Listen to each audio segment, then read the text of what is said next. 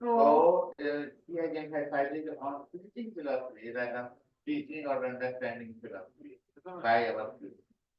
Good question. This is a good suggestion and good serious concern to us also, um, that how the philosophizing should take a new dimension, because whenever we philosophize, we naturally we relax into better. Or uh, we talk about philosophy of language. So naturally, it is very important. Philosophy of language is very important, because if we think that philosophizing is conceptualizing, so naturally the concepts are closed in the language.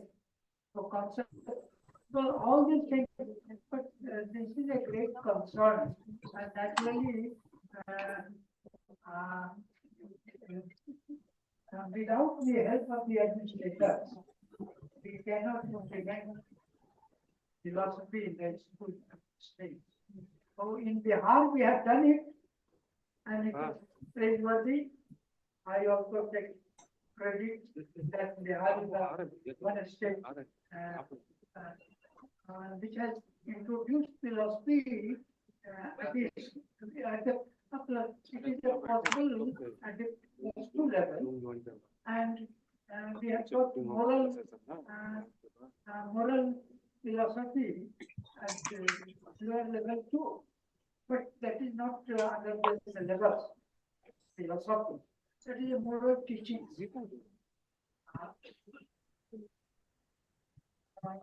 Certainly,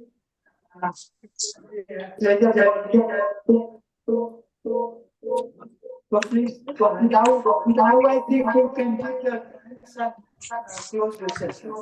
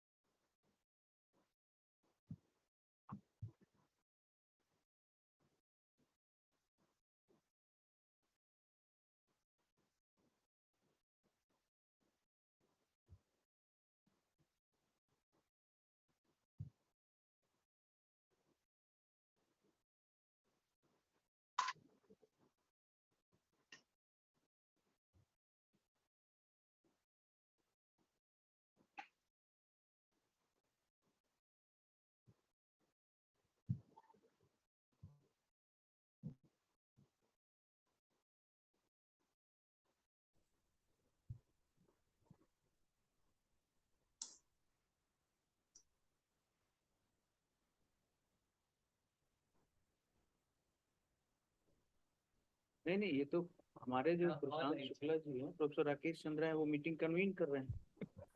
तो क्या दिक्कत है, start करें, अब तो time हो गया है। हाँ नहीं, अभी 2 बजे से ना टाइमिंग है मैडम। यहाँ अच्छा होगा ऑनलाइन से। बिल्कुल फाइन। सभी तो ज्वाइन कर ली। चंद्रा सर से हम बात करते हैं। यहाँ ऑन करो ना प्रशांत जी से। हाँ, शुक्ला सर को प्रशांत सर, आप मुझे सुन पा रहे हैं? जी सर, आपकी आवाज आ रही है। सर हम ये कह रहे हैं कि चूंकि ऑफलाइन भी, नमस्कार, सेशन भी चल रहा है और चंद्रा सर ज्वाइन कर लिए क्या? अभी तो मुझे दिख नहीं रहे हैं। आप जरा उनको जरा सा कॉल करके असिस्ट करिए। एक्चुअली देखिए, सेशन के आप कोऑर्डिनेटर भी हैं, थीम हमने आपको भेज भी दी है, और आप इसको पेपर भी अपना कर लीजिएगा और सर के साथ जरा सा इसको सेशन को करा लीजिएगा, because offline session are also going here, और यहाँ डिस्प्ले हो रहा है मगध यूनिवर्सिटी में। तो मैं बस 5 मिनट के लिए वेलकम आप लोगों का कर लेता हूँ। 2 बजे से अब स्टार्ट आप करेंगे, तो जी। जरा सा सेशन कोऑर्डिनेट कर लीजिएगा please. Okay ji. Okay sir, thank you sir, नमस्ते। चंद्रा सर को जरा सा एक बार जोड़ लीजिए सर। आप तब तक ऑफ कर दो वीडियो।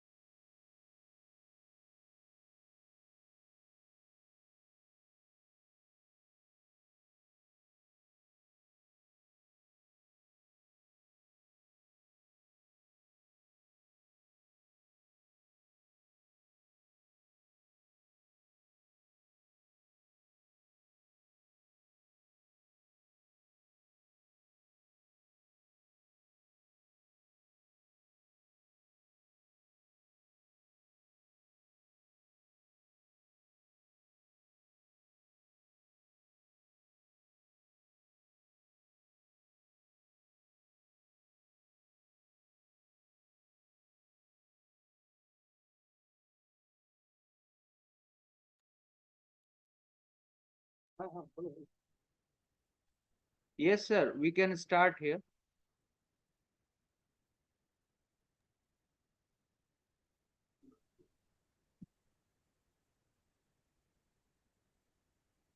Right.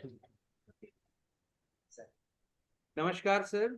मगध विश्वविद्यालय बोधगया में त्रिदिवसीय राष्ट्रीय संगोष्ठी चल रही है वाद संवाद और आख्यान पे, और डिपार्टमेंट ऑफ फिलोसफी आईसीपीआर के सहयोग से ये कॉन्फ्रेंस हम कर रहे हैं, जिसमें देश और विदेश के हमारे जो मित्र है वो पधारे हैं, विद्वान पधारे हैं, और हमारे गुरु प्रोफेसर राकेश चंद्रा जी को मेरा प्रणाम, हमारे बड़े भाई प्रोफेसर प्रशांत शुक्ला जी को मेरा प्रणाम, और मेरे सभी साथी लोग जो है।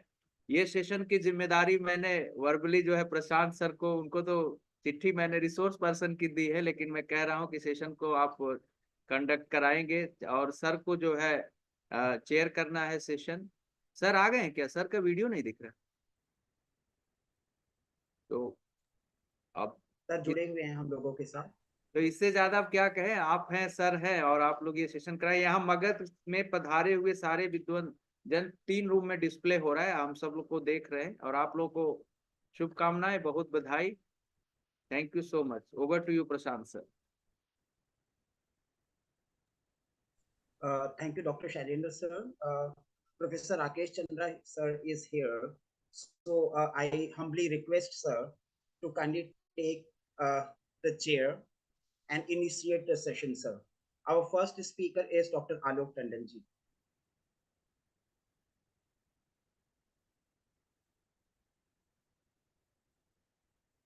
Sir, can you unmute yourself, sir?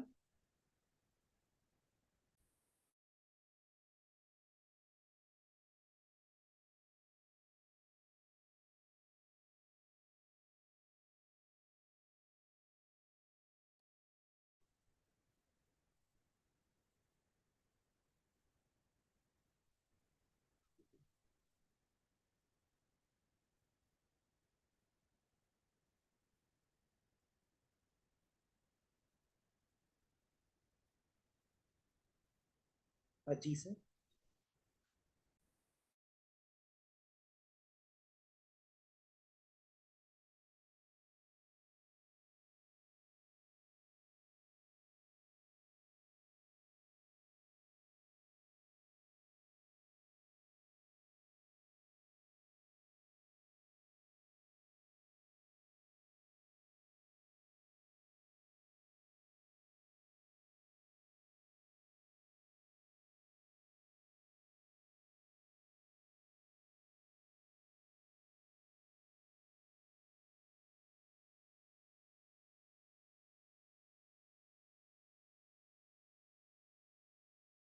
Rakesh Chandra, doctor Rakesh Chandra Rakesh Chandra, नहीं, राकेश चंद्र चंद्र तो नहीं है। किसके नाम से? हाँ, राकेश, किसके साथ? प्रोफेसर राकेश। नहीं, आर के आरके नहीं है। किसके नाम, किस ईमेल आईडी से? चंद्र साहब जुड़े ही नहीं लगता।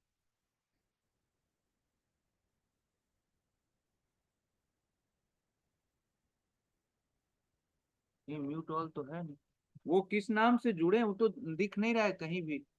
म्यूट ऑल तो मैं एकेडमिक्स करो तो एकेडमिक्स सर, डीन एकेडमिक्स, हाँ हाँ हाँ हाँ हाँ, आस्क टू अनम्यूट। आस्टी अनम्यूट। आपको अनम्यूट नहीं, यहाँ से म्यूट नहीं किया है उन्होंने खुद वहां से किया। नहीं नहीं, वही हम कह रहे हैं कि यहाँ से म्यूट ऑल नहीं किया गया है। सत्यम को जरा बुलाओ तो, सर को ही अनम्यूट कराइए थोड़ा सा, एक बार क्लिक करके, या ऑन करके ऑफ करके ऑन कर ले, एक बार फिर से रीज्वाइन कर। जरा सा गाइड कर लीजिए। हो गया, हो गए हो गए, हो गए हो गए हो गए। वीडियो हुआ ना, अभी वॉइस नहीं हुआ। वॉइस नहीं हुआ। वॉइस वहीं से उन्होंने ही शायद वो किया, ब्लॉक किया, बंद किया। उसको सत्यम को बुलाओ ना। हाँ, यहाँ पे बंद कर दिया शायद। कहाँ से? यहाँ से ये देखो ना, वही मैं ढूंढ रहा हूँ, सत्यम को बुलाओ जरा जल्दी। क्योंकि यहाँ पे दिखा रहा है कि participant are not allowed to unmute themselves. नहीं नहीं नहीं, यहाँ नहीं पे ऐसा दिखा नहीं है। यहाँ पे दिखा रहा है, नहीं एक नहीं बार ऐसा दिखाया। नहीं। हेलो ये देखिए ना, म्यूटेड सर। ऑल लिखा है ना। जी ये जी, देखो, ये देखो, कितना प्लेट लगा? यू आर तो नॉट एबल अभी टू कितने लोग बचे हुए? बोर में तो जाइए, लगवा दीजिए। हाँ? बोर में, बोर में, बोर में। मोर हाँ। नहीं तो- ठीक। आगे हाँ ठीक है, हम आ जाएंगे, अभी करिए ना भाई, जो लगे वो Good afternoon. Can we start now? Yes yes. हो गया। Good afternoon. It's my proud privilege that we join in for this very exciting seminar प्रणाम on. Sir.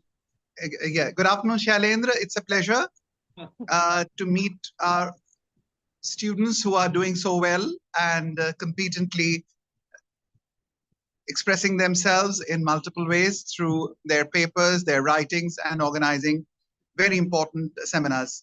I'm grateful to Shailendra for giving me an opportunity to chair this session. And without much ado, may I now request the first speaker of the seminar, Dr. Alok Tandon, to present his paper. We all know Dr. Alok Tandon is a very well-known scholar of philosophy who has been contributing to philosophy for more than 3 decades and has been awarded by the Akhil Bharatiya Darshan Parishad and many other institutions for his writing. So may I request Dr. Alok Tandon to present his paper.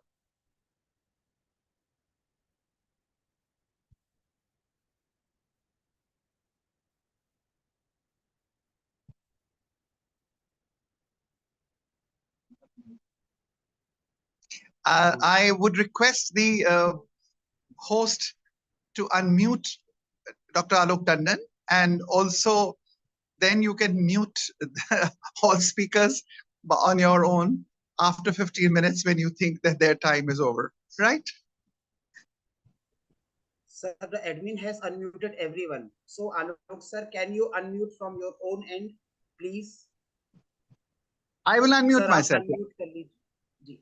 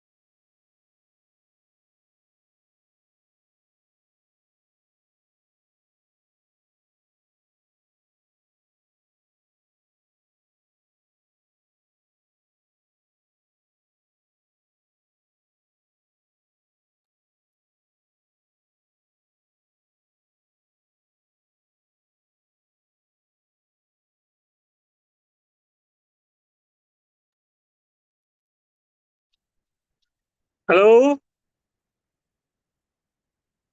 क्या मेरी आवाज आ रही है? Yes, sir. आवाज बहुत धीमी है, बड़ी मुश्किल से शायद आपके यहाँ से अनम्यूट हुआ है। हाँ, क्या इसमें समय कितना है? 15 मिनट? Hello, Yes, sir. जी sir. इसमें कुछ बाद में सवाल जवाब के लिए अलग से समय है? Sir, the 15 minutes include both the things, presentation as well as Q&A. O, okay. सबसे पहले शैलेंद्र जी को धन्यवाद। अब चूंकि समय बहुत कम है तो मैं मिली जुली भाषा में अपनी बात को संक्षेप में कहना चाहूंगा। मेरे आज के पेपर का विषय ये है कि is there any social philosophy in India, Indian philosophical classical tradition. तो मैं इसमें जो डिबेट हुआ है प्रोफेसर दयाकृष्ण और यशदेव शल्य जी का इस विषय पर, उसको रिविजिट करना चाहता हूँ। तो पहली बात तो ये है कि अधिकांश लोग विद्वान फिलोसफर इस बात से मोर और लेस सहमत रहे हैं कि हमारे यहाँ जो है वो समाज दर्शन का उतना विकास नहीं हुआ है जितना विकास जो है वो दर्शन की अन्य शाखाओं का, एपिस्टेमोलॉजी, मेटाफिजिक्स आदि का हुआ है। अब इसके पीछे पहली बात तो ये है कि कोई भी दर्शन, कोई भी दार्शनिक जो है वो दार्शनिक सिस्टम जो है अपने आप में कंप्लीट नहीं माना जा सकता जब तक कि उसमें समाज दर्शन या राजनीतिक दर्शन न हो। साथ ही साथ यहाँ पर यह भी सवाल उठता है कि क्या वजह रही है जिस वजह से ये हमारे यहाँ उस रूप में प्रतिफलित नहीं हुआ। और यहीं पर जब हम सोचना शुरू करते हैं तो सबसे पहले हमारे सामने प्रोफेसर दया कृष्ण का एक बहुत ही वेल नोन आर्टिकल, बहुत इंसाइटफुल आर्टिकल जो उन्होंने 1969 में शिमला लेक्चर्स में दिया था, द टू प्रेडिकामेंट्स, उसकी तरफ निगाह जाती है। और वो ये कहते हैं कि इसके पीछे समाज दर्शन में काम करने वाले दो पर्सपेक्टिव्स हैं जिसको प्रेडिकामेंट्स कहते हैं। एक है आत्मन सेंट्रिक और दूसरा है सोशल सेंट्रिक। उनका ये कहना है कि भारतीय सभ्यता में आत्मन सेंट्रिक पर्सपेक्टिव का ही प्रधानता रही है और वेस्टर्न सिविलाइजेशन में सोशो सेंट्रिक मॉडल की ही प्रधानता रही है। और मैं ज्यादा विस्तार नहीं जाऊंगा, उन्हीं को कोट करता हूं कि सोशो सेंट्रिक मॉडल में क्या है, the individual is defined as a social animal, he achieves his humanity only through the social and cultural tradition in which he grows। लेकिन कुछ भी मनुष्य में ऐसा नहीं मानते हैं इस पर्सपेक्टिव में कि वो उसको सोसाइटी के बाहर से मिला हो, उसको जो कुछ मिला है, जो भी उसकी जिम्मेदारी है वो समाज के प्रति है। लेकिन आत्मसेंट्रिक पर्सपेक्टिव में क्या है कि, and I quote, man is seen as a transcendental being, his sociality is only an accidental feature which no more defines him, say his erect feature. He is the son of God or perhaps God himself. Man is essentially asocial or rather transsocial. The Hindu Atman-centric tradition devalues the realm of social and moral. Along with it goes the devaluation of objective and the external. तो जब ऐसी स्थिति है तो उनका कहना है कि ऐसे में कोई रोबस्ट सोशल फिलॉसफी के उद्भव और विकास की संकल्पना कैसे की जा सकती है। यहीं पर जब उनका ये पेपर जो है शल्य जी इसको जब इसका विरोध करते हैं, और वो लेख भी बड़ा सुंदर लेख है जो फिलॉसफी ऑफ दयाकृष्ण में अंग्रेजी में भी छपा है और उसके अलावा अलग जगह भी छपा है, जिसमें वो दयाकृष्ण जी की इस मान्यता का खंडन करते हैं कि इस तरीके का कोई भी जिसको कहना चाहिए कि विभाजन जो है वो भारतीय सभ्यता और पश्चात सभ्यता में नहीं है। ये डाइकोटॉमी गलत है। दोनों सभ्यताओं में जो है वो चिंतन में दोनों पर्सपेक्टिव्स का प्रयोग हुआ है। और इस मान्यता को वो सुदृढ़ करने के लिए कुछ एग्जाम्पल्स देते हैं, जैसे कि सोक्रेटिस, जयप्रकाश नारायण, बोस, गांधी। और साथ में ये भी कहते हैं कि बोस और जयप्रकाश नारायण जो थे वो जेल छोड़कर चले गए, भाग गए, लेकिन गांधी और सोक्रेटिस ने इस बात से इनकार किया। वो जेल में रहे, उन्होंने सेल्फ सैक्रिफाइस किया, लेकिन उनका ये एक्ट जो है वो कोई समाज को की मान्यताओं के अनुरूप नहीं था, वो एक क्रांतिकारी कदम था। और वो जरूरत उसमें ये थी कि उनका जो सेल्फहुड था, जो उनका आत्म था, वो एक विकसित आत्म था, जिसकी वजह से वो उस तरीके की जो कानून है समाज के उनका विरोध कर सके। तो इस तरीके से कई जो बॉर्डर लाइन केसेस हैं उनको लेके वो बराबर इस बात को खाते हैं कि ये दोनों ही पर्सपेक्टिव भारतीय और पाश्चात्य सभ्यता में प्रयोग हुए हैं। इसके साथ ही वो और भी कुछ कंसेप्चुअल चीजें भी लाते हैं। कंसेप्चुअल जो हमारे भारतीय दर्शन में जो कंसेप्ट्स हैं उनमें जैसे कि लोक संग्रह की अवधारणा है गीता की, उसी तरीके से महाभारत में जो कहा गया है कि महाजनों ये गता तो सब सपन था, या जैसे कि उन्होंने तैत्तिरीय उपनिषद में जो इस्तेमाल हुआ है कि ऋण की अवधारणा, तो इसको लेके वो इस बात को पे जोर देते हैं कि ये तीनों अवधारणाएं जो है वो पूरी तरीके से सोशल सेंट्रिक हैं, अदर सेंट्रिक हैं, ये दूसरों की भलाई के लिए कर्म करने की बात करती हैं। और यहाँ पर महाजन शब्द को चाहे हम महान व्यक्ति की तरह देखें या बहुत सारे लोग मेनी पीपल्स की तरह देखें, दोनों स्थितियों में जो है ये उनकी जो कंसेप्ट्स हैं, जो प्रत्यय हैं, उनकी जो सोशियो सेंट्रिसिटी है उसको एस्टेब्लिश करते हैं। अब इसके जवाब में दया जी क्या कहते हैं? दया जी का कहना है, और उनके अपने अपने लेक्चर और लेख में भी इस बात को उन्होंने ध्यान दिया है कि काउंटर एग्जाम्पल्स हैं। काउंटर एग्जाम्पल्स में उन्होंने स्वयं स्वीकार किया है कि अवतार और बोधिसत्व की अवधारणा जो है वो भारत में इसका एक काउंटर एग्जाम्पल भी हो सकती है। डेथ भी जो है वो 3 में सीमित न कर अगर हम इसको प्लूरल रूप में देखें, समस्त सृष्टि और समस्त जीवधारियों के प्रति जो है वो एक तरीके का डेथ महसूस करें, तो वो भी एक अवधारणा जो है वो एक काउंटर एग्जाम्पल का काम कर सकती है। लेकिन ये काउंटर एग्जाम्पल्स जो हैं वो मुख्य धारा के ऊपर प्रभाव नहीं डालते।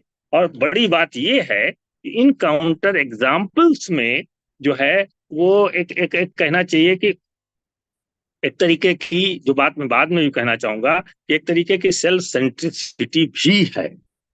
ये आत्मलाभ के लिए किए जाने वाले कार्य हैं, और इसलिए ये जो एक्सेप्शंस हैं ये रूल्स को प्रूव करते हैं उनके अनुसार।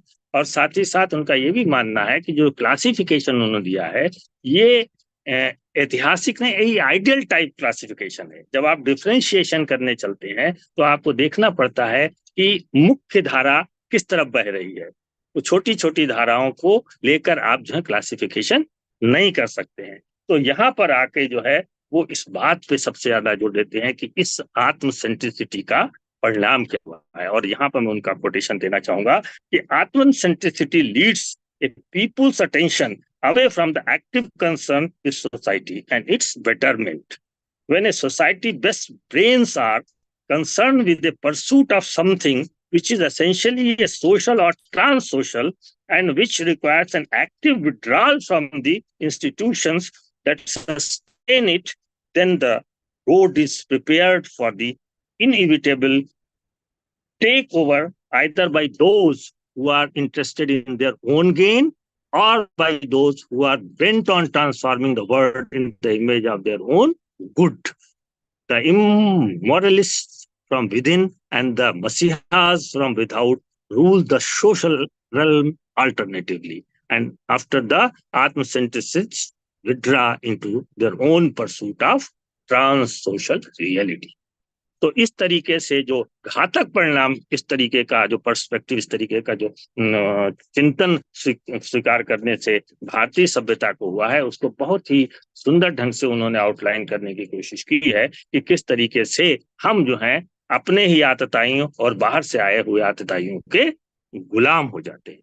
तो लेकिन इसी के आगे जाके जब 2005 में अपने मृत्यु से कुछ पहले, वो 2005 में उन्होंने कुछ शिमला लेक्चर दिए हैं, वो बहुत ही सुंदर है, हर किसी को पढ़ना चाहिए, जो सिविलाइजेशंस पर भी हैं। और यहाँ पर वो बार बार कह रहे हैं कि स्पिरिचुअलिटी जो है, तो स्पिरिचुअलिटी जो एक्सपीरियंस ऑफ बियॉन्ड है, वो उसकी जो साधना है वो लगभग कोई बहुत अर्थपूर्ण नहीं है। और व्यवहार मैटर्स, तो व्यवहार मैटर्स, ये बार बार उन्होंने कहा है। जो हमारे यहाँ पारमार्थिक और व्यवहारिक सत्य की बात की गई है और व्यवहारिक सत्य को थोड़ा निम्न स्तर पर रखा गया है, तो वो कहते हैं व्यवहार मैटर्स। और जब हम ये मानते हैं व्यवहार मैटर्स, तभी हम सोच सकते हैं कि सामाजिक और आर्थिक और राजनीतिक संस्थाएं कैसे काम कर रही हैं, और तभी जो है सामाजिक अन्याय, सोशल इनजस्टिस जो है वो अनएक्सेप्टेबल होता है। क्योंकि वो बार बार कहते हैं कि क्या यज्ञ में स्त्रियों और शूद्रों को भाग लेने की अनुमति थी? अगर नहीं थी तो ये हमारे सभ्यता का ओरिजिनल सिन है, और ये उसका एक ओरिजिनल गिल्ट है।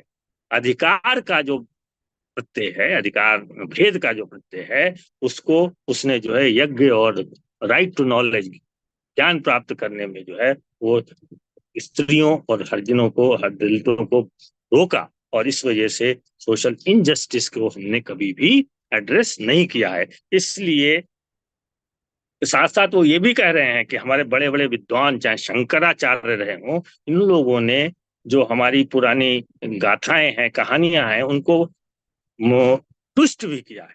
इसमें वो एग्जाम्पल देते हैं, सत्यकाम और जावाला का एग्जाम्पल देते हैं, और ये बताते हैं कि किस तरीके से जावाला की स्टोरी को शंकराचार्य ने ट्विस्ट करके ये बताने की कोशिश की कि वो जो है, वो स्त्री जो है वो बहुत सारे व्यक्तियों के संपर्क में आती है, और इसलिए उसका कोई वर्ण नहीं हो सकता। इसको आप स्वयं पढ़ें। साथ ही साथ उन्होंने जो जो चंडाल और उसकी स्टोरी है उसमें भी क्वेश्चन उठाया है कि मान लीजिए जब चंडाल ने प्रश्न किया शंकर से बनारस के घाट पर कि तुम्हारा कैसा अद्वैत है जिसमें कि हम बाहर हैं, और ये किसी तरीके का जो कहना चाहिए कि एकत्व की बात नहीं है, तो बाद में उसमें लाया जाता है कि चंडाल के रूप में स्वयं शिव पधारे हैं, और शिव जो है वो शंकराचार्य को ये लेसन दे रहे हैं कि तुम अपने अद्वैत को सामाजिक अद्वैत भी बनाओ। लेकिन यहीं पे दयाकृष्ण सवाल करते हैं कि मान लीजिए ये शिव नहीं होते, वो चंडाल ही होता और ये सवाल कर रहा होता, तो क्या उसको उस समाज में उस तरीके की सुनवाई उसकी हो सकती थी? तो इस तरीके का जो डिबेट है दोनों के बीच में, उसमें ये बात तो बहुत साफ है कि कुछ ऐसे एग्जाम्पल जो हैं वो हमारे शल्य जी ने उठाए हैं, लेकिन अब यहीं पर सवाल उठता है इन दोनों स्थितियों में हम इनको कैसे इवेल्युएट करें, या हमारी टेक क्या हो गई, या हम किसको सही माने, हम दयाकृष्ण जी को सही माने या शल्य जी को सही माने। तो है कि दयाकृष्ण जी की बात जो है वो ज्यादा सही लगती है, और अगर हम ये भी ना माने कि ये एक्सेप्शन ऑफ द रूल नहीं है, कि रूल के एक्सेप्शन नहीं है, ये सब बातें जो शल्य जी ने उदाहरण दिए हैं, तो भी हमें ये मानना ही पड़ेगा कि ये बहुत ही वीक एग्जाम्पल है।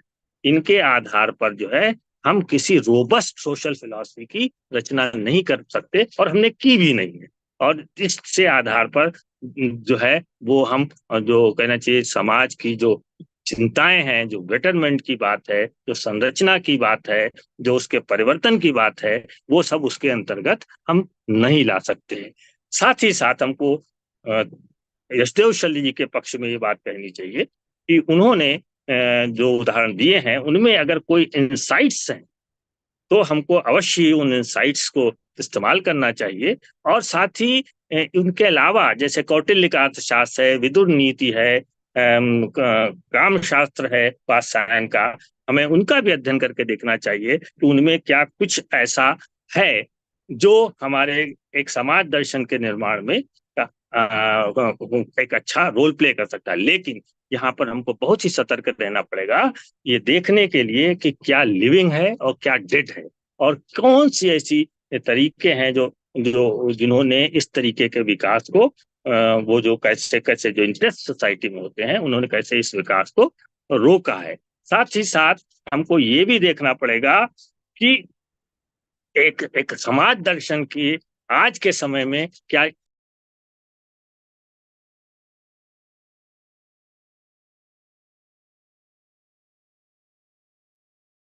Sir, you got muted. Sir, unmute कर लें please.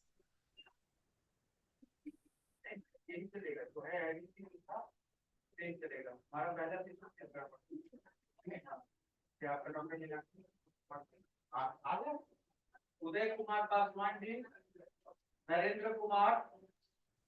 हाँ ये हेलो जी सर, बोलें सर।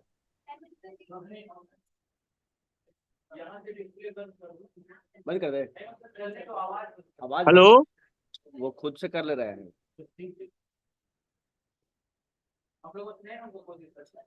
ऑनलाइन तो चलने दो भाई, ऑनलाइन चलने दो, ऑनलाइन चलने दो।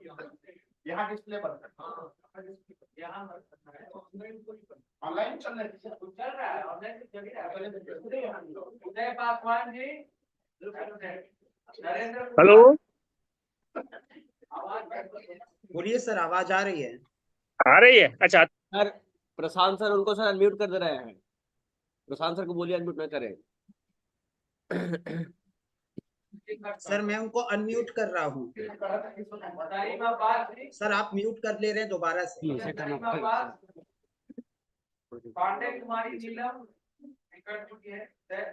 मिस्टर मिथिला कुमारी सिन्हा एब्सेंट। डॉक्टर पुष्पांजलि ऑलरेडी कर। वाह वाह चेयर को मर्ज करेंगे।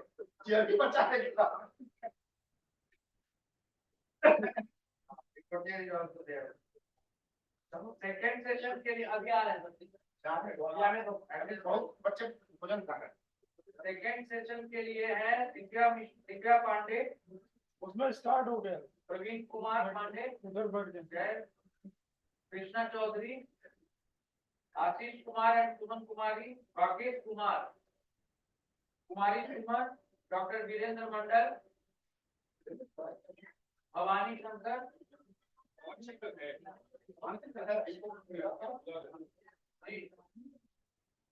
Hello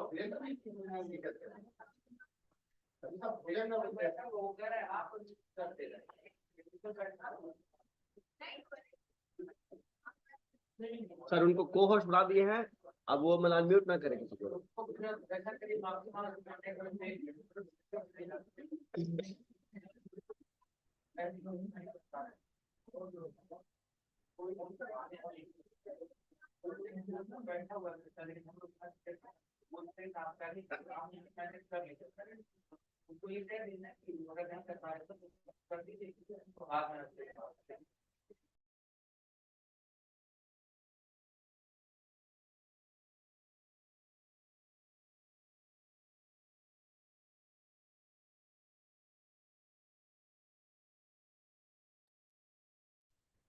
hello. सर आपकी आवाज आ रही है सर।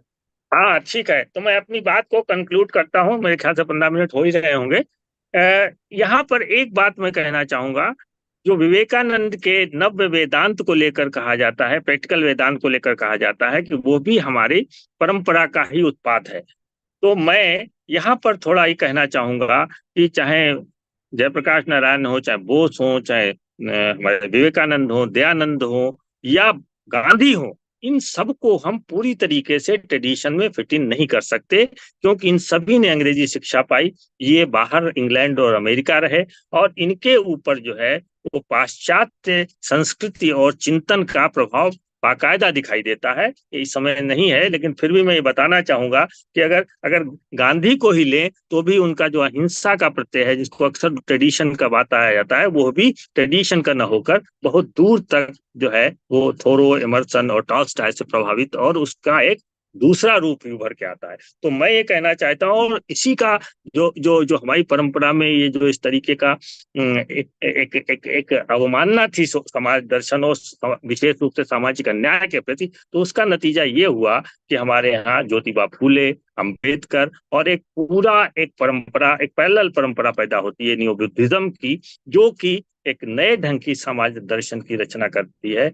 लेकिन अब जरूरत इस बात की है, जो इस समय दुनिया के सामने और हमारे सामने जिस तरीके की समाज के सामने चुनौतियां हैं, जिनको कि हम आधुनिकता, भूमंडलीकरण और जो कहना चाहिए कि जो पर्यावरण और इसके अलावा जो बहुत सारे सांस्कृतिक संकट हैं, विउपनिवेशीकरण है, राष्ट्रवाद को समझना है, स्त्री के प्रश्न को लेना है, दलितों और जो हमारे लोग हैं, अन्य जो माइनॉरिटीज हैं, इन सब की जो समस्याओं के ऊपर अगर हमें सोचना है, तो बहुत जरूरी है कि हम अपने चिंतन में जो भी उपयुक्त बचा है, जो भी अंतर्दृष्टि हमको उससे प्राप्त हो सकती है, उसको क्रिटिकली स्क्रूटनाइज करके लें, और बाहर से जो ट्रेडिशंस हैं हमारे, चाहे यूरोपियन हो चाहे अमेरिकन हो, वहां से भी लें, और फिर उसको सिंथेसाइज करके गांधी की तरह कुछ ऐसी मेथोडोलॉजी का इस्तेमाल करें जिससे कि हम क्रिएटिवली जो है वो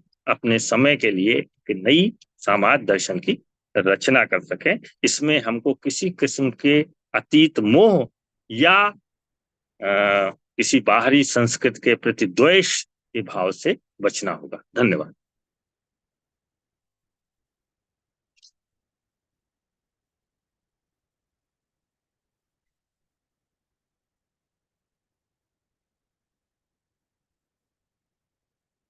कोई सवाल हो तो।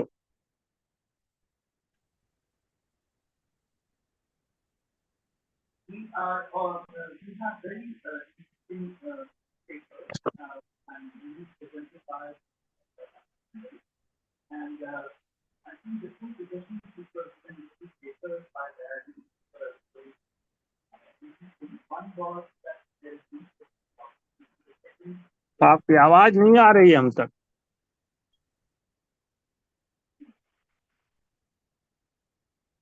Can you hear me? We can hear you, sir, but the voice is so low. It's incomprehensible. Can you hear me now? Yes, sir. Yeah, Yes, sir. Right. Thank we you for can. the paper. I think that it's a very, very important and old controversy, whether in Indian classical philosophy there was a moral philosophy or and social philosophy or not. And we see very wonderful discussions on that in Professor Balinge's idea. The two papers referred to by Dr. Alok Tandon. The first paper of Dayaji primarily says that there is no social philosophy. And the second paper, which is late in the year, says that there is a social philosophy, which is unjust. And the two cannot be taken as saying the same thing, because absence of social philosophy then takes away the judgment whether it is just or unjust. And so the two papers have to be seen in terms of Daya Krishna's own philosophical development also, where initially out of whatever reason, maybe ignorance or whatever, there was absolutely no understanding of what was there, and subsequently he does take a more nuanced view, as is presented by Alokji. There is a lot of work on Indian ethics and also about the constitutive nature of the self as primarily social. Especially, I think the good book to refer to is Balinge, in which you have a lot of discussion on that, where from the Sankhya to the later to Charvak, everywhere it is said that the human being is constitutively other-centric, and therefore the idea of the Atman-centric has been strongly taken care of. But nonetheless, I think the views, both the views, I think, have been brought for the younger audience, which I think is very useful. So if there are some questions, a very quick round of, maybe we can take 2 questions per paper, because it's a very, very long list of 15 participants perhaps. So, and the paper, of course, is very, very good. Yeah. Any questions?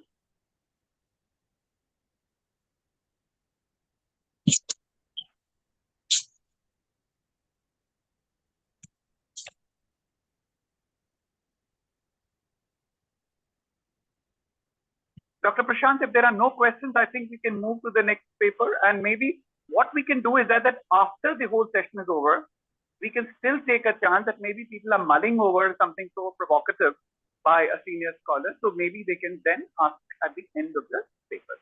So may I now request Dr. Prashant Shukla to make his presentation. We all, for the younger scholars who are joining this, Dr. Prashant Shukla is a reader in the Department of Philosophy, Lucknow University, a very brilliant scholar who has studied in Greece and in India and taught in various universities, and one of our brightest young scholars in the country. May I request Dr. Prashant Shukla to make his presentation. Thank you, sir. First of all, it is an honor to be provided such an esteemed platform in front of such learned people. It's also an honor to present a paper in a session which is presided by none other than Professor Rakesh Chandra, sir. Additionally, it is an honor to be a presentator where Dr. Alok Tandon, sir, has presented the paper. The title which I have chosen today, in consonance with the theme of the seminar, is Use of Omniscient Narrative as a Tool in Indian Philosophical Discourse. Now, narratives have been used time and again, not only in the Indian context, but also in the Western context.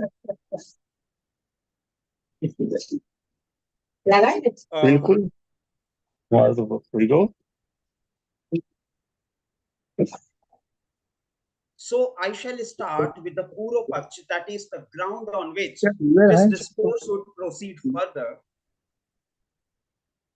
The kinds of allegations which Western commentators have posed against Indian philosophy, what we prefer to call as darshan, have been diverse. On a prima facie note, they may sound offensive, but a patient listening to these arguments provides enough scope for further philosophic deliberation. This may open up a new horizon to showcase the exclusivity, the uniqueness in tools and methodology prevalent in ancient Indian philosophical systems or sampradayas. Now, along with the historians of philosophy like Albert Schweitzer, Dale Reeve, W.T. Stace, Professor Burnett, and even Bertrand Russell are some of the big names whose allegations should not be simply waved off. Rather, it should be taken as an opportunity to initiate a conducive dialogue. So let us see what are the allegations. In fact, Stace says in his book, which we use like a beginner's book, a very compulsory book for the students of philosophy, A Critical History of Greek Philosophy. Stace says, quote unquote, the case of India, and here he means Indian philosophy, is doubtful. Opinions may differ as to whether India ever had any philosophy or not.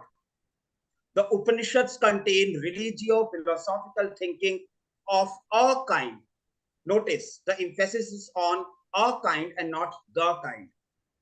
So generally, these experts give elaborate explanations why Indian thought is and should not usually be included in histories of philosophy.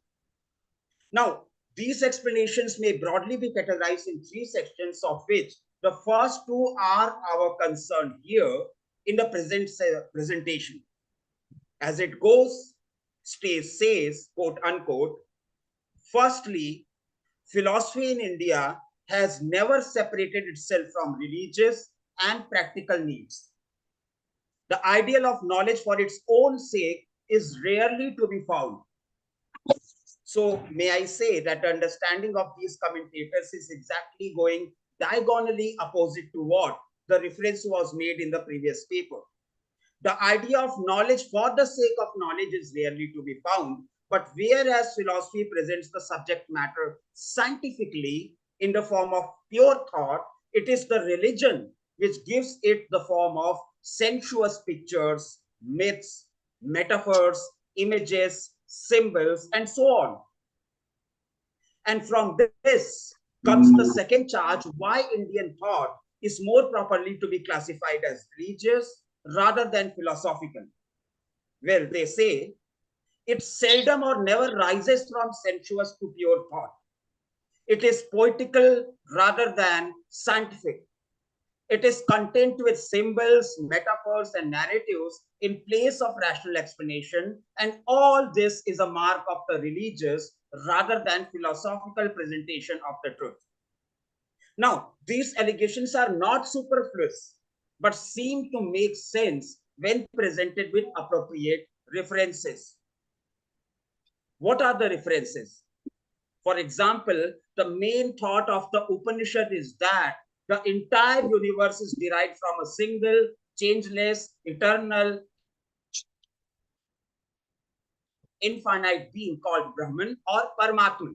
And when we come to the crucial question, how the universe arises out of this being, we find such poetical phrases as the colors in the flame or the red hot iron proceed, therefore from 1,000-fold, so do all beings proceed from the unchangeable and return again to it.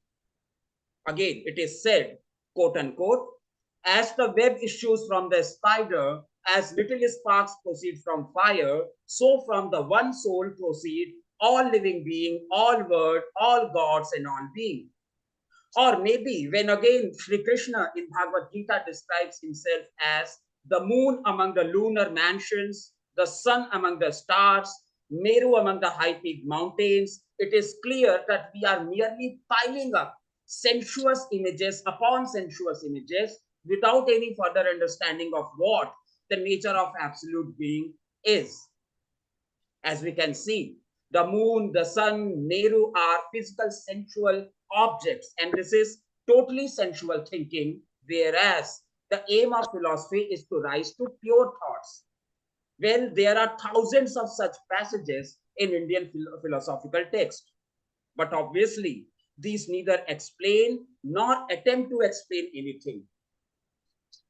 These Eurocentric commentators would say they are nothing but hollow metaphors. तुम कहाँ के जाए जाते They हो are फिर तुम narratives. They are narratives which are poetic rather than scientific. They may satisfy the imagination, but not the rational understanding. And why are these charges made? These significant charges are made because it seems that commentators are targeting the excessive use of symbolism in the form of myth, mysteries, and narratives found in Indian texts, including Sutra, Bhashya, Upabhashya, Karika, Tika, Vartika, Puran, and so on. And it is because these commentators are of the firm belief, and even says so, that philosophy only and only begins when symbolism has been surpassed. With this Purvapaksh, I would come to the Khandan, or the refutation of these charges. Considering the above scenario and charges as the prior position of Purvapaksh, I would attempt to build its refutation or Khandan, and thus derive a later position or Uttar Paksh in this paper. The refutation shall begin with a reanalysis of the term narrative, trying to comprehend their need and relevance in any philosophical dialogue, whether real or fictional in nature. No doubt it is possible to take the line that man's thought is not capable of grasping the infinite as it is in itself. It can only fall back upon the symbols and narratives. In Samvad, the application of these narratives and poetry becomes an obvious need. As we all know, philosophers don't have the luxury of an artificial setup, such as a laboratory in the case of physics and chemistry, or a structured questionnaire or a statistical survey, as in the case of sociology and anthropology. So what do we depend upon? We depend upon the thought experiments. At best, philosopher uses what is to be called as a thought experiment, and not only Indian, not only Oriental, but Occidental philosophical deliberations are full of such practices. We can recall allegory of the cave, used by Plato to depict a knowledge versus belief distinction. We can recall the ship of the Theseus and the mended socks narrative to present the problem of personal identity, or maybe the flute paradox to highlight the dilemma of free choice. So this paper attempts to draw attention towards the peculiar tool of philosophizing called use of narratives and poetic dialogues to convey the thought experiment in its totality. It may be seen as a means to analyze terms conceptually and critically, and yet ensure that they remain comprehensible and relatable. The intention is to challenge the trend which assumes that philosophical dialogue only and only counts if a kind of knowledge is generated that is directly evidence form or evidence based. In this case, I would argue that without use of narrative or poetry, it would be difficult to comprehend accounts of knowledge, theories of truth, forms of epistemic justification, and even verifying the truth claims. Chase in 2011 says, details are given, narrative inquiry is closely aligned with qualitative, interpretative, or ethnographic research tradition, and hence it is not surprising that work in this area is dynamic and constantly evolving, with the purpose to engage both the reader or the audience and recreate the lived experience so as to stimulate our learning. In a sense, narrative inquiry is meant to be a reaction against and an alternative to the dominance of empirical scientific paradigm. As a result, the intention of our narrative approach is to construct a dialectically designed dialogue that portrays reality in the sense that situation is plausible, it is possible, but more importantly, by sharing the experiences enabling individuals to understand the important role philosophy can play in systematizing their thought patterns. An example which I would like to take, whatever the religion you talk about, the God is always represented by a light or the light of lights. Well, it is a narrative, but it assists our thought pattern to think further.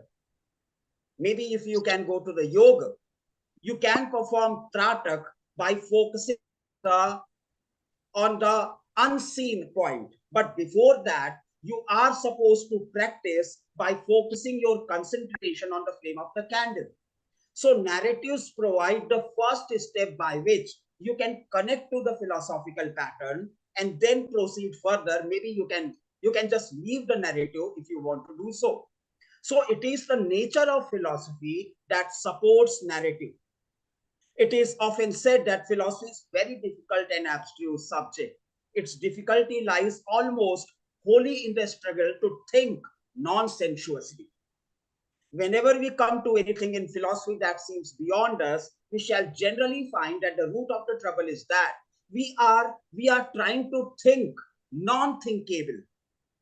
We are trying to think non-sensuous objects in a sensual way. That is, we are trying to form mental pictures and images of them, for all mental pictures are composed of sensual material, and hence no such picture is adequate for a pure thought.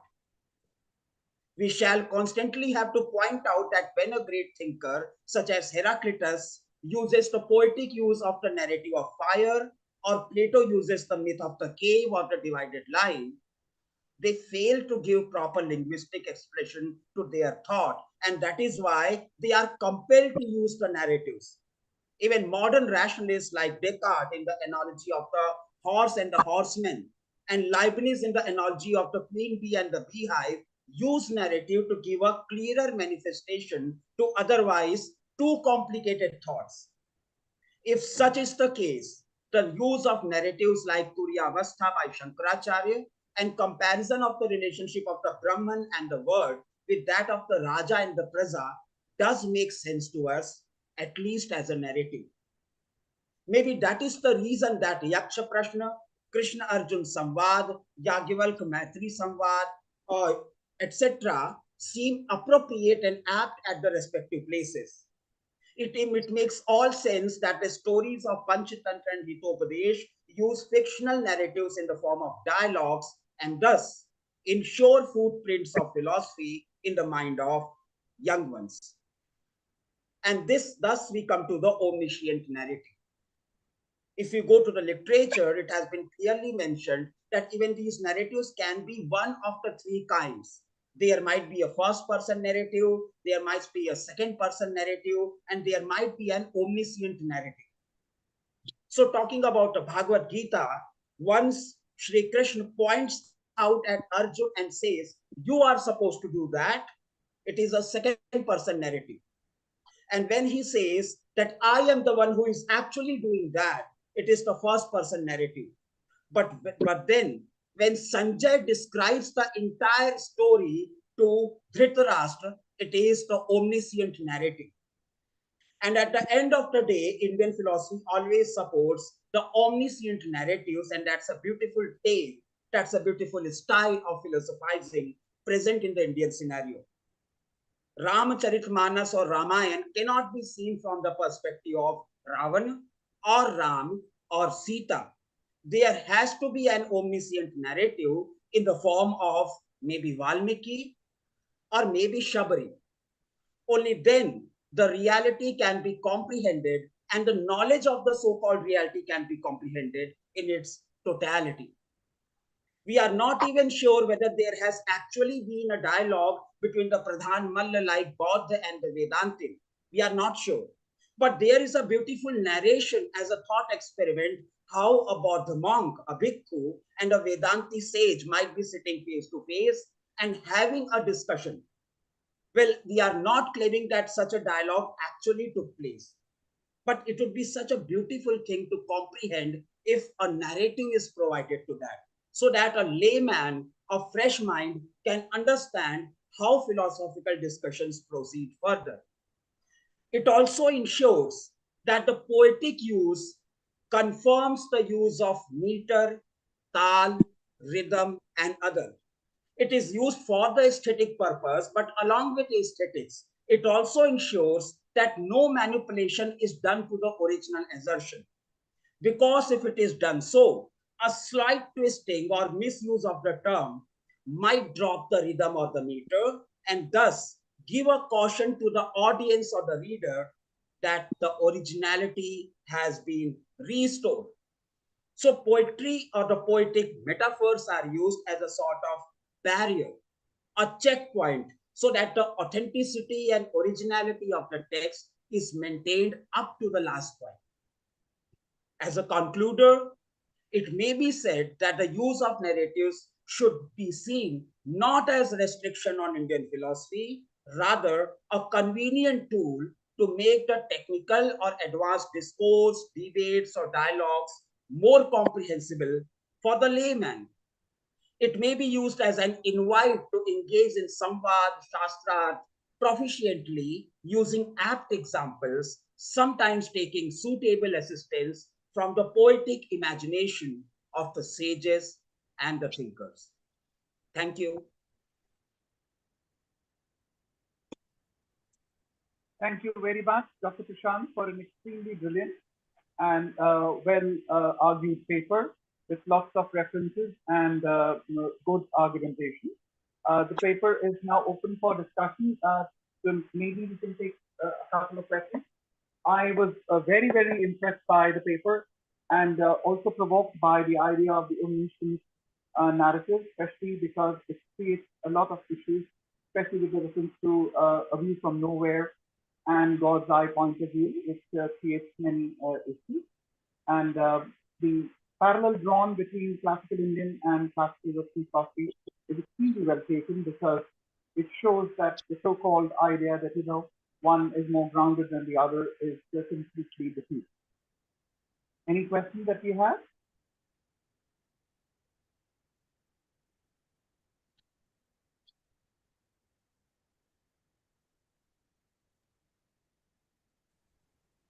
It's an extremely. May I only a question? May I? First of all, of course, thank you very much for the brilliant exposition, which I enjoyed really very much.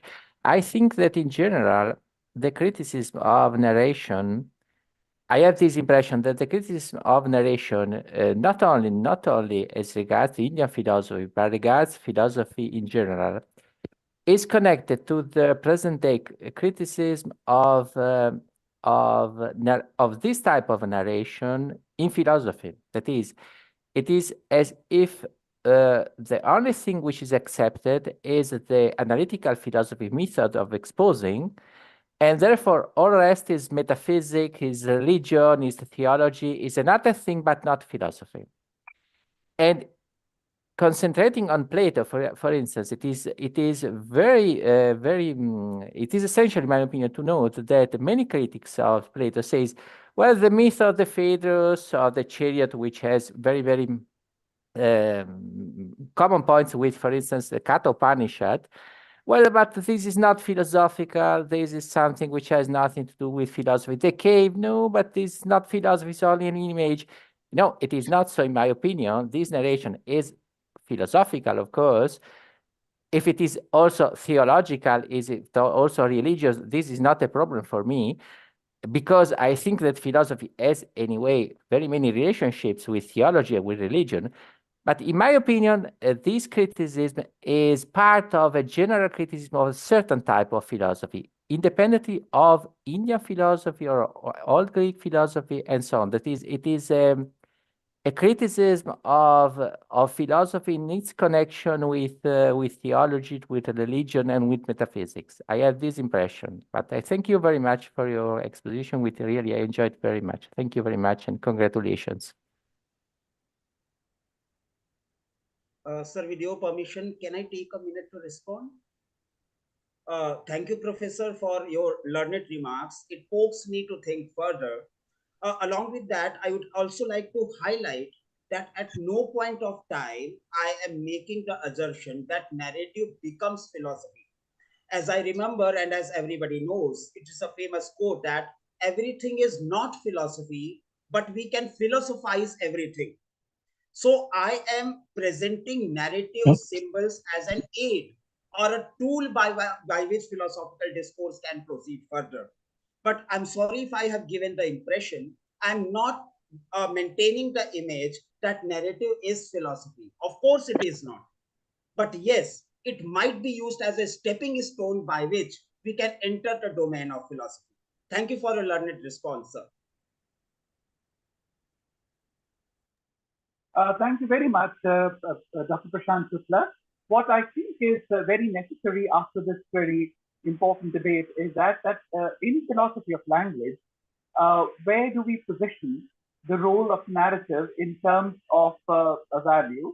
Because we all know that both in the classical Indian philosophy of Bhartrihari and Panini and the Sumerians and the Nayaics, there has been a lot of discussion about the power of language and the different functions that language performs. In that, what would be the role of a narrative as compared to a plain description of facts, as it were, would be a useful thing for us to go into in a more detailed way. Thank you very much, Dr. Prashant Shukla, for an outstanding presentation. It takes up very many simple and important issues regarding the comparison of Indian and Western philosophy, as well as the use of narratives for philosophical explanation of metaphysical issues and also of social embedded epistemic situation of the self. Thank you very much. May we now invite the next speaker for his presentation? Yes, it's me. Thank you very much. May I begin? Thank you. I have my not be very improper. We don't get your name proper. Kindly give us the correct pronunciation of your name. Yes, I am Gianluigi Segalerba. It's a little bit long name, and I'm speaking here for the University of Coimbra, Portugal, but I am Italian. I'm from Genoa, Italy. And Wonderful. in this moment, I am in Austria, in Vienna, so it's a rather complicated situation. I thank you very much, of course, for the invitation, and I would like to give some notices of mine. I prepared the PowerPoint. Of course, I am not going to read it all because it's long, but I prefer to have some materials for me. Of course, everything is at disposal. And I will limit my intervention to the time which you indicated in the brochure. And in my exposition, I would like to concentrate my attention on some points of Gita. This I analyze some aspect of the transformation of the individual through and thanks to his process of knowing.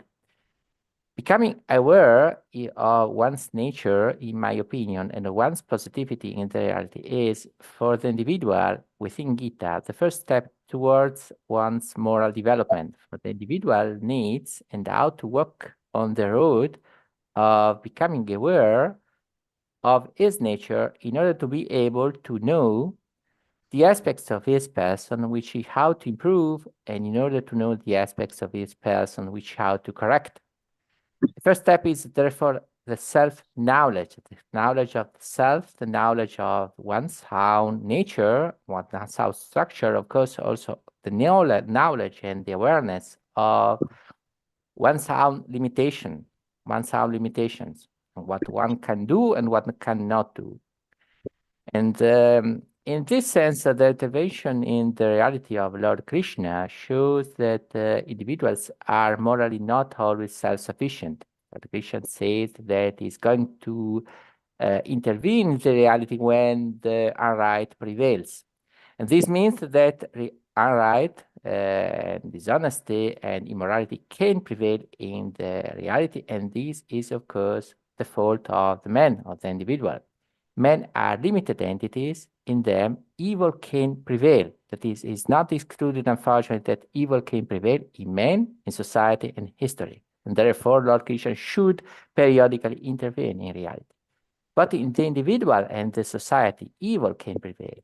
The prevalence of evil cannot be excluded. The road of knowledge, of meditation, and of education is a process of fighting against the evil tendencies and in general of the negative tendencies of the individual. That is, the individual should make a threat. Is not correct, his position is not correct at the beginning of his life.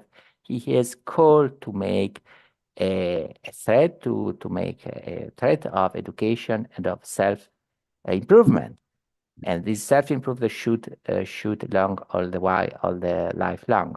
Through the investigation on the three gunas, for instance, we can observe that any individual turns out to be a composed entity, which, depending on his education, engagement, and meditation, can tend to the prevalence of tamas or of rajas or of sattva. That is, the development is an affair of the individual. The direction of the individual's development is as such not given. It depends on the characters which the individual decides to cultivate in himself. Therefore, the responsibility of one's development is due to the individual. The road to intellectual and moral development is not easy. It is on the contrary long, complex, and difficult. This can be read all over the whole development of Gita. And the individual cannot avoid being a composed entity, which, since the factors of which it consists are not in a condition of reciprocal harmony, the individual is exposed to a conflict in itself. It is a conflictual entity, at least at the beginning. Therefore, the individual must reckon with mutually incompatible influences in himself. Nonetheless, the individual is responsible for the prevalence of one or the other of the factors. This individual has this responsibility. He must choose. He is in front of, through the revelation, he can learn how it is made, and the responsibility of this development is his own. The composition of the individual is given. This is clear. There are the three components, the three gunas, but the development of the different factors of the individual is not given. This is the place of the individual's responsibility. This depends on the choice of the individual. The development is choice of the individual. Therefore, the composition of the individual is determined. We can say, yes, it is true, but since the individual is composed by the three gunas, but the development which the three gunas in the individual will have is not determined. This is a choice of the individual. It's a responsibility of the individual. It's not established. It is the upshot of the individual's choices and of the individual way of living, of his education, of his engagement. It is a question of engagement. The three factors are not in harmony with each other. We can see throughout the Gita that knowledge, spiritual knowledge, is indispensable in order that sattva, the positive factor in the individual, can be improved in him. Beholding the Supreme proves to be the way of liberation from the yearning of the objects of the senses. Lust will emerge as the enemy of the correct knowledge throughout the Gita, and knowledge is the remedy against the influence of the lust. Now, in order to see some points on which I would like to concentrate my attention here, of course, unfortunately, our Gita is not to be analyzed in the present context. It would deserve, of course, but it is unfortunately not possible. It would be years and years of studies and of analysis. We can see that it is clear, the sphere of the sense perception is the sphere which transmits instability to the individual. This is many times clear. He says, for instance, in 2:14, contacts of the senses with their objects bring cold and heat, pleasure and pain. They come and go and then are transient. Endure them. This is the dimension of the senses from the very beginning, the dimension which should be limited, since it disturbs the attention of the subject, disturbs the concentration of the subject on himself. It disturbs also the process of sense knowledge and the knowledge, spiritual knowledge of reality. The sense changes, therewith disturbing the attention of the individual. And for instance, also here,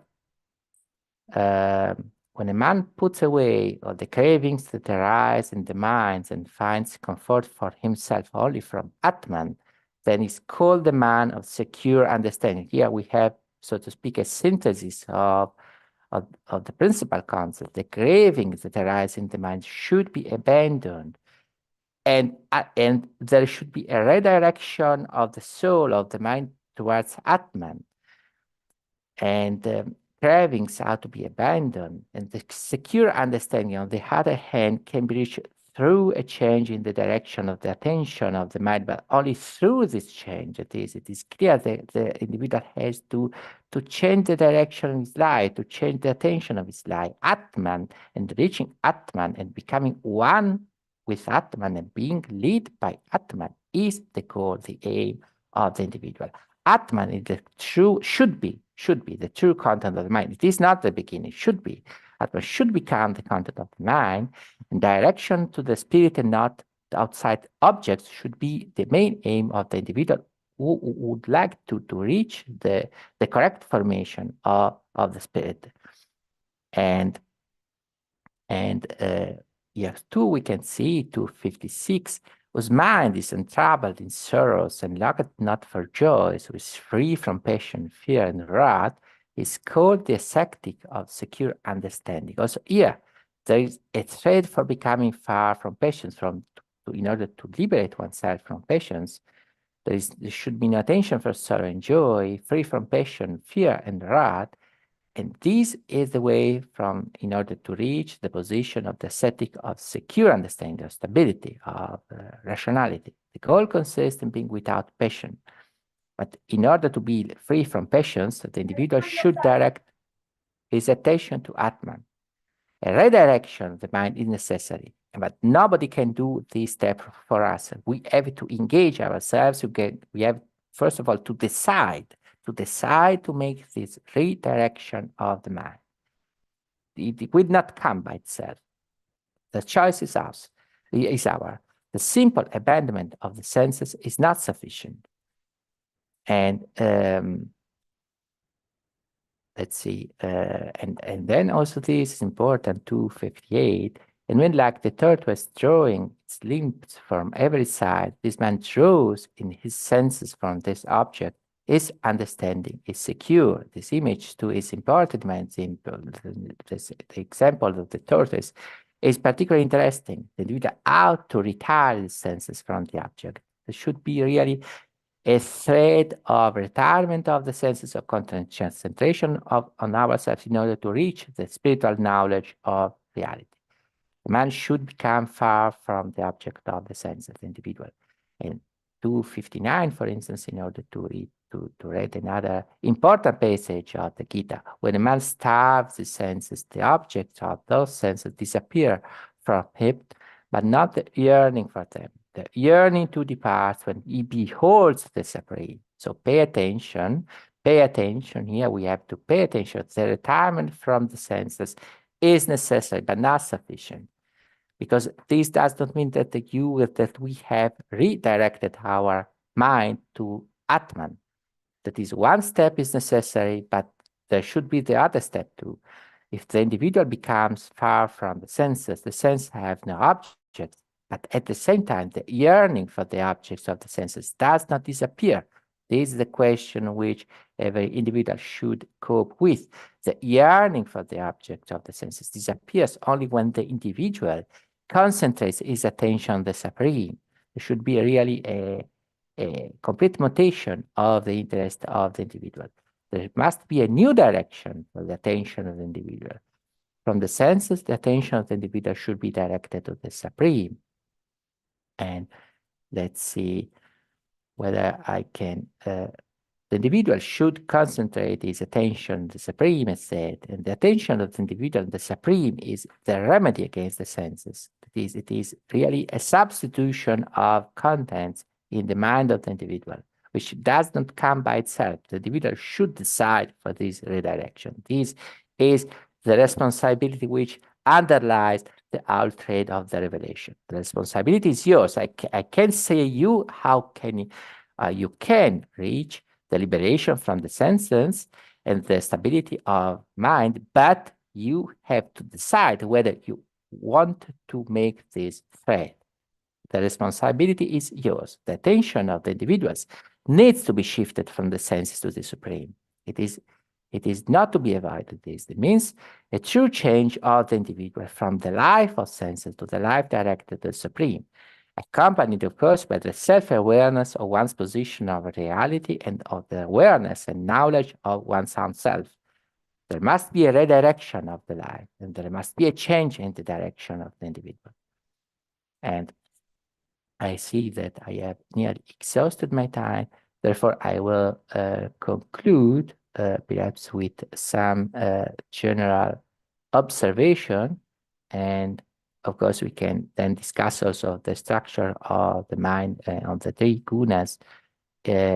But you can see the individual who has reached the liberation from the object of the senses has achieved a condition of stability in his understanding. There is an opposition between understanding and senses. The way of liberation of the individual consists in the liberation from the object of the senses. And without the liberation from the object of the sense, there cannot be an authentic liberation of the individual. There should be really a long process of liberation from the senses. And anthropologically, there is also, in my opinion, an important point which emerged throughout the Gita. There is a complete difference between the soul of the disciplined individual and the other soul, the soul of the men who have not reached the discipline of mind. The disciplined soul is concentrated on the things which the other individuals ignores, and the other individuals are concentrated on things which the disciplined soul ignores. That is, there is really a complete mutation through this process of education away from the senses towards the supreme. The supreme must be reached. This is not to be forgotten. The liberation from the senses is not sufficient. The new contents have to be received by the individual, gained by the individual. So the other individuals are concentrated on things which the disciplined soul ignores. Therefore, there is, at least at the end, a mutation of the individual through the self-awareness of one's nature and through the knowledge through the reaching of spiritual knowledge and through the immersion in Atma, which also occurs, in order to conclude, is something which Gandhiji has held always present throughout his whole meditation in, if I'm not mistaken, September 1926 in the discourses of Gita. That is, at the end, the Atman should become our true nature, says Gandhiji, and so we can become ready for Satyagraha. Only when Atman is the entity which governs us, we can be ready for Satyagraha. Not before.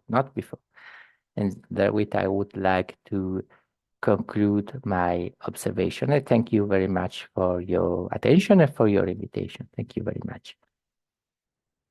Thank you very much for your very learned expository views on the Bhagavad Gita and your own remarks on that. May I invite questions to this learned talk?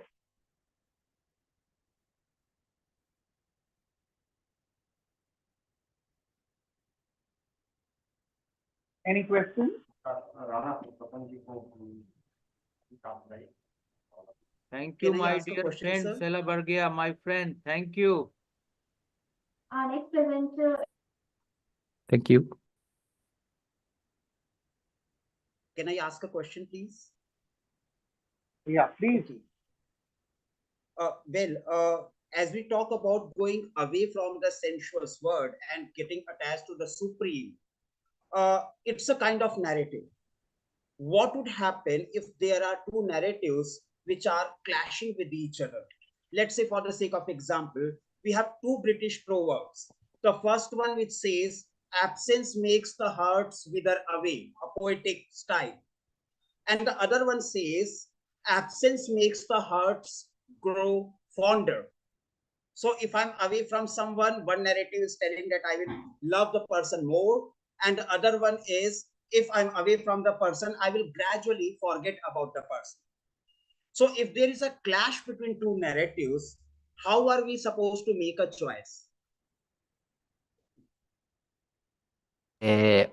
Well, in general, well, of course, in general, we should have to analyze the different narratives. I think that personally, I would analyze the aims of the narrative. That is, what is the aim of one narrative? What proposes? What is the purpose of one narrative, and what is the purpose of the other narrative?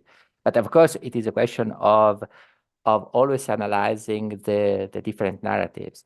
I personally would orient myself on basing myself on the purposes. That is, what is aiming the first narrative to, and what is aiming the second narrative at. In the case of the Gita, I think that and these are there are special, very interesting analogies, in my opinion, with the tripartition of the soul in Plato. That is, between Plato and Indian philosophy, there is really very, very many narratives. I'm working on the Phaedrus and Katha Upanishad, for instance, but narratives can be very many.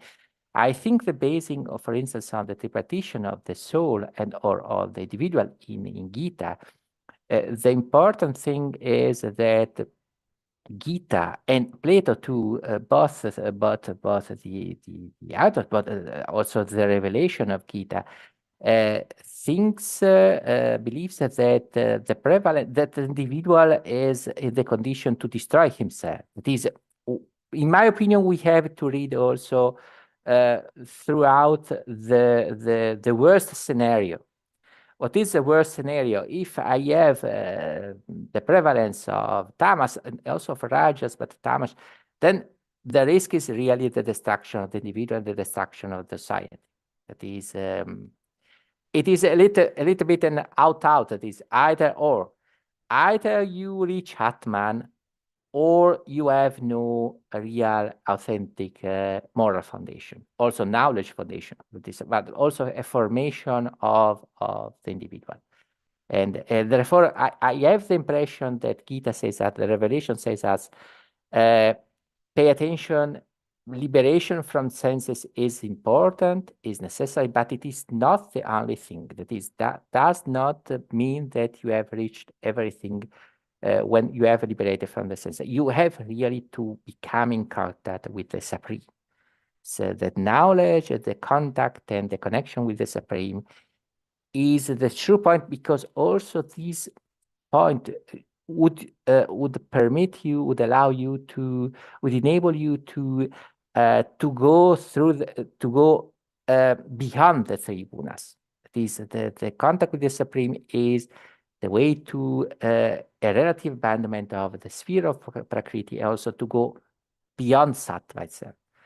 And therefore, in my opinion, that is the answer as, so to speak, too general and particular. Thank you very much for the interesting question.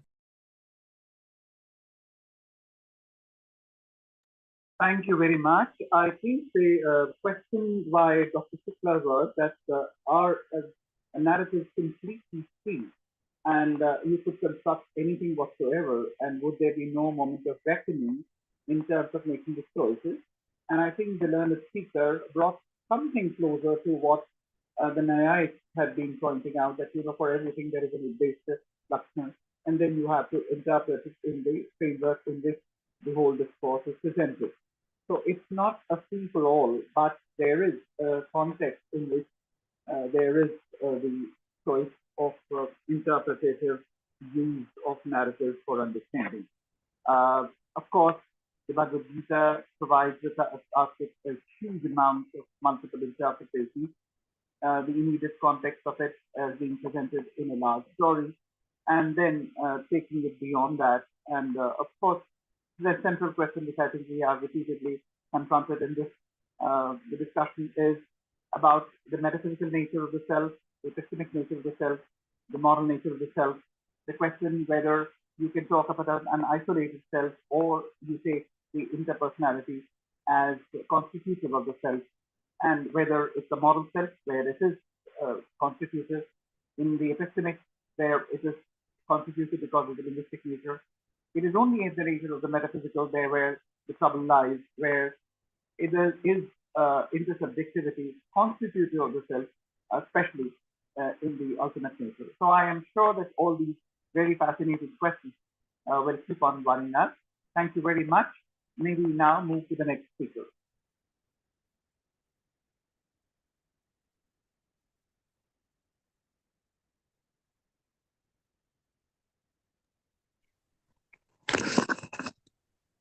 A very good afternoon. I think I am the next speaker after Professor Sayaroreba.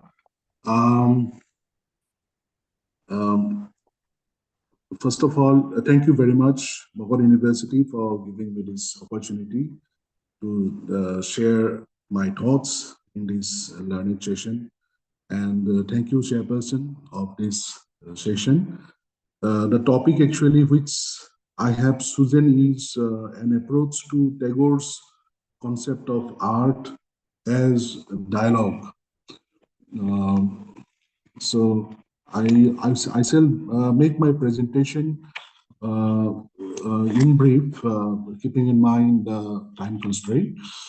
Uh, so basically, in this paper, I shall discuss Tagore's concept of art as dialogue.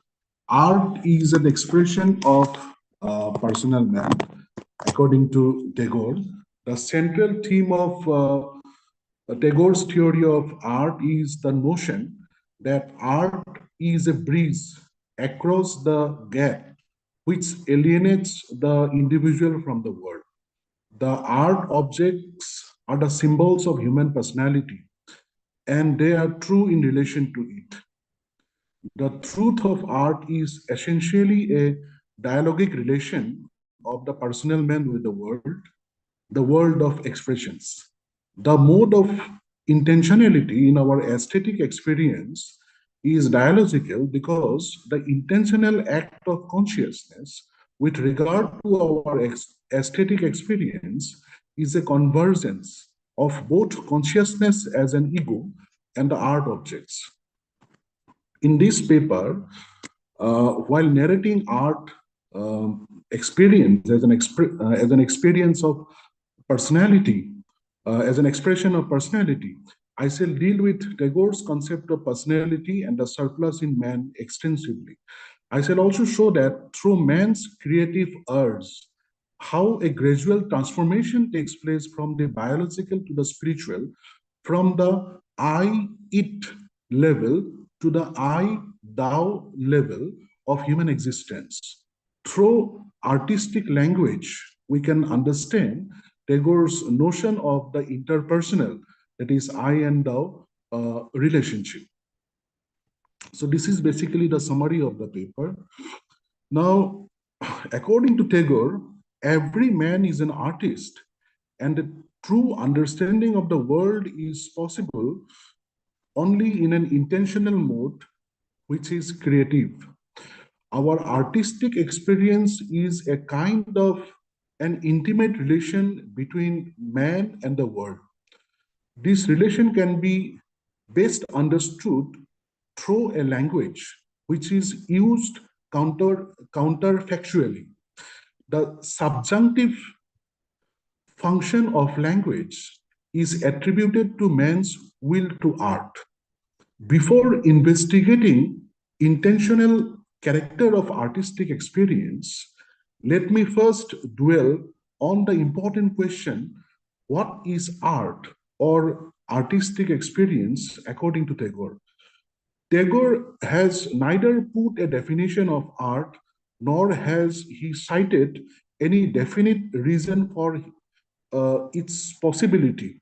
For him, it is not an important issue as it stands. According to him, art, like life itself, has grown by its own impulse, and man has taken his pleasure in it without definitely knowing what it is. And we could safely leave it there. For at best, it can be said that it is a response of man's creative soul to the call of the real. In fact, while speaking about art, he actually recourses to philosophical anthropology. Tagore is unable to look upon art as a social product, as something entirely determined by socio-economic factors or by utilitarian consideration. He is also disturbed by the term historicity in the essay, The Religion of an Artist. He tells us that the poem no doubt comes from the person who produces it, but directly a poem is fashioned. It is free from its genesis. It minimizes its history and emphasizes its independence. The same thing is true of all creation. A dewdrop has no filial memory of its parentage. Tagore goes on to add that the materials or ingredients of creation are supplied partly by history, partly by society, but these neither make nor explain the creator. The autonomy of art experience will not permit Tagore to accept any deterministic dogma, ancient or modern. A protagonist of process, he is not a traditionalist in the traditional sense. In the essay, Art and Tradition, we hear in him telling art is not a gorgeous sepulchre serenely brooding over a lonely and lost eternity of vanished years. It belongs to the procession of life, making constant adjustment with surprises, exploring unknown shrines of reality along its path of pilgrimage to a future which is as different from the past as the tree from the seed. Tagore uses the term art to include man's linguistic ability of expression, creativity and communication, appreciation or criticism. Of this, the creative use is considered to be primary characteristic of art. The creative process of art can be shown symbolically. Much of his critical writings on art is symbolism and based upon the primal and elemental experience of human life. Art is human because it is intensely personal. As he says, it is the language of personality. Art and literature represent our creative activity, which is fundamental in us. The artist is one who finds the unique, the individual, which is yet the heart of the universal. He says that, I quote him, in art, we express the delight of this unity by which the world is realized as humanly significant to us, unquote. He further comments that if this unity fails, it shows the failure of the artist, which is the failure in expression. The meaning of the meaning of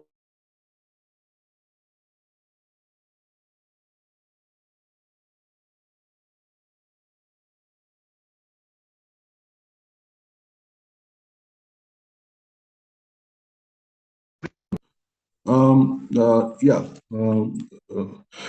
to give us the taste of reality through freedom of mind is the nature of all the arts. It is the aim of art and literature to realize and communicate this essential joy and immortality of truth. Kant also gives importance to the freedom of the rational mind. He argues that a man in a state of fear is incapable of judging the true beauty of nature. As he says, man is in a state of fear, uh, can no more play the part of a judge of the sublime of nature than one can captivate by inclination and appetite can of the beautiful, unquote. The truth of art is essentially a dialogic relation of the personal man with the world of expressions. The mood of intentionality in our aesthetic experience is dialogical because the intentional act of consciousness with regard to our aesthetic experience is a convergence of both consciousness as an ego and the art object. In this paper, while narrating art experience as an expression of personal man, I shall deal with Tagore's concept of personality. Tagore says that personality means a self-conscious principle of transcendental unity within man. by virtue of which man extends himself in the infinite through the increase of his knowledge, love, and activities. Tagore's concept of man oblique human personality is finding its fruition through the realization of the feeling of intimacy with nature. From his childhood days, he is fascinated by the splendor of nature, the rising of the sun, the chirping of the birds, and the whistling of the wind through the trees. He is of the opinion that nature does not lose herself, but reveals its true color to a person's self, having its own eternal bindings with human nature. Nature is not alien, but is essentially related to man. In the vastness of nature, we are not unknown strangers. We are her kith and kin. He thinks that there are essentially two senses in which we can think of our relationship with nature. One in which we ordinarily treat it as an insentient, objective mode for information, binding down man to the physical and essential needs, and the other in which it satisfies our personality with manifestations that make our life rich and stimulate our imagination in their harmony of forms, colors, sounds, and uh, movements. He argues that we are face to face with this world and our relation to it are manifold. We are always making things that will satisfy our need, and we come in touch with nature in our efforts to meet these needs. Um, it is man's consciousness of a deeper unity with nature, with the universe, and finally with the supreme person who has created this universe for man. Communion as a higher mode of relationship between man and nature is characterized by inwardness and depth. The depth has an educating purpose. Nature teaches man in as much as we teach others. The communion as a matter under discussion is the expression of joy, freedom, and love. Uh, Tagore, in Tagore's opinion, nature forms the background for the development of human personality. Man and nature have a relation of collaboration and transcendence. It is not a relation of antithesis between man and nature, man against nature, but a relation of man with nature. Both man and nature are ontologically equally important for Tagore. But man is not satisfied with what he is. He has a desire to transcend his own limitation and finitude, and ultimately wants to reach a point where one is identical with oneself. And it is nature that helps man to realize this goal. Man carries within himself the beauty of nature and urge to transcend practicity and reaches the infinite. Tagore says that man is a bridge between two poles. He remarks, at one pole of my being, I am one with stock and stones. There I have to acknowledge the rule of universal law. That is where the foundation of my existence lies. Deep down below, but at the other pole of my being, I am separate from all. There I have broken through the cordon of equality and stand alone as an individual. I am absolutely unique. I am I. I am incomparable. Tagore's notion of the consciousness of consciousness has affinity with the transcendental consciousness of Immanuel Kant. Kant says that all representations have relations to empirical consciousness, and all empirical consciousness has a necessary relation with transcendental consciousness. It is necessary in our knowledge situation that all empirical consciousness belong to one transcendental consciousness, that is the consciousness of I or me. The abiding and unchanging I is the basis of all our representations. This pure apperception is the highest principle in the whole sphere of human knowledge. This consciousness of I or the thinking I expresses the act of determining my existence. I am conscious of my own existence. This consciousness of my existence is given by self-intuition. According to Tagore, man's personality and creativity go together. Man comes out of his boundary of physical necessities and move forward to realize the infinite run on two parallel lines, that of utility and of self-expression. True freedom is the transcendence of mere being through creative becoming. This reminds us of the opinion of Sartre when he says, I'm quoting Jean-Paul Sartre, that man is all the time outside of himself. It is in projecting and losing himself beyond himself that he makes man to exist. And on the other hand, it is by pursuing transcendent aims that he himself is able to exist. Since man is thus self-surpassing and can grasp objects only in relation to his self-surpassing, he is himself the heart and center of his transcendence. There is no other universe except the human universe, the universe of human subjectivity, unquote. The creation of art, music, painting, and dance elevates man from a mere being to a personal man. Tagore says about the personality of man that is conscious of its inexhaustible abundance. It has the paradox in it that it is more than itself, it is more than as it is seen, as it is known, as it is used. And this consciousness of the infinite in the personal man ever strives to make its expressions immortal and to make the whole world its own. Sartrean notion of man is not what he is, man is what he is not, echoes in the writings of Tagore when he says, I'm quoting Tagore, man has a feeling that he is truly represented in something which exceeds himself. He is aware that he is not imperfect, but incomplete, unquote.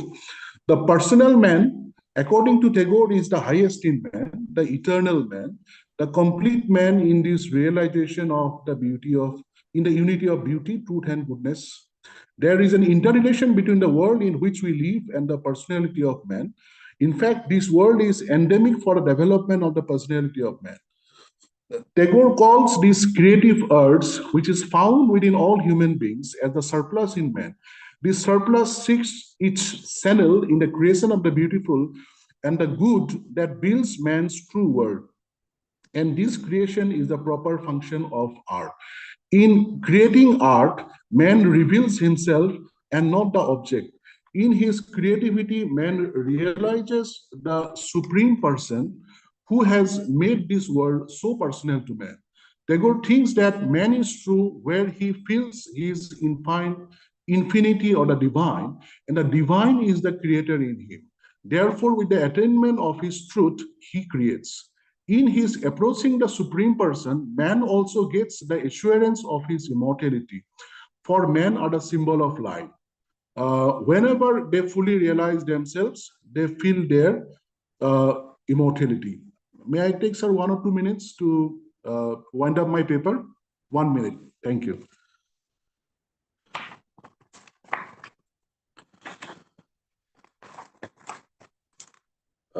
According to Tagore, the state of realizing our relationship with all through the union with the divine is the ultimate end and fulfillment of humanity. Therefore, the spirit of one in God has the meaning for the realization of the unity, and the truth behind this spiritual union is love. He thinks that man is, after all, a lover. His freedom and fulfillment is in love, which is another name for perfect comprehension. By this power of comprehension, this permeation of his being, he is united with the all-pervading spirit. Through love, human society is for the best expression of man, and that expression, according to its perfection, leads him to the full realization of the divine in humanity. This is the ultimate end of man, to find the one which is in him, which is his truth, which is his soul, the key which opens the gate of the spiritual life. But that one in us is always seeking for unity, unity in knowledge, unity in love, unity in purpose of will. Its highest joy is when it reaches the infinite one within its eternal unity. Now, language is one of the important mode of communication of man's self-revealing activity. Just conclude with this note, the importance of language. Freedom is integral to a self-realizing subject. The realization of man involves an expression in the sense of a clarification of what he is, and this is why the highest fulfillment comes in expressive activity. The subjunctive use of language can definitely help us to understand Tagore's notion of the interpersonal relationship, because he distinguishes between experience as such and one's consciousness of experience. He maintains that in art, it is not the experience itself that the artist expresses, but his personality, that is his own consciousness of the experience. The telos of art is to project another order of man's being, man's true world. This world, which transcends the world of fact, is called the world of expression, and it is a creation of man's personality. Personality, therefore, is both the I and thou of human existence.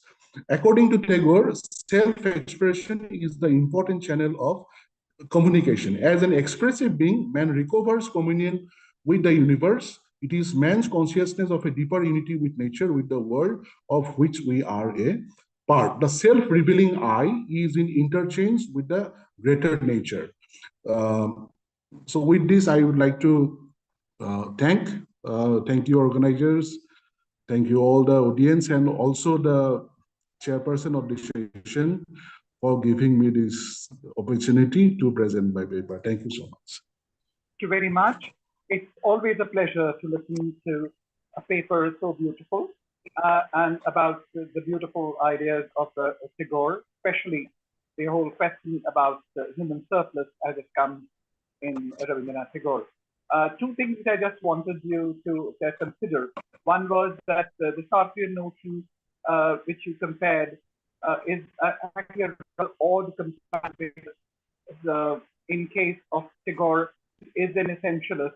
He talks about an essential human nature, which is the robust global cosmopolitan nature, and yet it has surplus. In case of Sartre, it would not be so. Similarly, I would also, in fact, just like to call your attention to that the thing that you quoted from Kant is from the first critique, which is only the logical subject.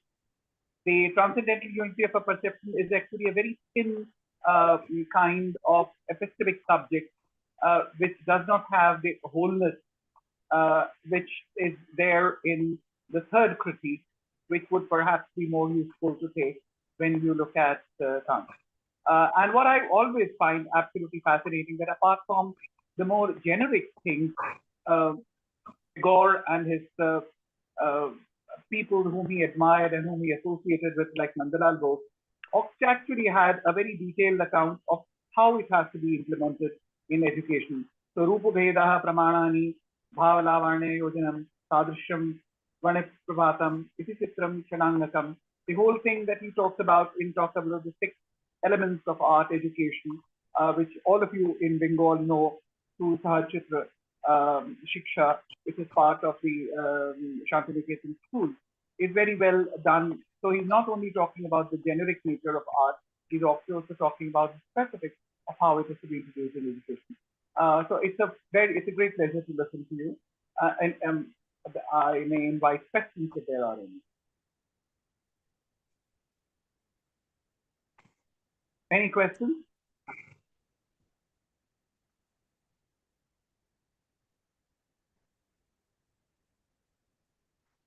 So we move to the next speaker. Can we have the next speaker now? Namaste, am I audible? Yes, please. Yes, please.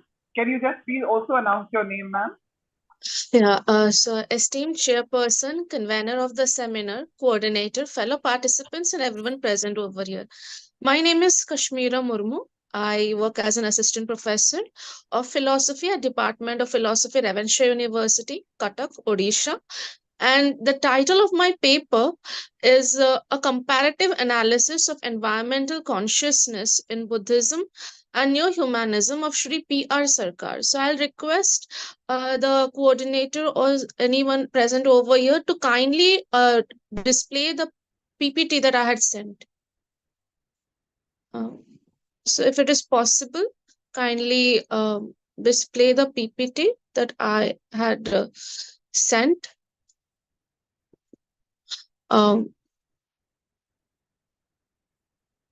Okay, well and good, no worries. Even if it's not here, there I'll just talk. No issues. Basically, the point is, why are we talking about the environment? We know that environmental problem has turned out to be a major threat to humanity. The question regarding the relationship between man and nature has compelled man to look for the solution. Emphasizing on protection of future generations, Buddhism urges to protect the environment for the sake of future generations.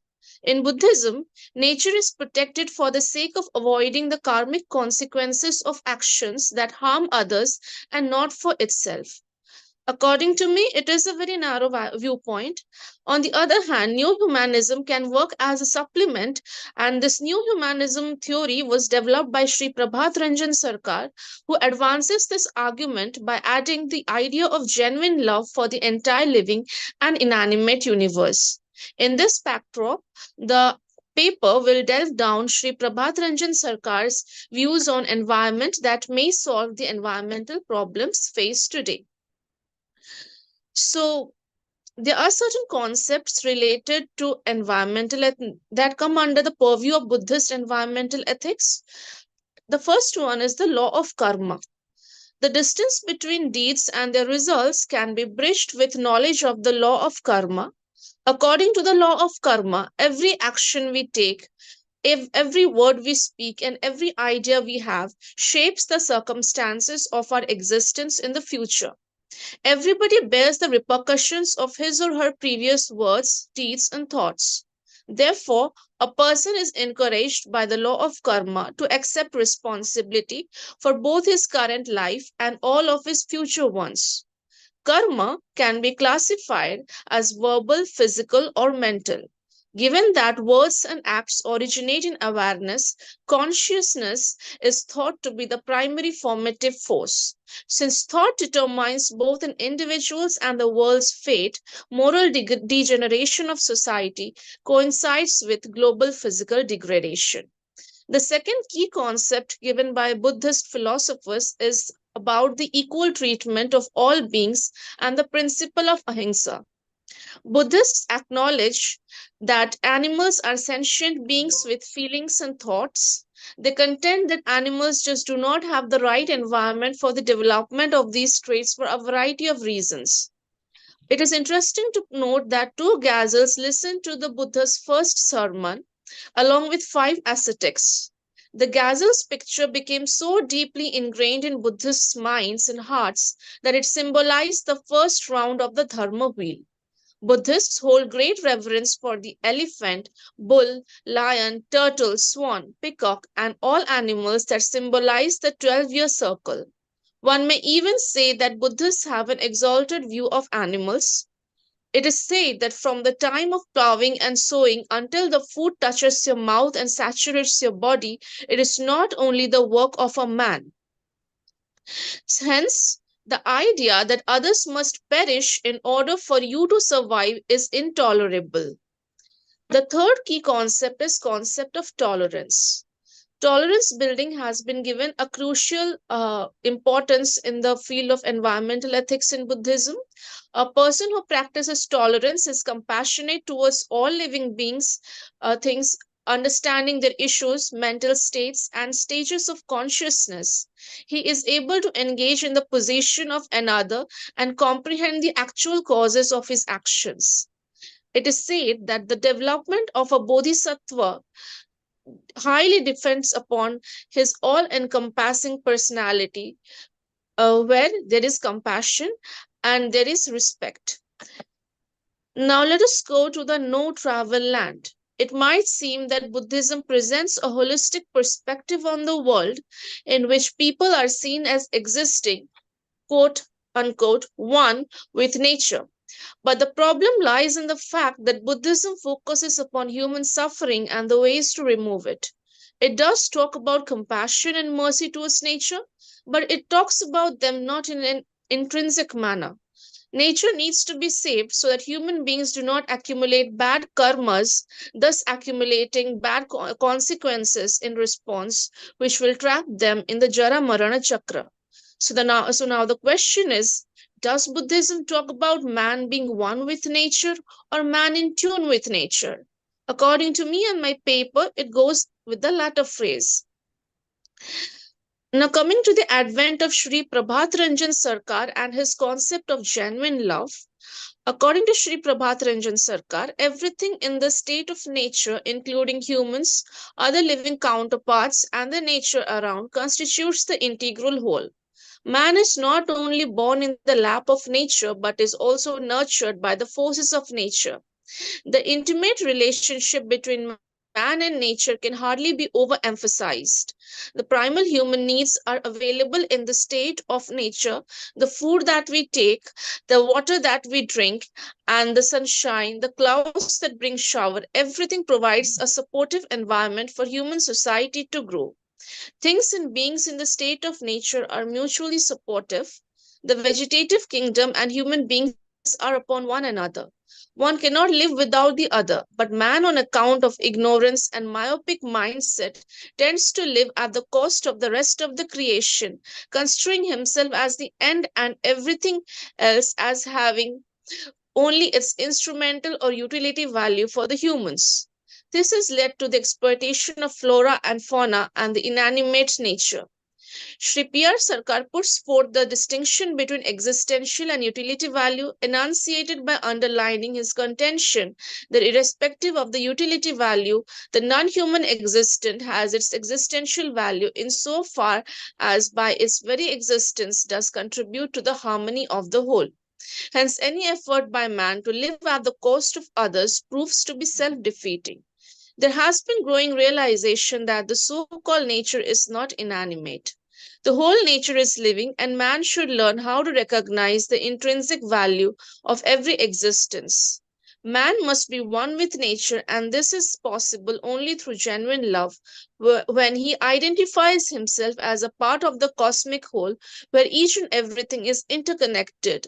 Harming the whole implies that a part has been harmed, and if the part is harmed, then it will automatically lead to the destruction of the whole. It is not rejected by Sri P.R. Sarkar that man is supreme creature. Rather, it is emphasized that as man has the capacity of possessing rationality, he must act as a steward, thus protecting and maintaining the organic whole for the universal harmony. The root lies in live and let live and Vasudeva Kutumbakam. Lastly, Buddhist environmental ethics focuses on the benefit of human being in regard to nature.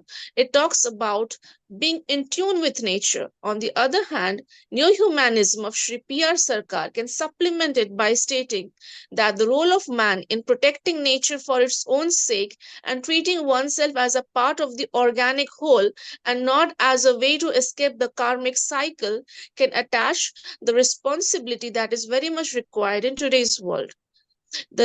Hence, we can say that the new humanistic perspective attaches responsibility which can be born only through the feeling of oneness with nature, which comes out of genuine love.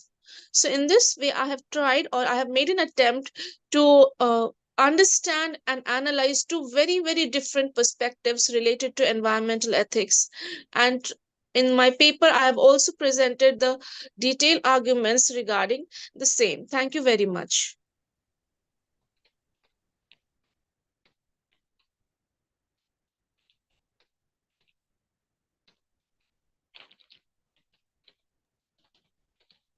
A wonderful presentation, Dr. Kashmiraji.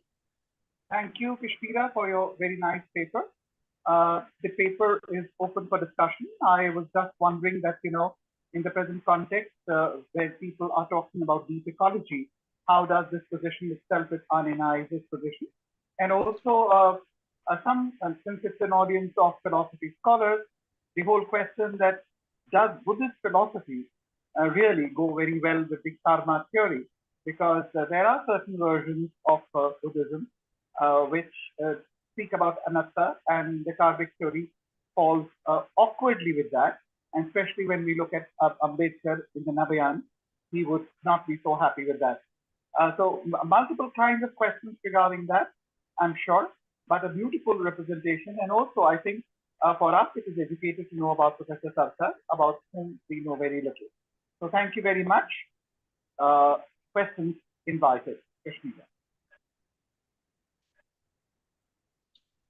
Thank you, sir. Kashmira ji, can I ask a question, please? Yes, sir, sure. Suppose we take assistance or aid of Karmavad in order to establish ethics in the field of environment or wherever else in any of the domain, would it really be an ethical decision? What I want to say here is that if you are taking a backup of the karma theory, so you are either working for an award or a punishment. And if it is so, will it remain a free choice? What would be your take on this? Thank you. Thank you so much, sir. Well, it is quite an interesting question, and thank you very much for it. So, I would like to quote the Bhagavad Gita right here. Because I do find that just limiting myself to Buddhism or neo humanism in order to answer this question is not quite sufficient. So there is this concept like, is it sufficient to take karma and karma phala as the dictum behind each and every ethical theory? So the point here is, indeed, most of our philosophies do go along with the discussion of karma and karma phala, but I would always say that it is about not attaching yourself to the karma phala that will actually lead one out into the ethical realm and in the right path, I can say, because it is where this cycle is so notorious that the more you want to get out of it, the more it pulls you from back. So in this way, I think at some point, because I also find that we need to take help of this karma theory, but I would say it is my perspective. It may be wrong, it may be right, incorrect, right also, but I do find that if we don't take karma theory, then obviously there will be no concept of decision making.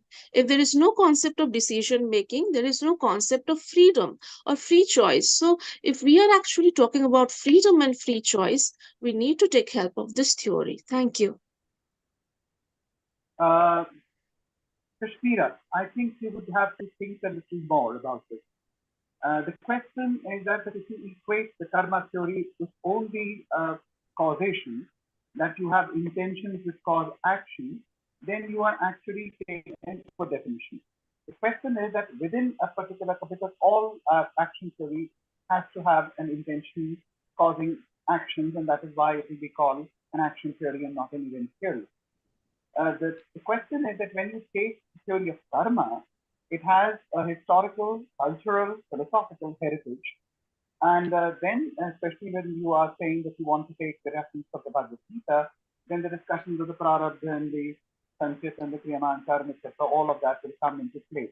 The difficulty is that if you are using that, then the future generation argument, if you are actually wanting to reject, will actually be uncomfortable. And there will be many other things. So I think it would be a very good thing for you to consider it, that can you have an account of environmental ethics which does not necessarily take the full-blooded karma theory. And if it wants to do that, it might be a very interesting idea that in the Bhagavad Gita, there is also an idea of the Yuga Dharma. In different yugas, there will be different Yuga Dharmas as well. So maybe this Yuga Dharma, environmental questions, which perhaps did not exist in the same alarming way in the previous yugas, will have to have a different kind of an answer. So if you really want a karmic theory, then maybe you can allude to the Yuga Dharma idea. although it's certainly not necessary. Okay, sir. Thank you very much for educating us about Sarkar and giving us a very nice presentation. So I'm also a day late. Jai Utkal Janani, yesterday was your Utkal Divat. So maybe now invite the next speaker for presentation.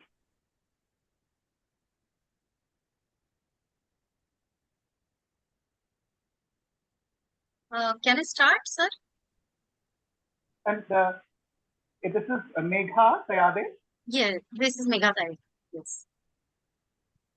So please. I will just share my PPT. Namo tassa bhagavato arahato samma sambuddhassa. Respected chairperson, convener, coordinators, and all the research scholars present over here. My name is Megha Taide. I'm assistant professor and also pursuing PhD Pali, Department of Pali, University of Mumbai. The topic of the research paper is Jataka Attakatha, a teaching methodology through storytelling. So, what is Jataka Attakatha? So, the title. The research paper is an ongoing doctoral research titled Jataka Attakatha, a textbook of management. One of the aspects of the thesis is teaching through storytelling methodology. This paper is an attempt to present the ancient teaching methodology through storytelling as seen in the Pali text of Jataka Attakatha. Now, what is Jataka Attakatha? Jataka Attakatha is a text of non-canonical Pali literature. It comprises of 547 previous birth stories of the Buddha as a Bodhisattva in various forms of human, animal, and bird, seen performing duties wisely and fulfilling the perfections. The Jataka stories were not just told plain, straight, in a monotonous manner, but they had other elements too. Before starting the story, the Buddha used to observe and judge the present situation, which is called Pachupannavattu, the present life story, the current situation or scenario. And according to the present situation, he used to narrate the past life story, that is Jataka. Atitavattu means past life story. Third component is the Vyakarana, means explanation. In the Jataka, we also get the explanation of the verses, means explaining the concepts in detail in a very easy language through storytelling, followed with Gatha, that is the verses, recitation of verses. Verses are narrating the story in poetic form, to recite it rhythmically and thus giving emphasis on important points, highlighting important points, and then the last part is Sambodhana, that is the identification of the characters, where the Buddha identifies the characters of the past birth with the current life characters. Now, storytelling methodology. Storytelling is a powerful method for teaching because it engages the learner and helps in memorizing the concepts and enables deeper understanding. Since the subject under study is Jataka Attakatha, their emphasis is given to the teaching methodology through storytelling. Teaching through stories is an ancient Indian traditional teaching methodology. Also, it is known that Buddha used to teach in 9 different styles.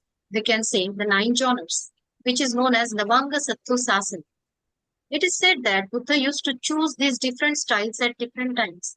For example, the time for teaching through stories and Gatha was night time, because during the night time, everybody is mostly tired and they want to go to bed, they want to sleep.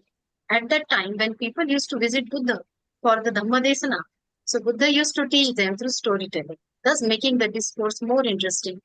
People used to be so curious and delighted to listen to the stories.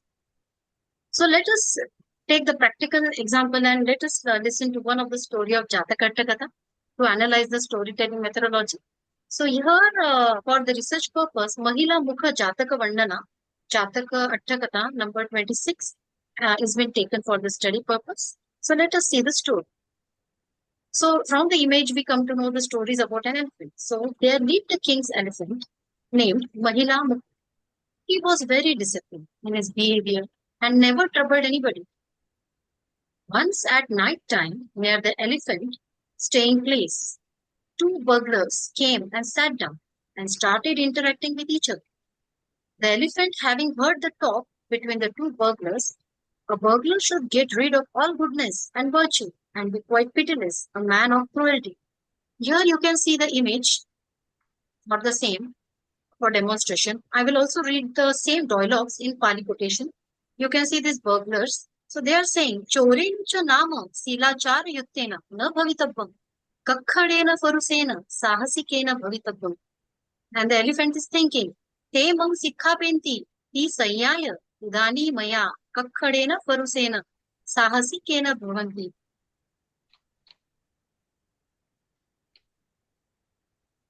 So the burglars are saying a burglar should get rid of all goodness. Here I have given English and virtue and be quite pitiless, a man of cruelty and violence.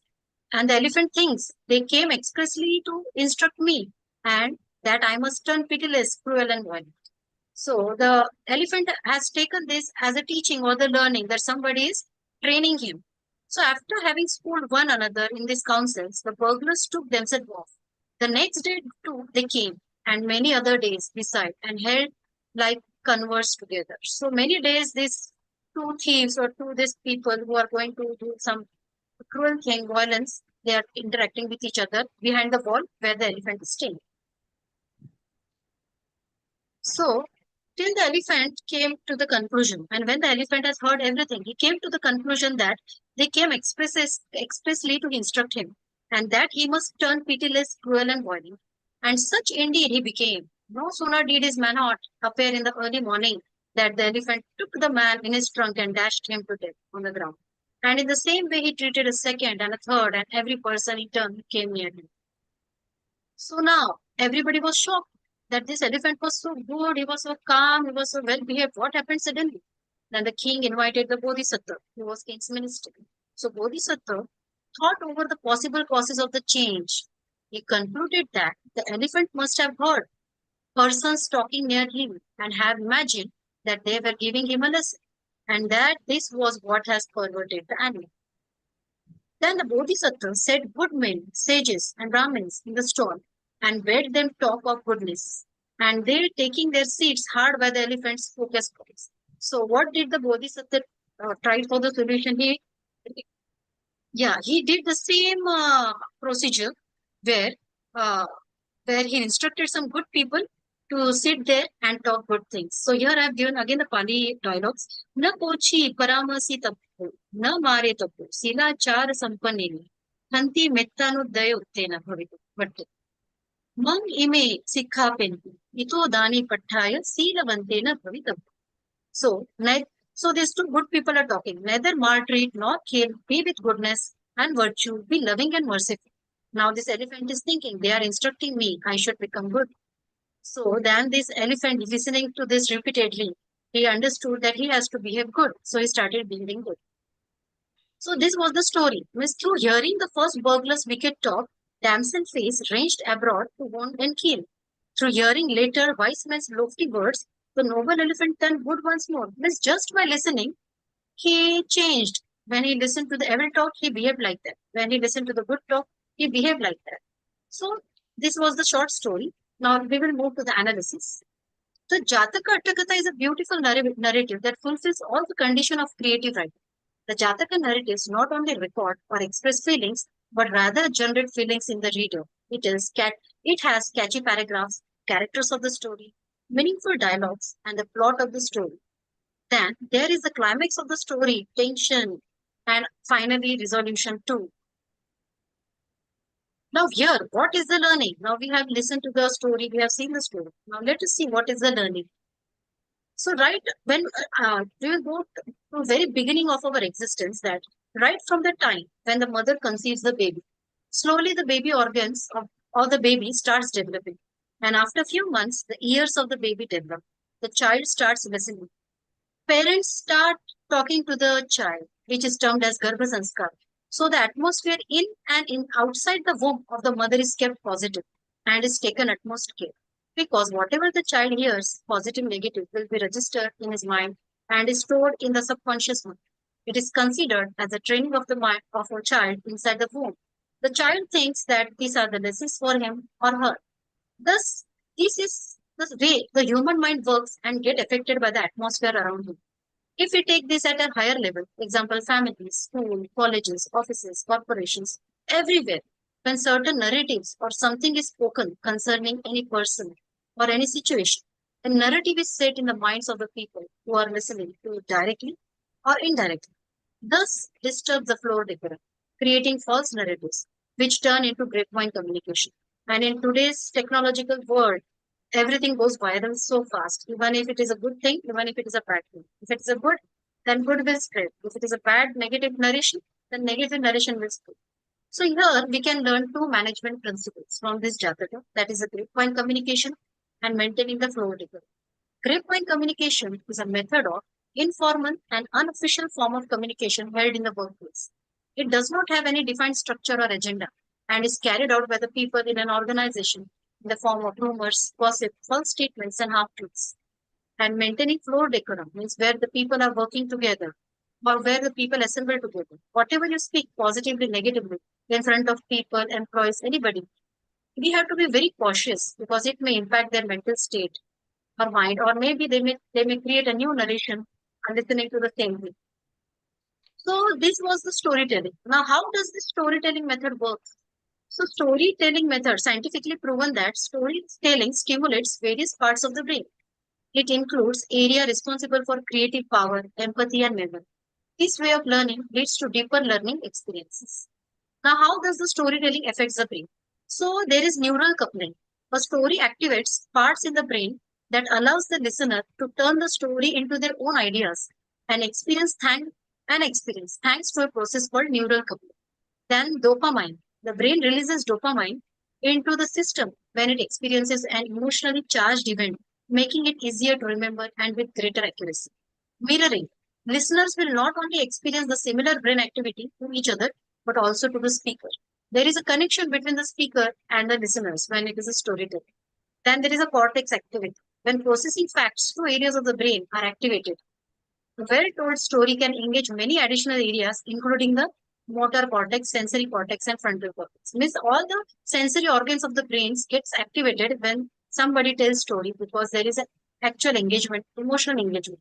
So in this way, this brain map, how it is scientifically proven, the storytelling method.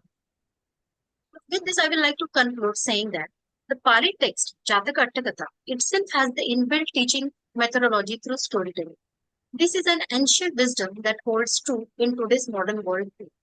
We should cherish our inheritance traveled through generations and make efforts to preserve the teaching methodologies of ancient India.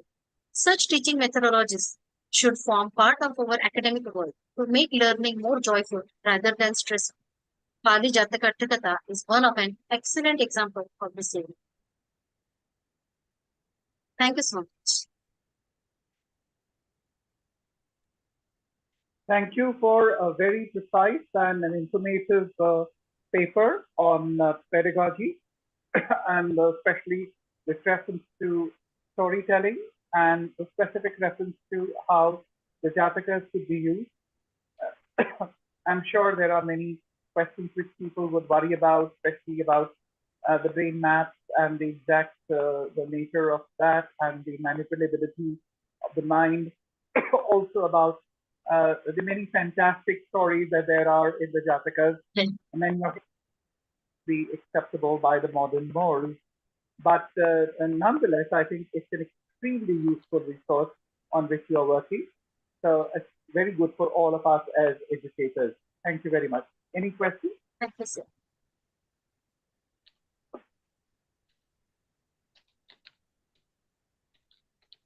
Can we now move to the next speaker, which is Aradhana Singh?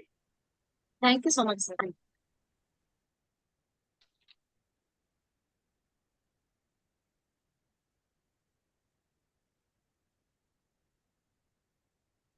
Can we invite Aradhana Singh, who's speaking on mythical narrative?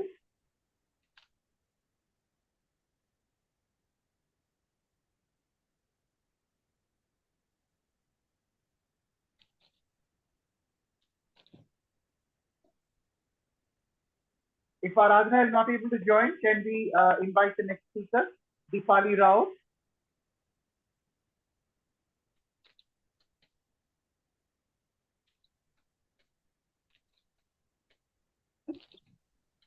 Good afternoon, everyone. Our respected chairperson, my fellow presenters. I'm going to present on man, myth, and philosophy, exploring the use of mythical narratives in the Mahabharata. So, usually, the term myth has often been used for conveying something which is false, which is not real. We call it as myth. And yet, it is believed it has been used to refer something which is irrational or false. But in midst of this kind of definition, myth is also defined as a form of narrative that intervenes history, culture, and symbolism. It embodies in itself collective beliefs, values, and wisdom, thus transcending from the denotation as mere falsities. So, mythical narratives as a method holds a profound significance across civilization. Throughout the history, diverse civilizations have employed mythical narratives to encapsulate their unique core values and perspective, cultural, spiritual, or philosophical, with an ability of engaging an individual emotionally and intellectually with its characters, plots, and narration. This method tends to transmit these core values from generation to generation, thus not limiting itself to mere storytelling. This method has been used in Indian epics, and it is quite in a very significant manner.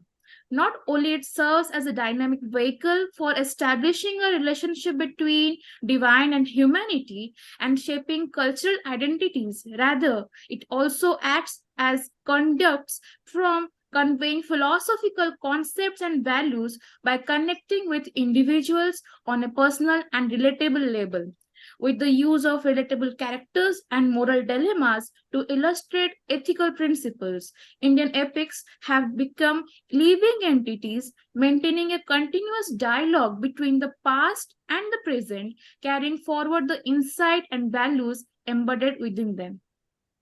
This paper of mine will be exploring mythical narratives as a method for conveying philosophical insights, specifically in Mahabharata, by examining the narrative techniques used in them. So, this word myth has been derived from Latin word mythos, which is obtained from the Greek word or Greek root called mythos. It means a speech or a story. The myth is a traditional story that often serves to explain natural phenomena, cultural practices, or the origins of society. It typically involves a sacred element by including gods, supernatural beings, or heroes, and is passed down often orally from generation to generation. However, it is something more than just a story. At Brolian's-Law, Malowski states that myth is not merely a story old, but a reality lived. It is not of the nature of fiction, such as we read today in a novel. Rather, it is a living reality believed to have once happened in primeval times and continuing ever since to influence the world and human destinies. Myth is essentially a cultural construct reflecting the beliefs, values, and experiences of a community. It constitutes various philosophical, cultural, and social ideas and ideals that is communicated and transmitted through generation. The communication is established through three avenues, that is narratives, symbols, and rituals. The frame within which these ideas and ideals are carried is known as mythology. Mythology encompasses the study and interpretation of these narratives, symbols, and rituals within a particular cultural or social context. In Devdutt Patnaik's words, if myth is an idea, mythology is the vehicle of that idea. Mythology constitutes stories, symbols, and rituals that make a myth tangible. Myth and mythology exist within the interplay of mythos and logos. While myths are often rooted in faith and tradition, mythology seeks to analyze and interpret them through the lens of and scholarly inquiry. Or in other words, to quote Devdutt Patnaik, when mythos is understood through logos, the enterprise is known as mythology. Debates, dialogues, and narratives have been quite prominent methods for engaging in intellectual discourse. Rooted in Vedic period, debates were initially employed to explore and discuss various aspects of ritualistic practices. Over time, this method evolved to encompass a wide range of philosophical inquiries. Debates involve rigorous examination and logical argumentation, providing a platform to present and defend their philosophical perspectives. Indian philosophical schools, especially Nyaya and Mimamsa, are known for their emphasis on this method as a means of establishing the validity of their positions. Along with debate, the method of dialogue also plays a crucial role in the Indian philosophical tradition, often depicted in classical texts like Upanishads. Unlike debates that has a possibility of a winning and losing in a topic, dialogues emphasize a collaborative exploration of truth. These exchanges foster a deep and contemplative understanding of metaphysical concepts, ethics, and the nature of reality. Narratives hold a unique place in Indian philosophy, serving as a powerful medium for conveying abstract philosophical ideas through stories. Indian mythology is characterized by its diversity of myths, legends, and religious texts, including the Vedas, the Ramayana, the Mahabharata, and the Puranas. These narratives serve multiple functions within Indian society, including the transmission of ultimate reality through myth. Mythical narratives in Indian mythology are intended to convey subtle truths, principles, and sayings to guide everyday life. They bind individuals and communities together, providing cultural heritage and moral compass. Indian mythology is marked by its intricate cosmology, diverse pantheon of gods and goddesses, and moral complexity. It is deeply intertwined with religious practices, rituals, and socio-political structures, shaping every aspect of the society. It forms an effective way of conveying these ideas to its readers. The plots and characters may seem to be irrational to modern minds, but the sacredness of such, obviously, quoting Devdutt Patnaik, the sacredness of such obviously irrational plots and characters ensure their flawless transmission over generation. It often features archetypes, characters, symbolic motifs, and universal themes that resonate with people on the deep level. Though these narratives, complex ideas can be distilled into engaging stories that capture imagination and stimulate thought. By presenting these ideas in a narrative format, people can relate to characters and situation, allowing them to internalize the underlying messages more effectively than through straightforward exposition or argumentation. Additionally, myths have the flexibility to adapt to different cultural contexts, making them a versatile medium for communicating ideas and ideals across diverse audiences. So the Indian epics, namely the Ramayana and Mahabharata, stand monumental literary and cultural achievements. Now, completely going to the theme of the paper. So a narration consists of two parts, a content and the form of or the plot. So content of Mahabharata is well known to every one of us, but how this content has been presented is crucial to know that how it is communicating within us, or it is creating an environment to grasp these philosophical ideas in our minds. So K. Ayappa Panikar, a famous narratologist, he points out that in epics there is a main characteristic features. There are main characteristic features that a narration model follows, like narrating the nation, chronological sequence, the heroic element, portrayal of love and war, divine-human interaction, the moral concern, treatment of time and space, use of hymns, realism versus fantasy, and the style of narration. For conveying the content from generation to generation, each feature plays a vital role. By weaving the narrative around the nation, these epics convey societal values, cultural norms, and the collective identity of the people, thereby imparting an idea about an ideal society.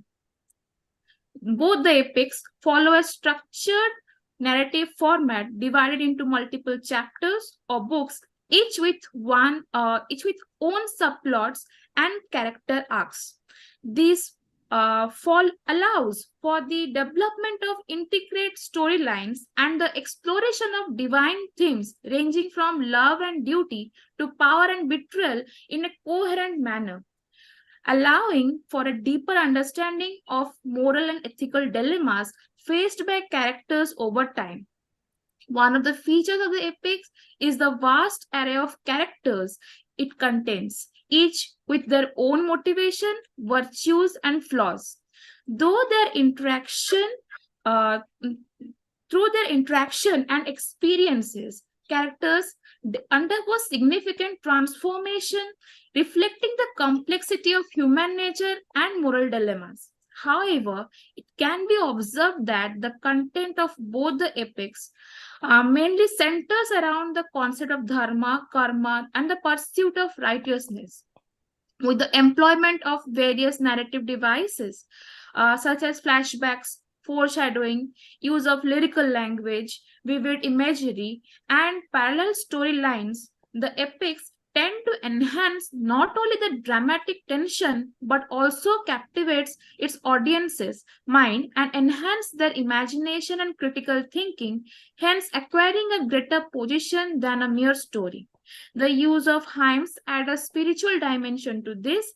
It also portrays various instances of interaction between gods and the mortals in various forms, raising metaphysical questions about nature of divinity, human destiny, and the concept of cosmic justice, prompting a reflection into the relationship between the transcendental and empirical realms. Here, the Mahabharata stands high as the most complex and extensive narratives in the world literature. As Garima Sharma points out, that Mahabharata has important points or important narratological lenses through which it should be examined, that is expansion of verb, mood, and tense. So expansion of verb, the epic dynamically portrays a multitude of action and events reflecting the ethical and didactic foundation. However, when we analyze the tense or the time, the concept of time, we find that Mahabharata is not in a linear structure. It is non-linear, or we just say it is in cycles, or the concept of yuga has been introduced, which gives a flexibility to its readers, or an idea, a concept of time to its readers, that time is cyclic in nature. What comes, that goes and can come back. So what happens is this flexibility of time gives the readers or its audience to interpret accordingly with the context. Mood, another narratological consideration, permeates the narrative through the attitudes and perspective of its diverse narrators. The Mahabharata has been narrated by multiple characters multiple times, sometimes by Vedvyasa to his disciple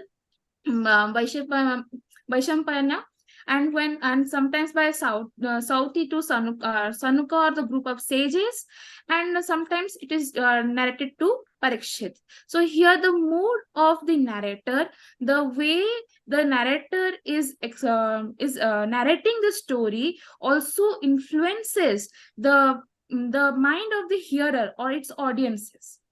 These narratological factors in Mahabharata contribute to its philosophical depth in several ways.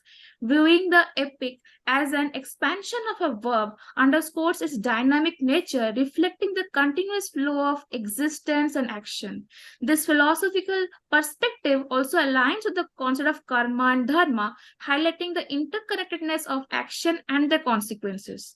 The fluidity of tense in Mahabharata reflects a philosophical understanding of time as a cyclic rather than linear.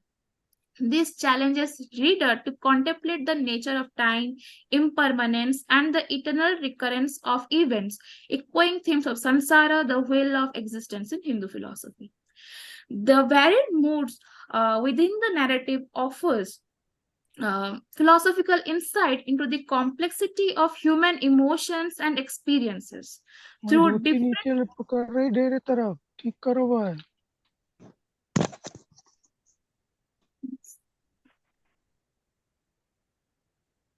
Hello? through different yes, sir. Please wind up quickly. Yes, sir. I'm concluding, sir. Through different perspectives and attitudes, the epic explores themes of love, duty, honor, and moral ambiguity, promoting readers to reflect on the nature of virtue and ethical decision making. And the multiplicity of voices in Mahabharata mirrors the diversity of human perspectives and worldviews. The philosophical richness encourages its audience to contemplate the relativity of truth, the nature of subjective experiences, and the interconnectedness of all beings in the cosmic wave of existence. And the diverse narrating situation invite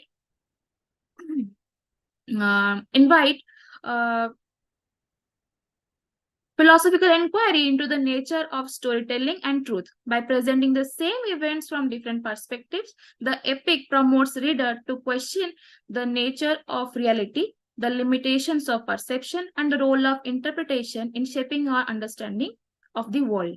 So to conclude, the relationship between myth and philosophy is symbiotic, with narrative storytelling serving as a bridge between abstract philosophical discourse and lived human experiences. The structure of the narration helps to propagate abstract philosophical concepts by providing concrete examples and illustration that stimulates imagination and provokes contemplation of its audience onto the deeper meaning and implication of human existence itself. Even philosophical inquiry would be soft launched among the children in their early age through this method. It is this flexibility that has kept our ancient culture, values, and thoughts alive till now and can be used further for the same. Thank you. Thank you, Dipali, for a very beautiful paper. There are several questions which I think would be in the mind of people. I was just wondering that since you are a teacher of logic and philosophy in your department, it must have occurred to you that mainly in the Indian classical tradition, there are some people who say that the Puranas should not be quoted for philosophical argument, just as the Jatak Kathas should not be quoted for a philosophical argument when you are trying to establish an epistemic metaphysical theory in Buddhism. Nonetheless, the use of the Jataka stories and the epics is very much there as part of the pedagogy for ethical concerns.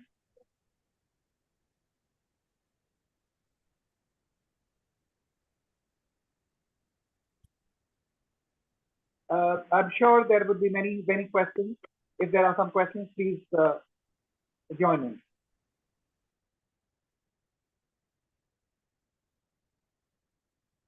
I was also, in fact, a little amused that when you were using for your reference people like Mananovsky and Levi Strauss, you were also using very extensively Devdutt Patnaik. It's very interesting to use somebody from popular culture to in an academic discourse. Yeah, any questions? So thank you very much. We now move to the next speaker. Thank you so much. Sanjeev Devnath. May we request Sanjeev Devnath to present his paper, Narratives of the Self.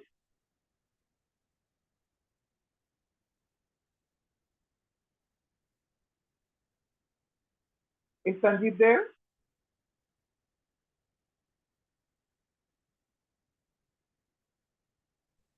Sir, he is not there in the participants right now. Then what about Akanksha Devna? Hello हाँ sir प्रणाम hello Is Akanksha there? Yes sir Yes. So we may request Akanksha to make her presentation. Yes sir sir I want to try to share my presentation PPT hello Yes. Hello can I share my PPT Please do. I think you must have sent it to somebody who will help you from there.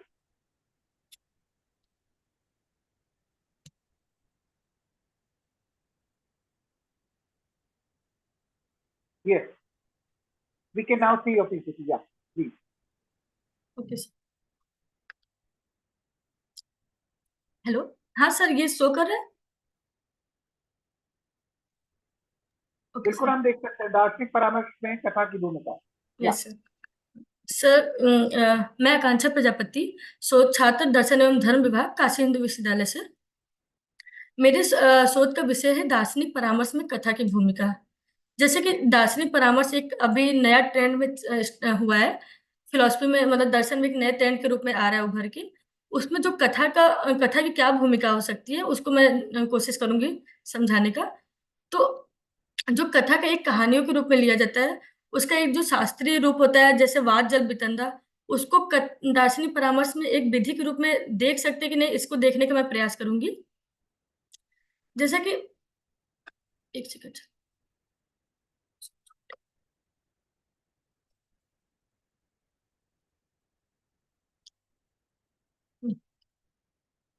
दार्शनिक परामर्श दर्शन के नए क्षेत्र व्यवहारिक दर्शन में एक समकालीन आंदोलन है जो व्यक्ति को अच्छा जीवन क्या है समझने में मदद करता है तथा उनकी अनुभूति में स्वयं के छिपे पूर्वाग्रहों से अवगत कराता है दार्शनिक परामर्श पूरी तरह से नया होने की बजाय प्रायः दर्शन के अभ्यास की प्राचीन जड़ों की वापसी के रूप में है यह एक पुरानी परंपरा के नए संस्करण के रूप में वर्णित किया जाता है दार्शनिक परामर्श में समस्याग्रस्त व्यक्ति को परामर्शक के साथ संवाद करके अपनी समस्या के विभिन्न आयामों के विश्लेषण में सहायता मिलती है तथा इसमें निहित विचार विमर्श में दार्शनिक मनन और संवाद दोनों होते हैं भारतीय बौद्धिक विमर्श में वाद व संवाद की परंपरा वेदों से अनुकरित होकर उपनिषदों शास्त्रार्थ सभाओं तक पल्लवित हुई तथा भारत में संवाद के द्वारा कथा परामर्श की कहानी वैदिक काल से ही शुरू होती है कथा शब्द का प्रयोग केवल कहानियों के रूप में ही नहीं किया जाता अपितु इस लोकप्रिय अर्थ के अलावा कथा को विद्वानों ने एक अलग रूप भी दिया है न्याय दर्शन के संबंध में देखा जाए तो कथा के 3 प्रकार बताए गए हैं वाद जल्प और वितंडा पिछले दशक के अंतर्गत परामर्श में सबसे महत्वपूर्ण विकासों में एक दार्शनिक अंतर्दृष्टि और विचारों की प्रासंगिकता बढ़ी है जैसे कि परामर्शदाताओं की बढ़ती हुई संख्या यह महसूस कर रही है कि जब कोई भी व्यक्ति एक मतलब काउंसलिंग के लिए आता है तो वो ज्यादातर जो व्यक्तिगत मुद्दे या दुविधाएं पेश करता है वो वास्तव में एक दार्शनिक विचारों व तरीकों का उपयोग करके संबोधित किया जा सकता है जिसके लिए एक नया दार्शनिक दृष्टिकोण दार्शनिक परामर्श स्थापित हुआ संभवतः दार्शनिक परामर्श के विकास के लिए सबसे स्पष्टीकरण मान्यता पाया जा सकता है कि जो पिछले कुछ वर्षों में जो कि रोजमर्रा की जो समस्याएं होती हैं वो उसका जो एक वास्तविक स्वरूप निकल के आता है वो कहीं न कहीं वो दार्शनिक समस्या या दार्शनिक प्रकृति का होता है जिसको आजकल लोग थेरेपी के रूप में प्रयोग करते हैं दर्शन की परिभाषाओं को दर्शन के सिद्धांतों को पूर्व दार्शनिक परंपराएं जैसे कि बौद्ध धर्म वेद उपनिषद गीता सुकरात इत्यादि की आज भी जो स्थानीय चिंताओं या लोगों उसका प्रयोग कर रहे हैं अपनी चिंताओं या समस्याओं को सुलझाने के लिए अरस्तु सुकरात प्लेटो जैसे जो यूनानी दार्शनिक है उनकी भी समस्याएं जो यूनानी नागरिकों के लिए जो जीवन के मुद्दों और विचारों पे विवाद किए जाते थे उस समय जो दार्शनिक चिंताएं चिंतित थी उस मुद्दों पे भी जो यूनानी परंपरा के जो सिद्धांत है उसका भी उपयोग लोग करते थे जो कि आज भी प्रासंगिक बने हुए हैं इसलिए दार्शनिक परामर्श के विकास को प्राचीन मूल्यों व प्रथाओं की पुनरुद्धार के रूप में समझा जा सकता है जीवन क्या है मृत्यु क्या है हमें कैसे जीना चाहिए मृत्यु के बाद क्या होता है मतलब जो भी हमारे बीच में ईर्ष्या या द्वेष की भावनाएं होती हैं लोग इतने दुखी और क्यों होते हैं लोग इसके लिए जो सोल्यूशन ढूंढते हैं इस सब की समस्याएं लोगों के सबके मन में एक ऐसे क्वेश्चन जरूर आते होंगे दार्शनिक परामर्श ऐसे आवश्यकताओं को ध्यान में रखते हुए दार्शनिक अभ्यास के जो प्राचीन ज्ञान की जो सिद्धांत रहे हैं, उनके द्वारा एक विभिन्न बदलावों को समझने का प्रयास करता है या प्रयास कर सकता है। दार्शनिक परामर्श का जो एक प्रारंभ मानते हैं, वो लगभग यूनान से वो मानते हैं, क्योंकि उसकी जो परिभाषाएँ या जो शुरुआत हुई थी, वो एक यूनान की तरफ से शुरू हुई थी, जो अचेनबेक एक फिलॉसफर माने जाते हैं, उन्होंने इसकी शुरुआत की थी। बट जो संसार में दार्शनिक परामर्श से संबंधित जितने भी, अगर इसको निष्पक्ष रूप से देखा जाए, तो इसकी कहीं न कहीं शुरुआत भारतीय दर्शन में पहले से ही जो संवाद या आत्म साक्षात्कार या जो भी समस्याओं को उभरने के लिए, निकलने के लिए उसको जो भी सिद्धांत दिए गए, बहुत सारी चीज़ें अपने भारतीय दर्शन में भी मिलती हैं। भारतीय दर्शन शास्त्र मानवीय समस्याओं को समझने व उन पर विचार करने का एक दार्शनिक दृष्टिकोण है। भारतीय दर्शन प्राचीन परंपरा से ही सर्वोपरि जीवन के उद्देश्य व मानवीय समस्याओं से संबंधित आदि प्रश्नों के समाधान में दार्शनिक दृष्टिकोण से प्रयासरत है। जैसे कि भारतीय दर्शन में का लक्ष्य माना जाता है कि आत्म साक्षात्कार, मतलब आत्मा नाम वृद्धि, अर्थात अपनी आत्मा को पहचानो। इसके लिए एक श्लोक वेदारक में, उपनिषद में भी मिलता है कि आत्मा वा अरे द्रष्टव्य, श्रोतव्य, मंतव्यो, निदिध्यासितव्य, अर्थात आत्मा अनुभव, साक्षात अनुभव करने योग्य है। यह श्रवण, मनन और निदिध्यासन से सब प्राप्त है। प्राचीन वेदों से लेकर आधुनिक समय तक भारतीय दार्शनिकों ने दार्शनिक अभ्यास से संबंधित जो भी सिद्धांत दिए हैं, उन्हें दार्शनिक परामर्श के एक ऐतिहासिक विवेचन में सम्मिलित किया जा सकता है। भारतीय समाज में दुख व बंधनों का कारण व्यक्तियों की अज्ञानता को माना गया है। यह अज्ञानता केवल बौद्धिक ही नहीं है, अपितु मनोवैज्ञानिक, आध्यात्मिक इत्यादि भी हो सकती है, जिससे छुटकारा पाने के लिए भारतीय दर्शन किसी न किसी रूप में एक दार्शनिक अभ्यास दिया है, या तो उसको मानते हैं। परंतु जो ये दार्शनिक परामर्श का है, इसको एक ऐसे पर्टिकुलर कोई नाम नहीं दिया गया था, जो कि अभी हुआ है। प्राचीन वेदों और उपनिषदों से लेकर शंकर, रामानुज इत्यादि सभी दार्शनिकों ने मानवीय मनोविज्ञान के पक्ष में बड़ी सूक्ष्म और विशद व्याख्या की है। दार्शनिक परामर्श में संवाद को एक विधि के रूप में विशेष रूप से उपयुक्त माना गया है, क्योंकि इसमें दार्शनिक अभ्यास के लिए मतलब समस्याओं के समाधान के पर्याप्त तत्व मिलते हैं। दार्शनिक परामर्श ग्राहक केंद्रित होता है, जिसमें व्यक्ति आवश्यक रूप से परामर्शदाता के साथ संवाद करता है, जिसके लिए व्यक्ति के विश्व दृष्टिकोण के संबंध में व्यक्ति का आत्म परीक्षण की आवश्यकता होती है। उपनिषदों के अध्ययन से यह ज्ञात होता है कि सृष्टि का उद्भव और विकास भी संवाद से ही हुआ है, जिसके बहुत सारे सिद्धांत या वो मिलते हैं, डिफरेंस मिलते हैं। दार्शनिक परामर्श स्वयं तथा जीवन को देखने के एक नए दृष्टिकोण से उद्देश्य विचार विमर्श है। इससे अभ्यास, संवाद, चर्चा, चिकित्सा, जीवन जीने के तरीकों के जीवन जीने की कला के रूप में लिया गया है। जैसा कि गीता में कहा गया है कि वाद प्रवदता महाम, अर्थात कृष्ण कहते हैं कि आध्यात्म विद्या तथा परस्पर शास्त्रार्थ करने वालों के बीच तत्व निर्णय की जाने वाली वार्ता में मैं वाद हूँ, और यह विचार विमर्श का सबसे उत्तम रूप है। वादे वादे जायते तत्वबोध, अर्थात लगातार विचार विमर्श करने से तत्व ज्ञान तक पहुंचा जा सकता है। जैसे कि मैं कथा को थोड़ा डिफाइन करूंगी कि कथा क्या होती है। कथा शब्द का आमतौर पे जो कहानियों के रूप में लिया गया है, जैसे कि रामायण हुआ, महाभारत हुआ, भागवत पुराण, जातक कथा, इससे भी जो हमारी दार्शनिक कला में एज दार्शनिक परामर्श में एक कथा थेरेपी के रूप में, एक नैरेटिव थेरेपी के रूप में इसका यूज होता है। हालांकि इस शब्द के अलावा भी विद्वानों ने इसको 3 रूप दिए हैं, वाद और जल्प और वितंडा। जैसे कि न्याय भाषा में सूत्र मिलता है, त्रिश कथा भवंती वादो जल्पो वितंडा चेती।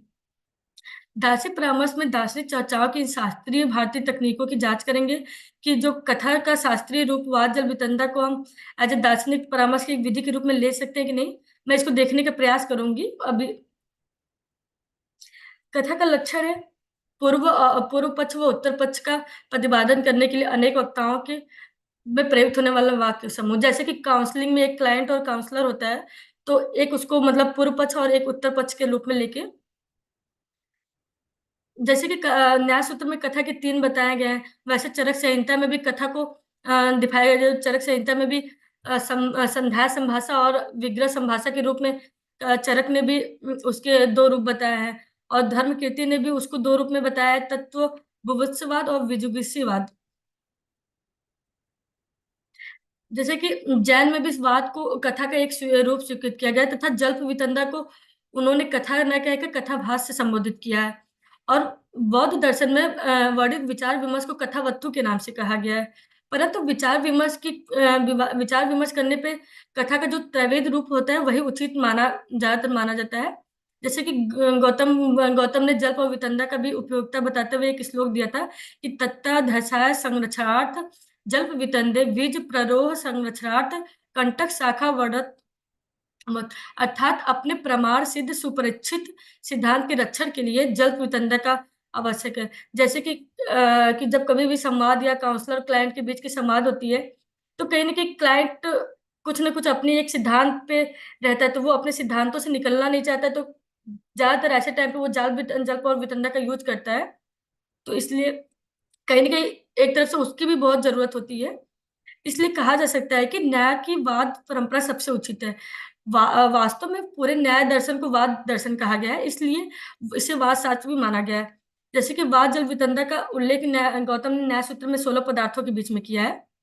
तो कहीं न कहीं जो 16 पदार्थों में जो वाद है वो मतलब सारे से रिलेट होता है। जैसे कि प्रमाण और प्रमेय को छोड़ के सारे का वाद प्रविधि में एक प्रत्यक्ष रूप से संबंध होता है, तथा जो प्रमाण और प्रमेय होता है, उसका भी कहीं न कहीं परोक्ष रूप से संबंध रहता है।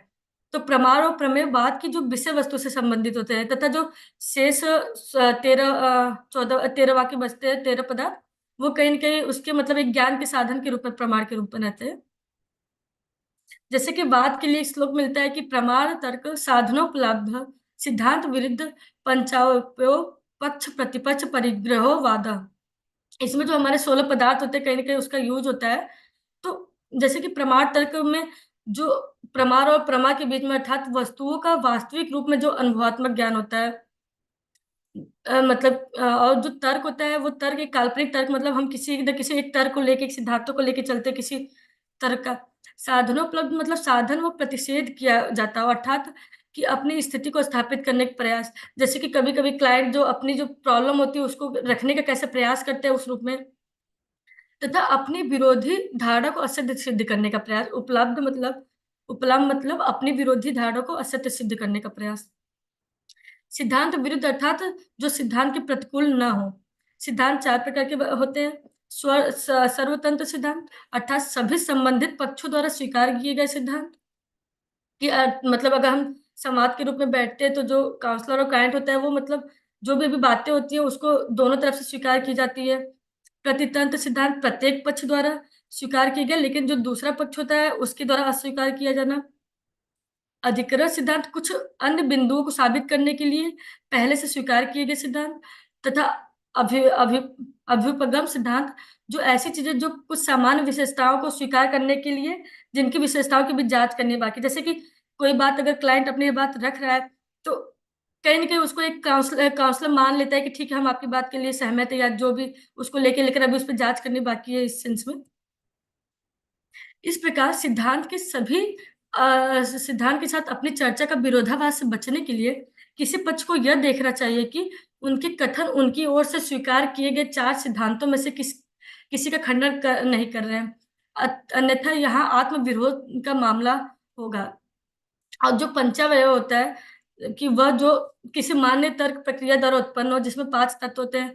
प्रतिज्ञा अर्थात प्रस्तावी पक्ष, हेतु मतलब जो कोई न कोई रीजन, जो हमारे रीजन होता है कि किस वजह से ये प्रॉब्लम्स क्रिएट होती है। उदाहरण अर्थात जो उसके लिए कोई भी क्लाइंट और काउंसलिंग के बीच में जो हमारे नियम रूल रेगुलेशन बनते हैं, उसमें जो उदाहरण प्रस्तुत होते हैं। उपनयन मतलब प्रश्नाधीन मामलों में नियुक्त उसका जो नियम होता है उसका अनुप्रयोग, तथा निगमन मतलब पक्ष की व्युत्पत्ति, तथा पक्ष प्रतिपक्ष परिग्रह अर्थात पक्ष और प्रतिपक्ष का जो बीच के संघर्ष या वाद होते हैं। जल्प होता है कि यथोपन्ना छल जाति निग्रह स्थान साधनोपलब्ध जल्प अर्थात उपयुक्त के अनुसार पूर्व कहे गए विशेषण, जो कि हमारे जो वाद की परिभाषा होती है कि पक्ष प्रतिपक्ष का वह विकार जिसमें प्रमाणों से, तर्क से, साधन और प्रतिषेध का सिद्धांत से विरुद्ध न हो, पंचावयव से युक्त। तो उसमें जो मतलब जो भी वाद की जो परिभाषा आती है, उसमें जैसे कि जल्प का अगर प्रयोग करके कोई छल या जाति निग्रह स्थान का यूज करके जब अपने को जीतने के लिए जो चीजें, जो एग्जाम्पल या जो भी कारण दिए जाते हैं उसके लिए। साधनोपलब्ध का मतलब जो अभी हमने बाद में बताया है कि उसकी वही परिभाषा की अपनी स्थिति स्थापित करने का प्रयास, तथा अपने विरोधी धारणा को असत्य सिद्ध करने का जो प्रयास एक वाद में चलता है उसके लिए। तथा वितंडा का है सप्रतिपक्ष स्थापनो हिनो वितंडा, अर्थात जो जल्प है उसमें मतलब जो जल्प होता है, जल्प में क्या होता है कि कहीं ना कहीं जो क्लाइंट होता है या काउंसलर वो अपनी बात रखने के लिए कोई ना कोई और बात का खंडन करके अपनी बात रखता है, या जैसे कि मान लीजिए क्लाइंट अपनी बात रख रहा है काउंसलर के पास, काउंसलर उसके बाद कोई ना कोई अगर कोई सॉल्यूशन या कुछ भी उससे वाद में करता है, तो जब जल्प में क्या होता है कि क्लाइंट अपनी कोई सामने वाले को गलत सिद्ध करने के लिए या अपना कोई एजम्पशन बना के आया होता है, उससे अपने सिद्धांतों को रखता है। लेकिन जो जल्प में होता है, वितंडन में क्या होता है कि क्लाइंट अपनी बातों को नहीं रखता, उस पर कोई एजम्पशन नहीं होता, बट वो सामने वाले को काउंसलर को मानने को तैयार नहीं होता है, या कुछ ना कुछ चीजें गलत उसको गलत साबित करने पर रहता है। संक्षेप में देखा जाए कि वितंडा एक जल्प है जिसमें एक सिद्धांत को स्थापित करने का प्रयास शामिल नहीं है, तथा जो जल्प है वो कहीं न कहीं एक वाद का रूप है, लेकिन जिसमें कि जो गलतियाँ जो छल जाति निग्रह स्थान का यूज़ होता है। वाद एक सिद्धांत और प्रतिवाद के बीच सैद्धांतिक संघर्ष को हल करने का एक प्रयास है, जिसमें से एक को स्थापित करना तथा दूसरे को अस्वीकृत करना, बिना किसी आत्म-विरोध के शिकार हुए। प्रमाण द्वारा काल्पनिक तर्क की सहायता लेकर 5 तत्वों से युक्त वैध तर्क का प्रक्रिया का पालन करना शामिल है। तथा वाद में उन लोगों के साथ वाद होता है जिनका उद्देश्य मतलब सत्य को जानना या एक किसी न किसी तत्व ज्ञान के निर्णय के लिए या एक अच्छे संवाद के लिए होता है, जिसमें वो सामने वाला सच में वो चाहता है कि हाँ, उसे एज़ अ काउंसलिंग की ज़रूरत है। तथा जल्प वह है जिसमें पक्ष बहस जीतने का लक्ष्य रखते हैं, तथा वितंडा जिसमें एक पक्ष साबित करने का इरादा रखता है, बिना उनका बल्कि उनका उद्देश्य केवल विरोधी पक्ष की बात को अस्वीकृत करने का होता है। तथा दार्शनिक परामर्श को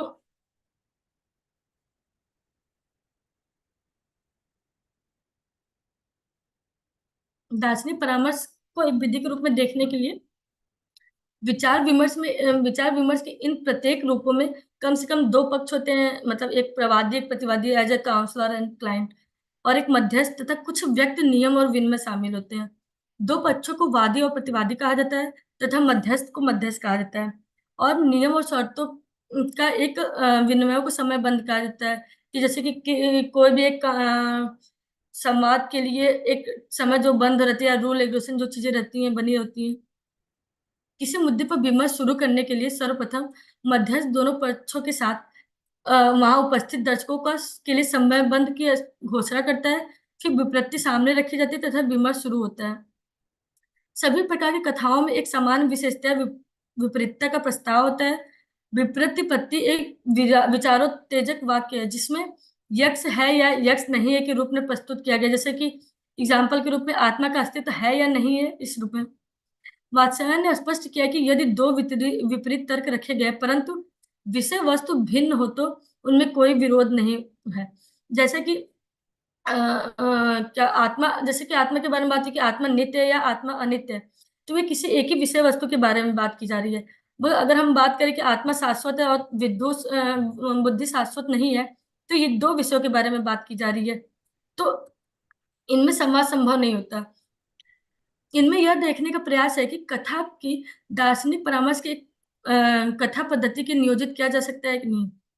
दार्शनिक परामर्श में कथा तकनीकी के प्रयोग की यह खोज इस तथ्य से प्रेरित है कि इसकी स्थापना थोड़े से समायोजन के साथ दार्शनिक परामर्श के समान है। इसके अलावा इसमें परामर्शदाता की ओर से परामर्शग्राही को उत्तर या समाधान की आपूर्ति शामिल नहीं है, अर्थात उन्हें कोई एक उत्तर या समाधान नहीं दिया जाता। अब उद्देश्य के लिए ये मान लें कि कथा के रूप में दार्शनिक परामर्श में एक पक्ष परामर्शदाता तथा दूसरा पक्ष परामर्शग्राही है। कथा के रूप में दार्शनिक परामर्श को स्पष्ट करने के प्रयास में नीचे दिए गए चरण तथा इसके अनुप्रयोग के लिए कार्यवाही का एक तरीका सुझा सकते हैं। जैसे कि परामर्शग्राही को उनकी समस्याओं के बारे में बात करें, जांच करें कि उनकी समस्या दार्शनिक प्रकृति की है कि नहीं। यदि समस्या दार्शनिक रूप से समाधान करने योग्य या उनके समाधान की समस्याओं के दायरे में आती है, तो आगे नेक्स्ट स्टेप पे जाएँ, अन्यथा उन्हें किसी और मतलब चिकित्सकों को संदर्भित करें। तथा इसमें जो विपरीत तर्कों का पता लगाएँ जिनके समाधान के लिए एक संवाद सुनिश्चित हो सकता है।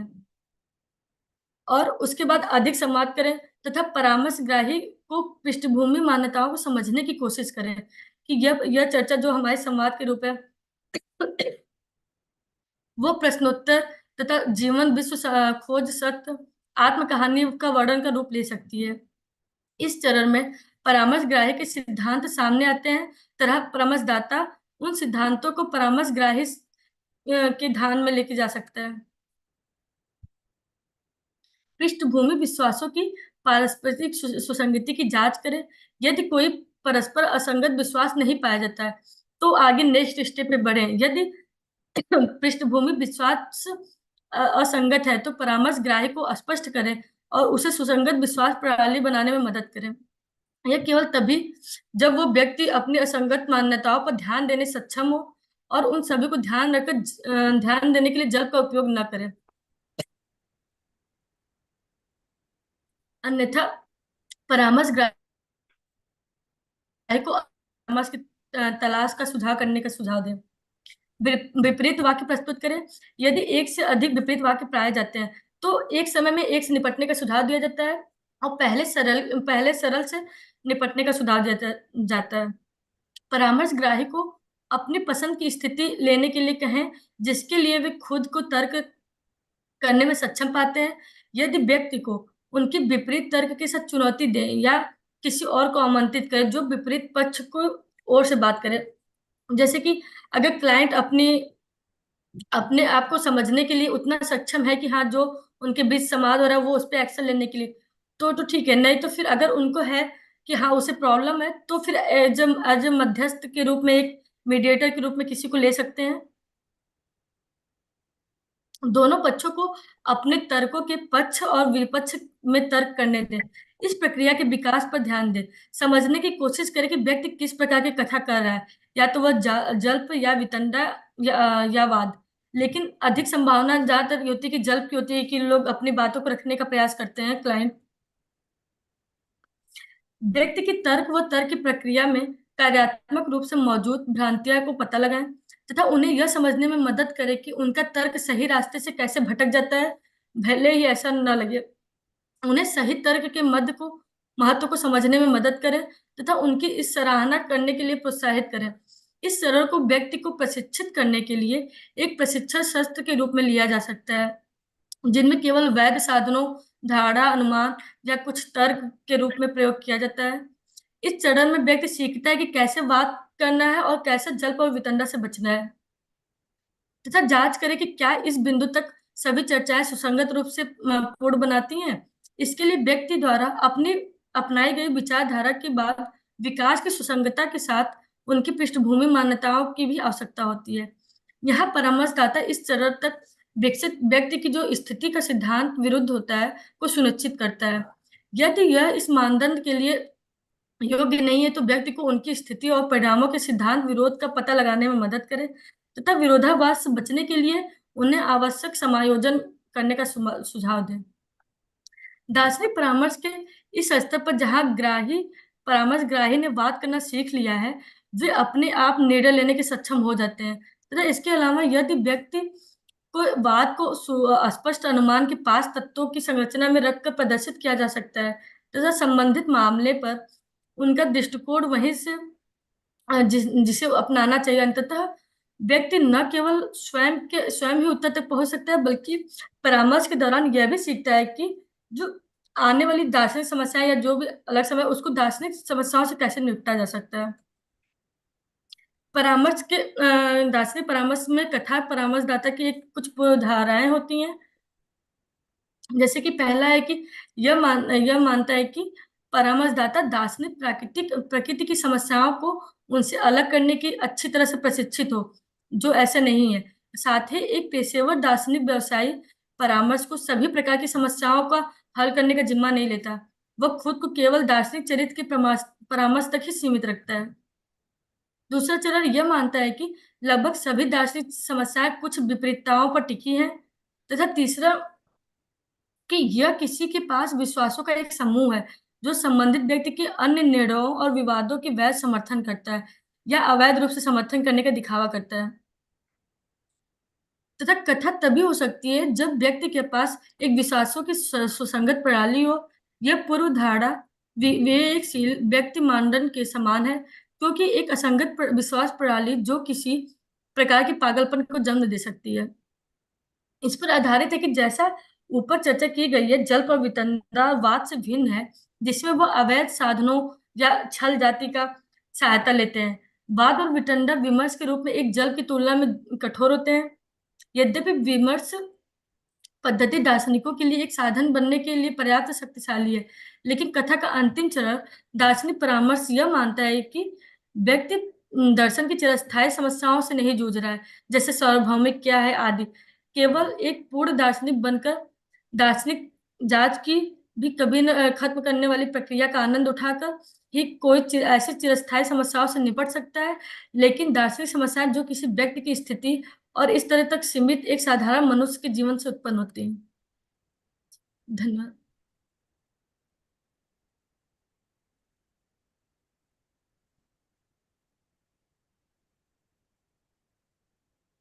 हेलो।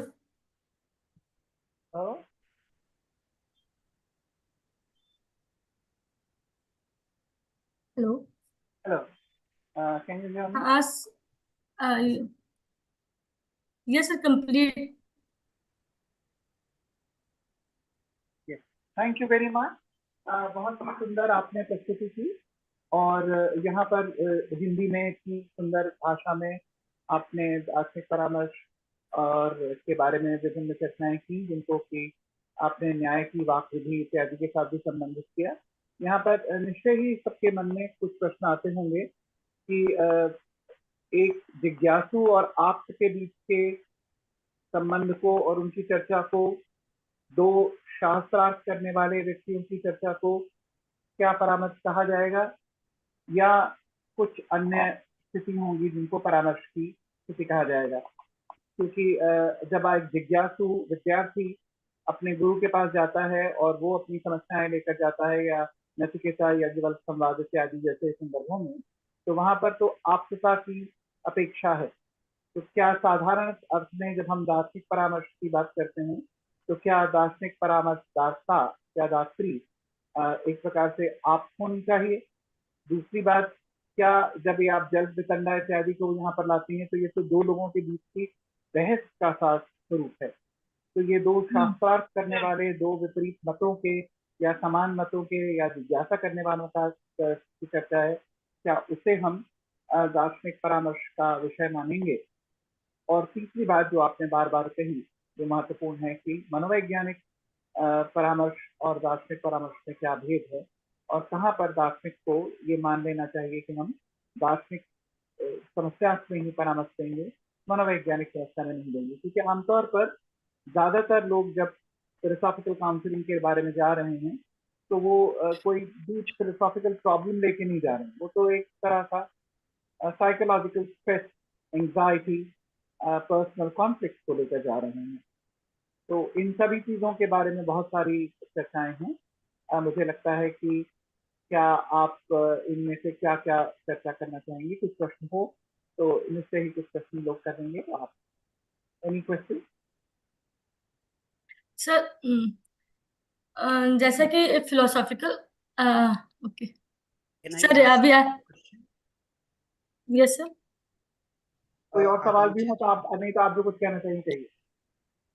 बहुत छोटा सा प्रश्न है, ज्यादा लंबा हम लोग इलेबरेट नहीं करेंगे। जैसा कि चैट बॉक्स में भी लिखा है, दार्शनिक परामर्श 4 अलग अलग तरीकों से हो सकता है। आपने जो कथा का प्रयोग बताया वो केवल और केवल एडिफाइंग अप्रोच में इस्तेमाल किया जा सकेगा, बाकी सब में नहीं किया जा सकेगा। और आपने जो अनुमान शास्त्र का इस्तेमाल किया वो केवल कॉन्ट्रैक्टेरियन अप्रोच में किया जा सकेगा, सब में नहीं किया जा सकेगा।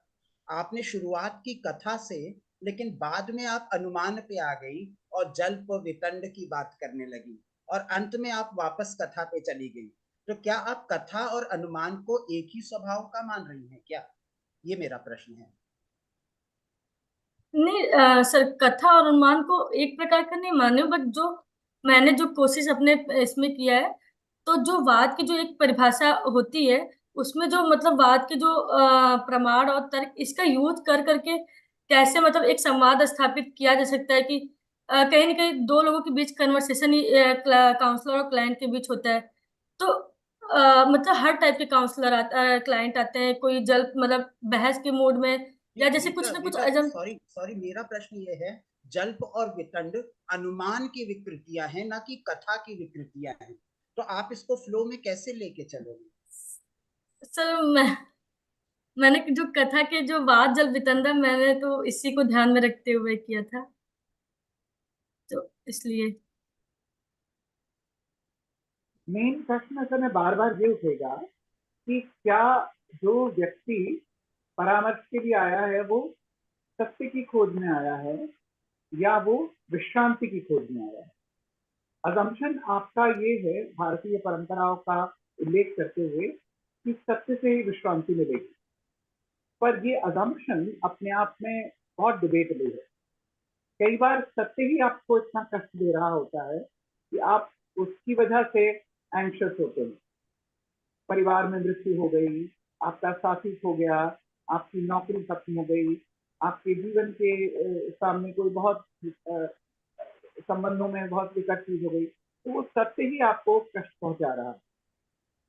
तो सत्य अन्वेषण नहीं आपको चाहिए उस समय। और ये जो जल्प वितंडा इत्यादि ये सब चीजें जो हम लोग कर रहे होते हैं, ये तो वो तो अन्वीक्षा शास्त्र का हिस्सा है, जहाँ पर ये कि प्रदीप से सर्व विद्या नाम सत्य पता चल जाएगा। तो अजम्पशन अगर ये है कि सत्य जानने से आपको आराम मिल जाएगा, ये अजम्पशन थोड़ा प्रॉब्लमेटिक है, क्योंकि परामर्श देने के लिए लोग बात सत्य जानने हमेशा आए जरूरी नहीं है। So I think we'll have to think about it, but it was a beautiful paper, and I am so happy that you have presented it so well. We now move to the next speaker, Harjinder Kaur, and may we invite Harjinder to present her paper. Good afternoon to everyone present here. My name is Dr. Harjinder Kaur.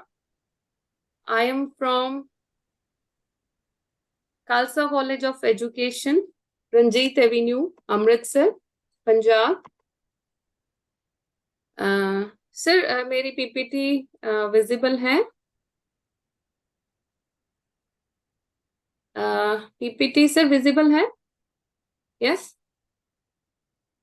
shall I start? Okay.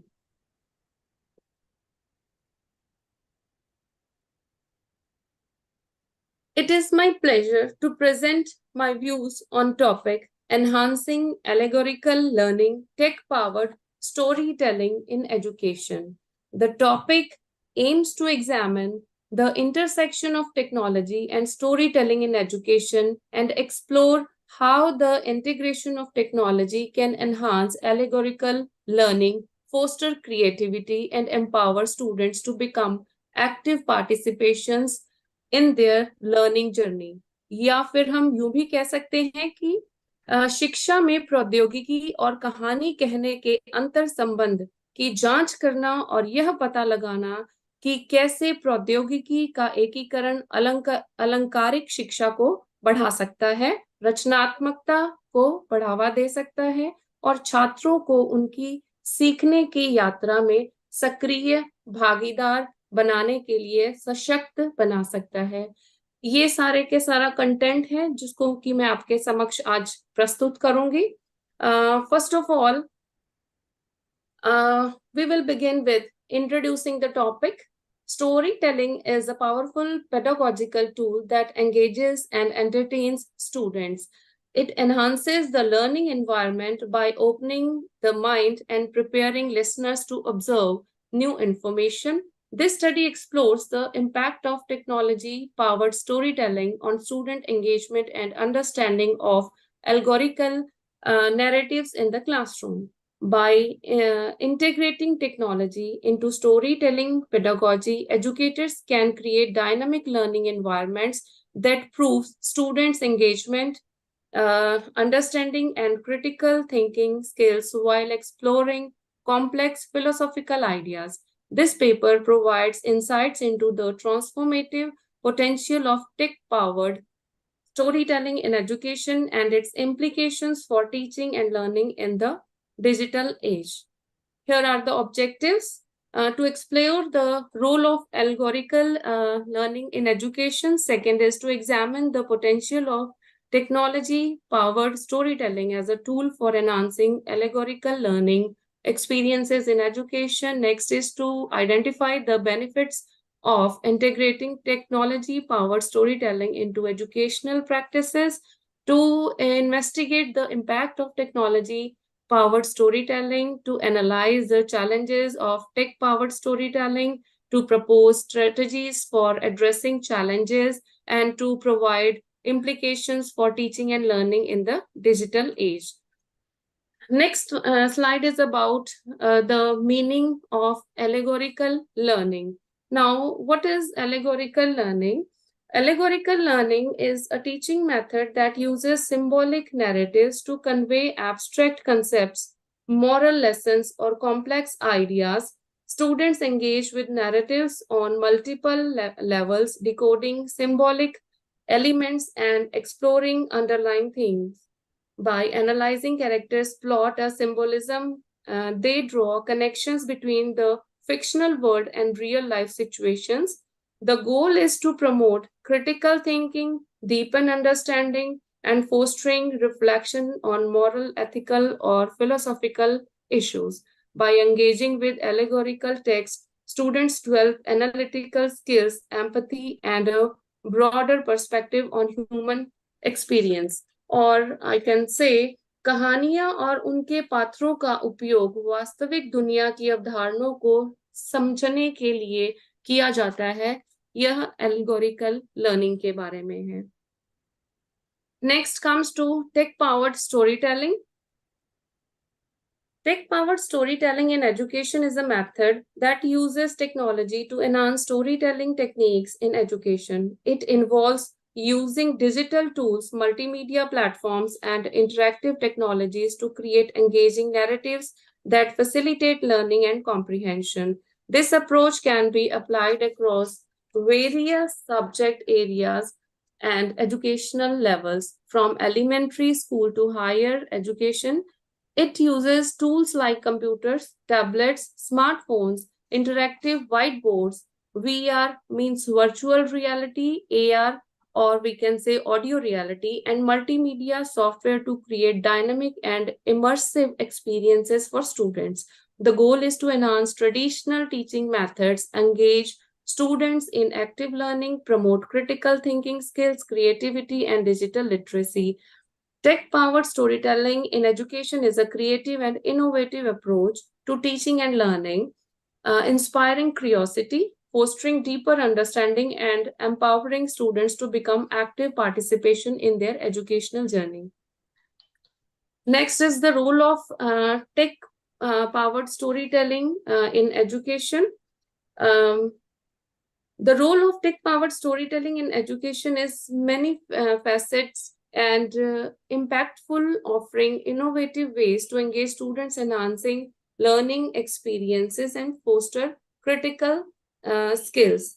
Here are some points. First is enhancing engagement. Enhancing engagement means technology-powered storytelling enhances students' engagement by providing immersive experience with multimedia elements like videos, animations, and audio. This approach motivates students to actively participate in the learning process. Or I can give an example regarding this. High school English students utilize digital storytelling platforms to create multimedia presentations about classic literature, engaging with text through images, videos, and audio recordings. Next is promoting active learning. For example, in a middle school science class, students use virtual reality simulation to study ecosystems, observing plant and animal species in a virtual rainforest, promoting active learning, critical thinking, and understanding of natural ecosystem. Next point is facilitating differentiated instructions. In this example is in a math class room, a teacher utilizes an adaptive learning software that provides personalized storytelling scenarios tailored to each student's skill level. Students receive interactive story-based math problems that adjust difficulty based on their performance, allowing for differentiated instruction and personalized learning experiences. Next is fostering creativity and critical thinking. For example, in an elementary school art class, students collaborate on a digital storytelling project where they create interactive comics using a storytelling apps. Students design characters, develop storylines, and incorporate animations and sound effects to bring their narratives to life, fostering creativity and imagination in the process. Next is expanding access to diverse perspective. For example, in a social study class, students utilize virtual reality simulations to explore historical events from diverse culture perspectives, fostering empathy and understanding of diverse cultures and experiences.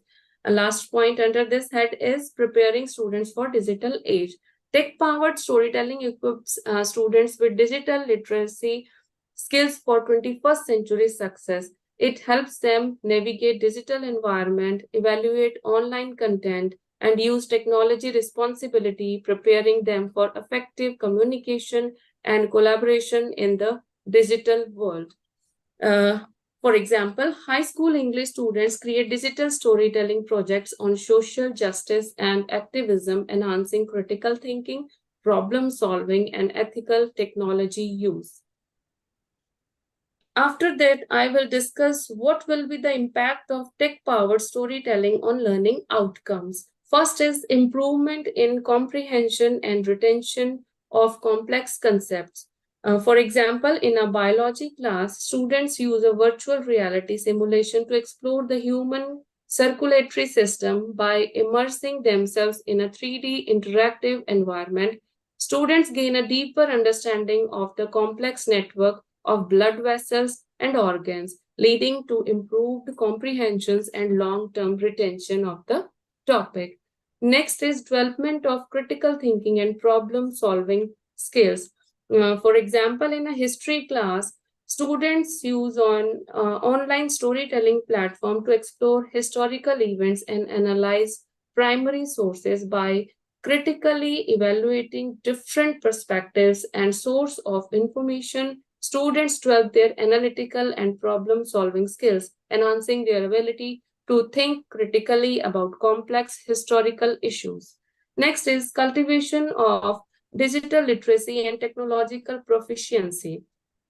In this, an example is here. In an English class, students create digital storyboard using multimedia software to visualize scenes from a novel. By mastering digital tools such as image editing software and presentation software, students develop valuable digital literacy skills that are essential for success in the digital age.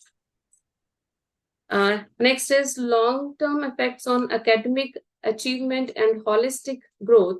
In this, tech-powered storytelling has long-term effects on academic achievement and holistic growth, preparing students for success in school and beyond. For example, a study tracking students who participated in tech-powered storytelling activities throughout their academic careers found that they demonstrated higher level of academic achievement, greater confidence in their abilities, and a lifelong passion for learning, indicating the long-term impact of tech-powered storytelling on holistic growth.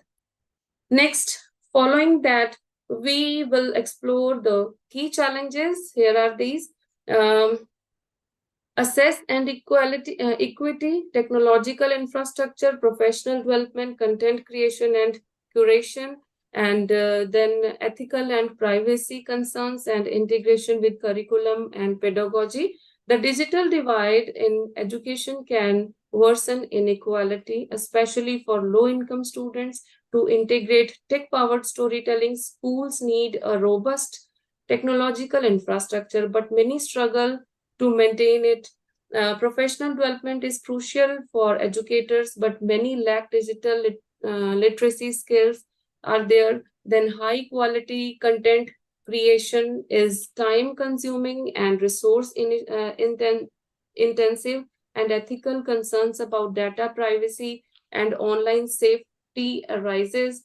Integrating tech-powered storytelling into curricula requires collaboration between educators, curriculum developers, and technology specialists. Collaborative efforts from educators, policymakers, and technology developers are needed to ensure equitable access to technology, develop high-quality content, and uphold ethical standards. Next are the strategies for addressing challenges and maximizing benefits. Here are these. The study highlights the importance of ensuring equitable access to technology in education, strengthening technological infrastructure, providing professional development opportunities, supporting content creation and curated content, addressing ethical and privacy concern, and aligning tech-powered storytelling with curriculum and pedagogy. It advocates for increasing funding for infrastructure upgrades, collaboration with IT departments, and fostering online communities for collaboration. The study also emphasized the need for clear guidelines for ethical content creation, copyright compliance, and student data privacy in tech-powered storytelling activities. By implementing these strategies, educators can maximize the benefits of tech-powered storytelling in education, empowering students to succeed in the digital age. Next are the implications. Here are some key implications. And first is engaging and interactive learning experiences. Tech-powered storytelling fosters deeper understanding and retention of concepts through interactive narratives and immersive experiences. Next, adaptive technologies provide personalized recommendations and content adjustments based on students' performance, preferences, and interest.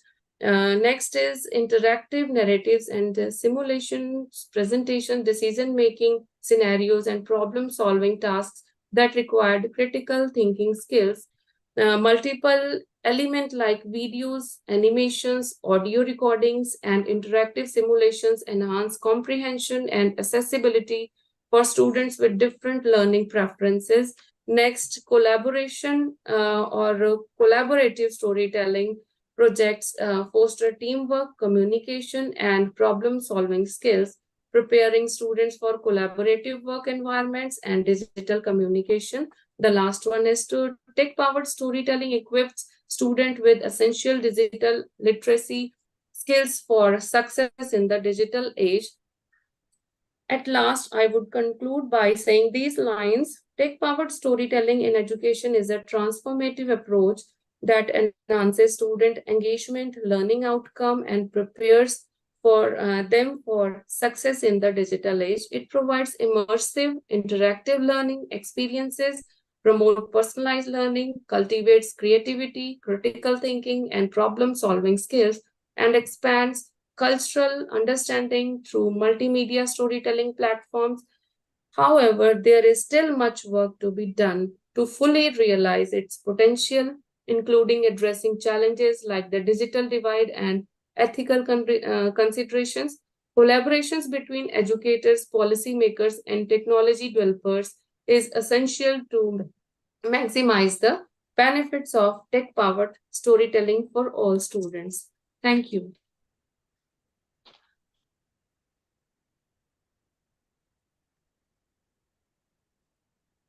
Thank you very much for an excellent presentation full of hope for children using modern day technology, very much in the light of the national education policy, which is talking about inclusion, interaction, closing in of the digital divide, and with many, many things like the solar energy coming, the smart boards being made available by government and private enterprises. I think it will be a great opportunity. Also, multilingualism, that people from different areas bringing their own stories, bringing their own animation. I think the world is now full of both knowledge and love together. And we hope that this can really create a world which we hope will be more inclusive. And the challenges that you are mentioning of equity will be perhaps always be in our minds. And I do hope that people like you and many others who have spoken earlier bring us great sense of hope. I am sure this was in fact a very heavily information-based paper. So if there are questions, but even if there are no questions, I think we stand very, very educated after this presentation. Thank you very much, Arindam. Thank you so much, sir. Thank you. Paper is by Shweta, who's going to speak on Kannad theory. So Shweta, may we request Hello, good Shweta, afternoon. Yes, sir. Yes, sir. Am I audible? but not visible. Okay. The camera is.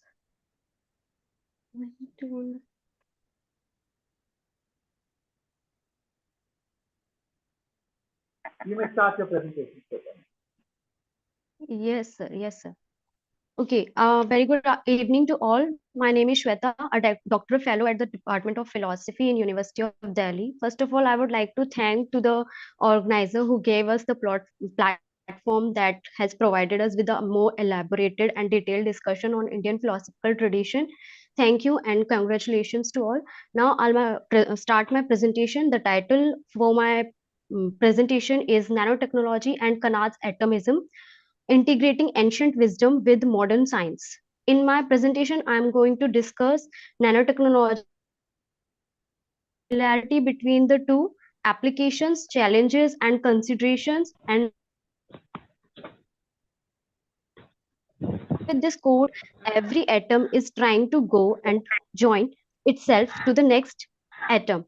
Atoms after atoms combine, making huge balls, the earths, the suns, the moons, the stars, the planets. They, in their turn, are trying to rush towards each other. And at last, we know that the whole universe, mental and material, will be fused into one, quote unquote.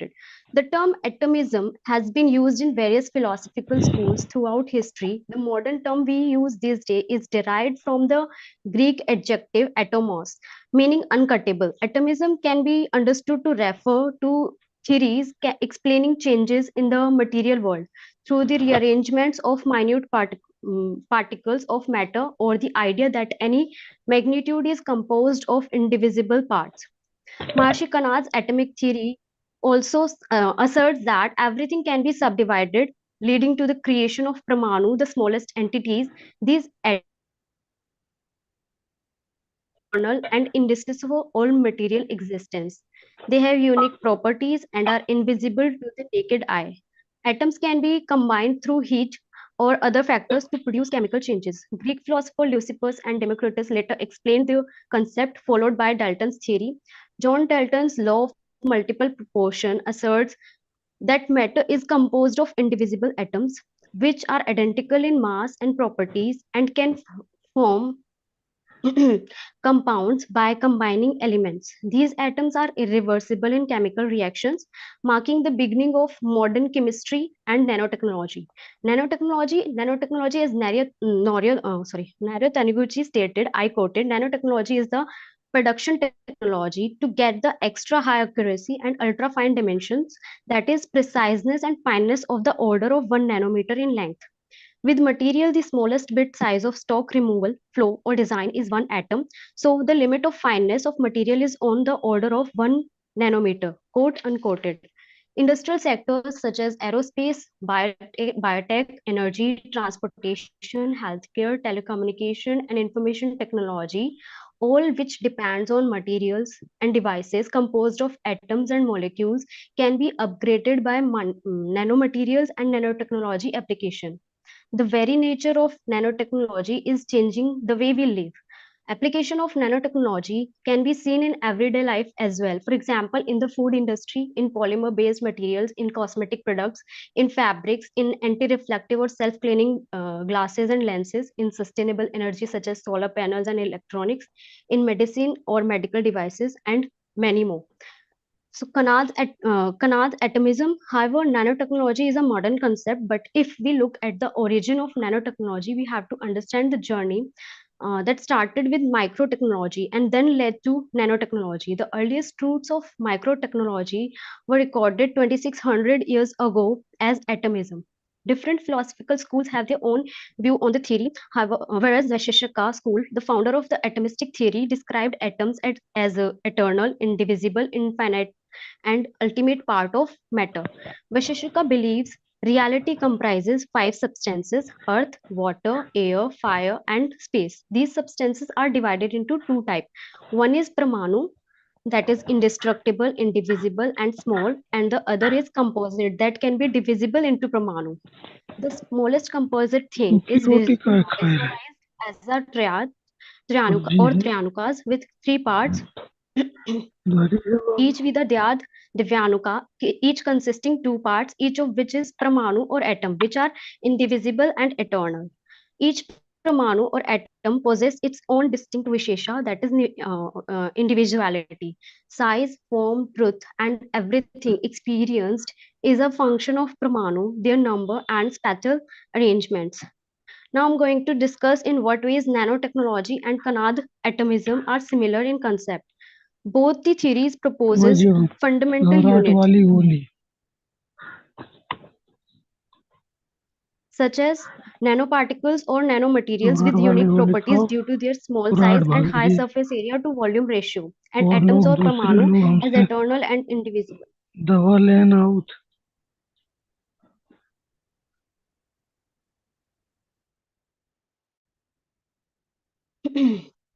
both the approaches both approaches to understand and manipulate matter at its most basic level. Nanotechnology involves synthesizing, characterizing, and manipulating nanoparticles to create new materials, devices, and systems with novel properties. Vaisheshika atomism, on the other hand, propose that different atom combination and arrangements create macroscopic objects. Both theory acknowledge the emergence of unique property at different scales. Nanotechnology exhibits size-dependent properties, while Vaisheshika atomism suggests macroscopic properties have its origin from the arrangement and combination of atoms with inherent properties. Both disciplines aim to understand reality's fundamental There are few examples that shows modern nanotechnology application atomism. First of all, nanoparticle drugs to specific body targets, aligning with Kanad's concept of each substance has a specific nature or swabhav. Second, nanotechnology involves manipulating individual atoms or molecules to create electronic devices, similar to Kanad's idea of fundamental particles forming larger structures in the universe.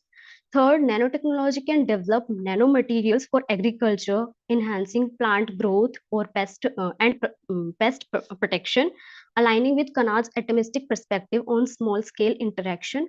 Fourth, nanotechnology enables the creation of sensitive sensors capable of detecting molecules at low concentration, aligning with Kanad's atomism, which emphasizes the importance of individual particles in our sensory experience. Now, there are challenges and consideration. Nanoscience and technology, however, are rapidly developing, introducing new materials that may defy existing testing and safety standards and are believed to transform traditional engineering materials and products, potentially destroying old skills and causing economic dislocation. The pursuit of nanotechnology is seen as an investment and an insurance policy against future loss of relevance in economic, industrial, military, and technological fields. Initially, ethical concerns focused on Dexter's vision of self-replicating assemblers, allowing us to grow spaceships from soil, air, and sunlight. But concerns now about nanotechnological impacts on the environment, health, and society persist. However, Kanad atomism can offer philosophical insights into addressing these challenges. Vaisheshika that asserts the universe is composed of indivisible particles, that is the fundamental unit in nanotechnology. Uh, Vaisheshika's atomism here can enable precise manipulation and control of matter at nanoscale. Vaisheshika's atomic interconnectivity can be essential for designing nanomaterials with specific properties and functionalities for various applications. Visheshika's concept of emergent properties in nanotechnology can be harnessed to create innovative nanotechnologies with enhanced capabilities. Integrating Vaisheshika's insight into nanotechnology discourse can enhance discussion, ensure its benefit while mitigating potential risk, encourage responsible innovation, and guide ethical decision making that can lead to more robust scientific methodologies.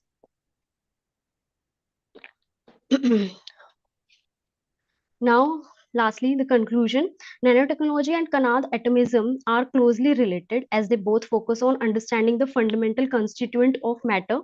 Nanotechnology manipulates matter at the nanoscale while Vaisheshika proposes indivisible particles. The integration of ancient wisdom and modern scientific advancement could revolutionize fields like medicine, electronics, and unlock new frontiers in understanding and manipulate the universe building block. However, the debate between the two is complex, as if the Pramanu of Vashishaka correspond directly to atoms described described by modern physicists, as the credit given to John Dalton and not to Sage Kanad in the development of nanotechnology. However, a pioneer in factual theories and concepts, India is often overlooked for its significant contribution to modern technologies. India Indian scientists conducted groundbreaking researches in their homes. Ancient Indian, including sages, philosophers, astronomers, mathematicians, and scholars such as Acharya Kanad, Aryabhat, Charak, Sushruta, Bhaskar Acharya, Brahmagupta, and Budhayan were no different, as they also made significant contribution to mathematics, science, and medical science, but remain unrecognized. Their contribution deserve global recognition and appreciation. A.L. Basham, an Australian Indologist, praised them as, I quote, they were brilliant imaginative explanations of the physical structure of the world and in a large measure agreed with the discoveries of modern physics. Quote unquote. Ancient India was home to numerous brilliant thinkers, philosophers, scientists, and mathematicians who made significant scientific contributions predating Western discoveries. Their innovative ideas can rewarded and benefited the society, making ancient India great and influence modern science further. Thank you. That's all from my side. Thank you, Shweta, for your paper, and a few considerations for you to look at as you work further. One, the debate between Anaxagoras and Democritus was that if matter is defined in terms of extension, can it be infinitely divisible, or do we get to final units? And Democritus comes to atomoi, and Anaxagoras says that though they are infinitely divisible. But both of them are trying to give a speculative account without an empirical investigation into the nature of reality.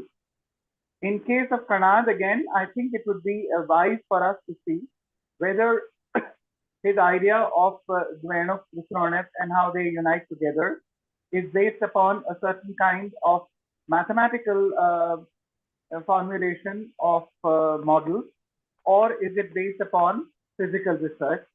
And further, how does it relate to any kind of a technological idea? Did Kanad at any given time speak about the nature of technology being manufacturing of things or whatever based upon scientific manipulation, and where is that? So it would be very wise for us to look at some of these ancients, because the modern atomic theory is actually not the atomic theory of Democritus. And also the East-West divide has to be considered very carefully, because the Greek states, including Bactria, are closer to India than they are to America. So we as philosophy students, and we as philosophy teachers, and we as people who are involved with the development of education right now, need to be very careful when we talk about these things. So nanotechnology is a specific kind of technology of nanomaterials, which is devised for specific purposes in terms of medicine and the others. It is, of course, as you rightly said, drawn from earlier atomic theory, which also has certain kind of a speculative history all over the world.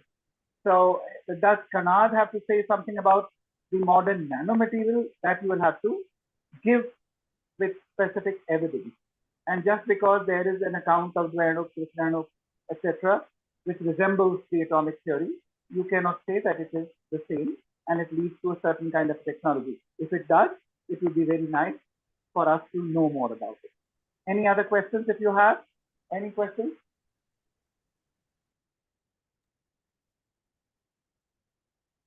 Yes, sir. Thank you for suggestion, sir. I'll look forward Questions it. from the house? Any other questions from the house? We can now move to the last speaker of the session, which is Anu Kandhari, if I get the study right. It's on interfaith dialogue with Special Reference to Guru Nanak Dev. Is she there?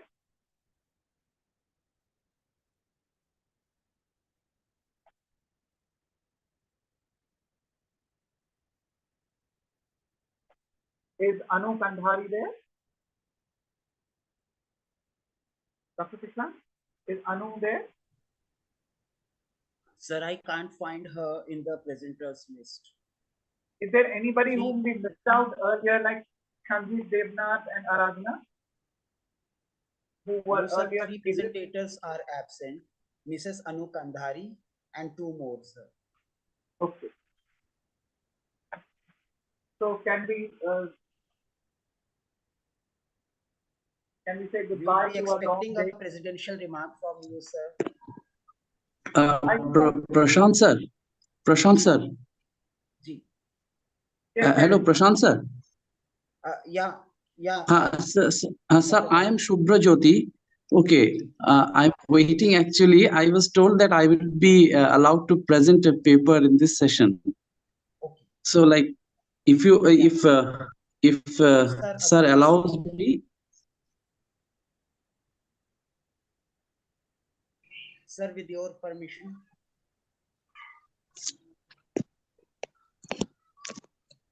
Okay, I think Shubhra Jyoti, please make your presentation.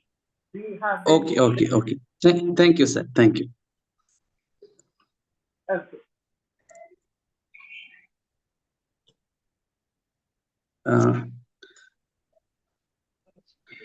Yes, sir. Yeah, my paper actually, it has been a very long session, and so I will try to wind it up as soon as possible. And actually, I wanted to share my thoughts on, because it's about the narratives, different narratives in Indian philosophy. So I wanted to speak on the narrative that Sri Ramakrishna gave on Kundalini, in his Kathamrita. So I found it a little interesting. I'll make it brief today, because why? Because Sri Ramakrishna's whole Kathamrit is dotted with an advice, to its listeners to give up Kamini Kanchan. There are 2 words which he uses very frequently throughout his whole discourse. And it is about leaving the Kamini Kanchan. Kamini, it represents the seductive aspect of women here, because the word is feminine, but seductive aspect of the opposite sex. And Kanchana represents money, material wealth, or material things. Now, this is a repeatedly done kind of an advice to the followers, as he does. But when we go to his discourse on Kundalini, his narrative that he has given, is a very interesting narrative. He says that Kundalini energy is sitting in the Muladhara chakra of all the normal human beings, Sadharan Jivet one. And that is why the mind of a common man, is always residing in Lingo Gujjo Nabi, in the genital, in the excretory, and the in the navel.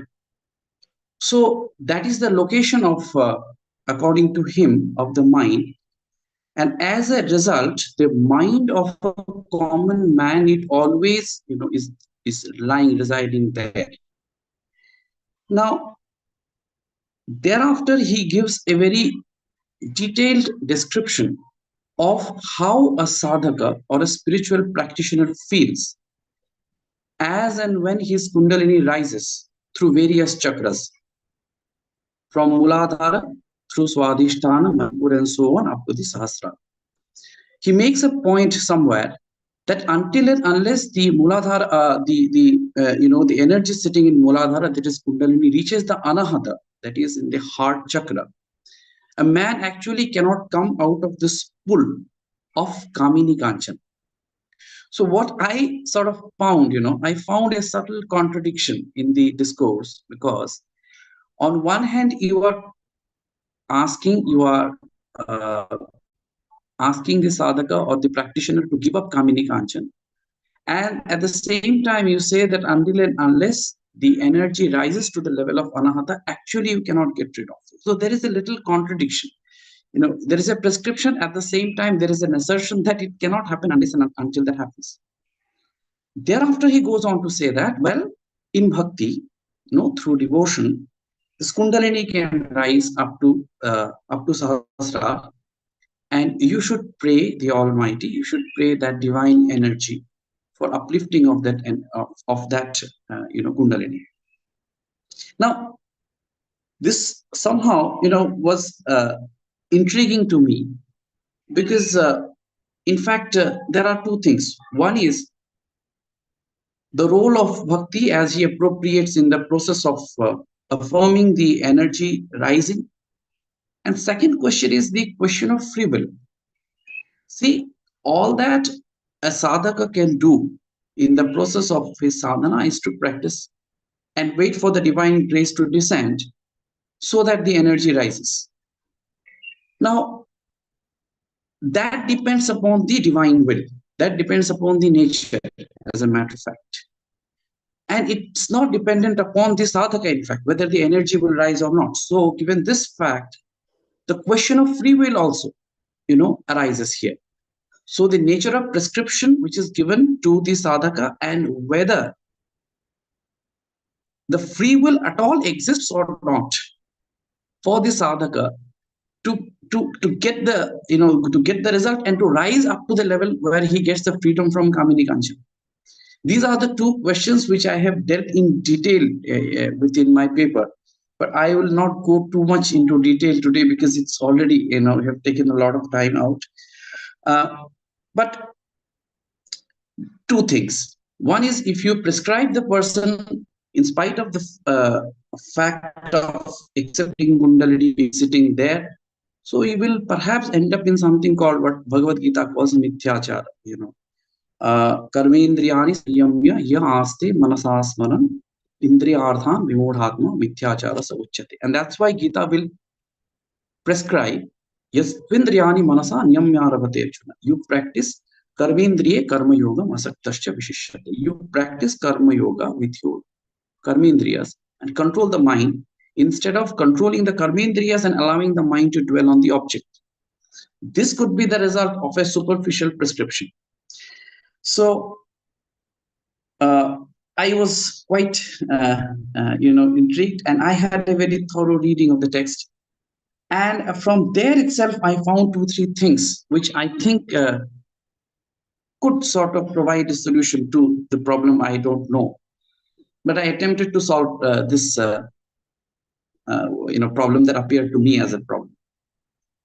Now, the thing is that in the process of the discourse, Sri Ramakrishna gives variety of prescriptions to varieties of people.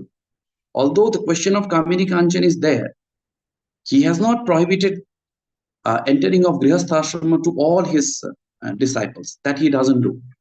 And he makes a point that, absolute nishkama or absolute, giving up of the worldly is perhaps not meant for all, and some people have to do Grihastha, so that is permitted.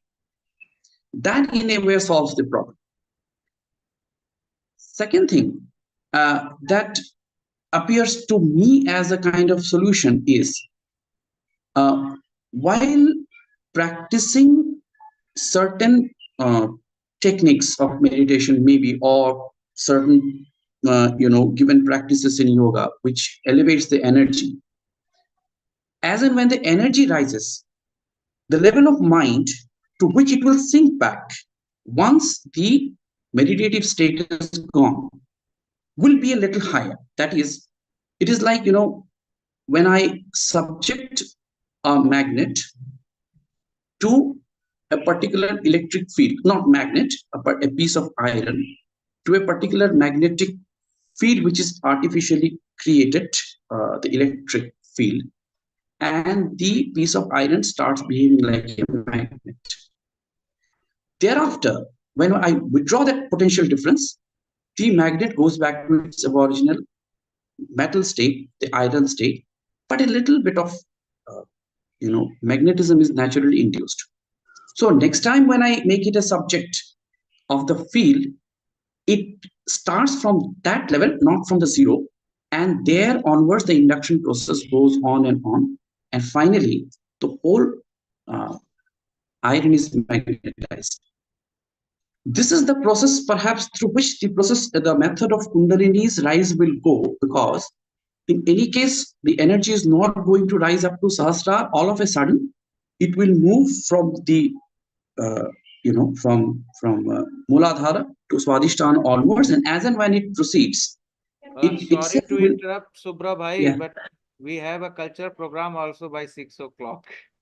Okay, sir. Okay, sir. Yeah, I'm winding up. I know, because it's all gone today. So that's where he will give this thing. And secondly, to the problem of the free will, Sri Ramakrishna accepts the existence of Maya as the power of Lord, and Maya as a relative reality. If Maya is real relatively, then free will also be relatively real. That is how I try to conclude my paper. So I have to wind it up today. Sorry, I could not complete my thoughts. Next time when I get a little more chance, I'll try to explain it. Anyway, thank you so much for giving me the opportunity to share at least the thought that I wanted to share with you. Thank you. Baul song के बिना तो कोई session पूरा होता नहीं है, लोगों को नहीं पता होगा, तो एक दो बाउल सुना दीजिए एक लाइन का, वो ज्यादा अच्छा है थोड़ा सा। बाप रे, सबको पता चल जाएगा, चंद्रा सर को बहुत पसंद आएगा।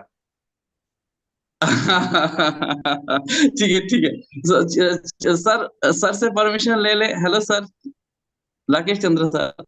It's most welcome. Let me show you one of the old bowl things in my house. Okay, sir. Okay, sir. Thank you so much for showing. I'll just sing 2-3 lines. This is Shailendra ji's insistence. Okay. I'll sing 2-3 lines, sir. There's a song where the bowl compares the human body with a plot of land that he plows and fields. It goes something like, পরের জায়গা পরের জমি ঘর বানায়া আমি রই, আমি তো এই ঘরের মালিক নই। পরের জায়গা পরের জমি ঘর বানায়া আমি রই, আমি তো এই ঘরের মালিক নই। আমি খাজনা পাতি সবই দিলাম, তবু জমি হয় যে নিলাম। আমি পাই না জমিদারের দেখা, পাই না জমিদারের দেখা, মনের দুঃখ কারে কই, আমি তো এই ঘরের মালিক নই। জমিদারের ইচ্ছে মতো দেই না জমি চাষ, তাই তো ফসল ফলে না গো দুঃখ 12 মাস। আমি পাই না জমিদারের দেখা, পাই না জমিদারের দেখা, মনের দুঃখ কারে কই, আমি তো এই ঘরের মালিক নই। পরের জায়গা পরের জমি ঘর বানায়া আমি রই, আমি তো এই ঘরের মালিক নই। Thank you. पूरा मगध ताली Okay, बजा thank रहा you, है। thank you.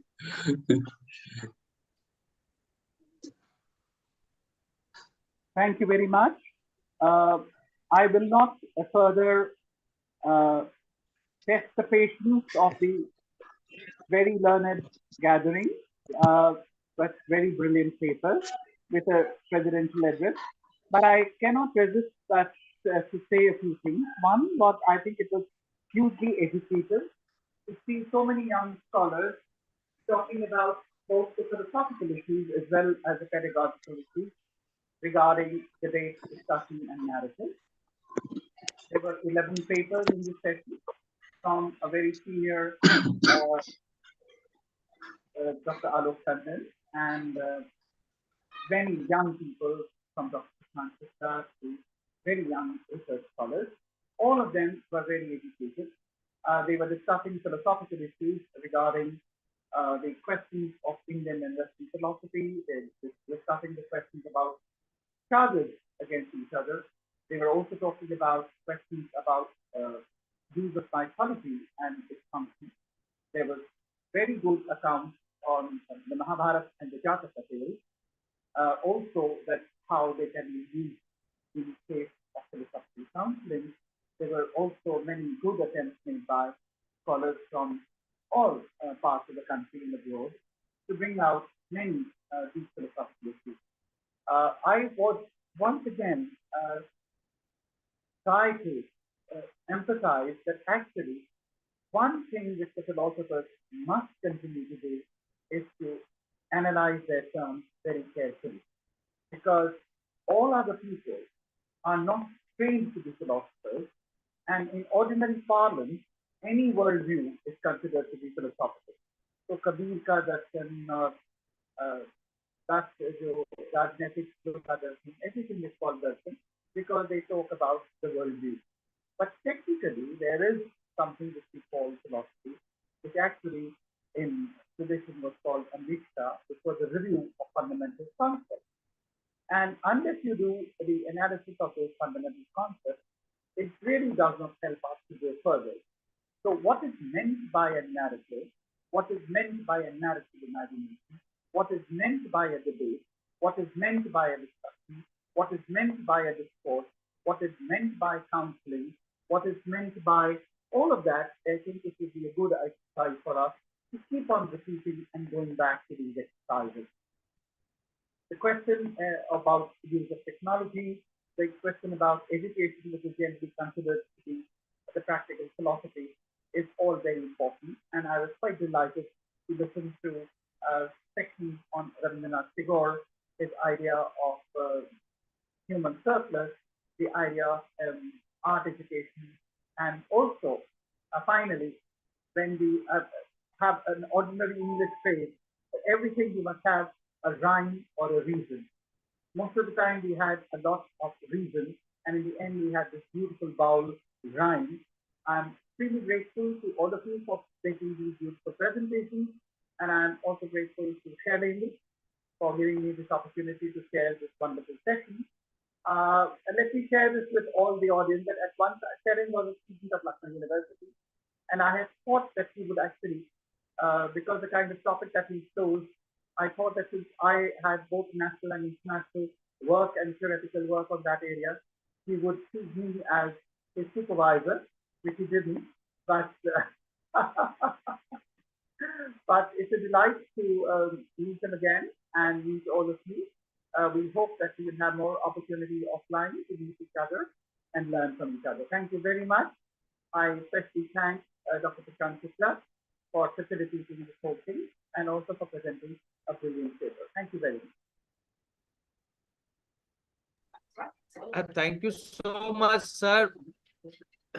It has been a privilege for Magadh University to hold you as the session chair for this online session, and it is the opportunity and fortune for our paper presenters also that Professor Rakesh Chandra is listening their paper and giving their comments. Though I do apologize due to some procedural delay, I got this funding very less time. Otherwise, I could be able to call you here in physical mode, and here definitely will see a new level of Bad, Samvad, and Akhyan. As we heard in our classes, I do remember that you taught us Aristotle, Plato, Descartes in a different way and different level. I personally try to copy you sometime when I teach to my students, to give them original papers and try to I do remember, since it's a 20 years past, but I do remember our classroom, your love, your affection to your students, आपका वो motivate करना, पढ़ाना, हम लोगों को net के लिए, civil services के लिए बताना, दैट्स एवरीथिंग वाज यूनिक। हमारे प्रशांत सर हैं हमारे बीच में, हमेशा जरूरत पे काम आते हैं, और पूरे मगध परिवार की तरफ से मैं आप सबका आभार व्यक्त करता हूं, हमारे जो प्रेजेंटर्स हैं। और कल आप लोग फिर से इसी कार्यक्रम को करेंगे, क्योंकि professor Shivani Sharma is not joining in some UGC confidential work. तो सर आपसे एक बार आग्रह है कि आप कल के लिए सहमति आज दे दें, और हम लोग कल इसको, थोड़े बच्चे और हैं सर, उनको अच्छा लगेगा, एक बार आपका आशीर्वाद मिलेगा तो। This is fine because I don't know if I don't have an engagement, I'll definitely join. Okay? Okay sir, मैं एक बार पूछ लूंगा। Thank you Prashant sir, thank you everyone, नमस्ते, थैंक यू। चलिए राष्ट्रगान कराइए, कट कर दीजिए।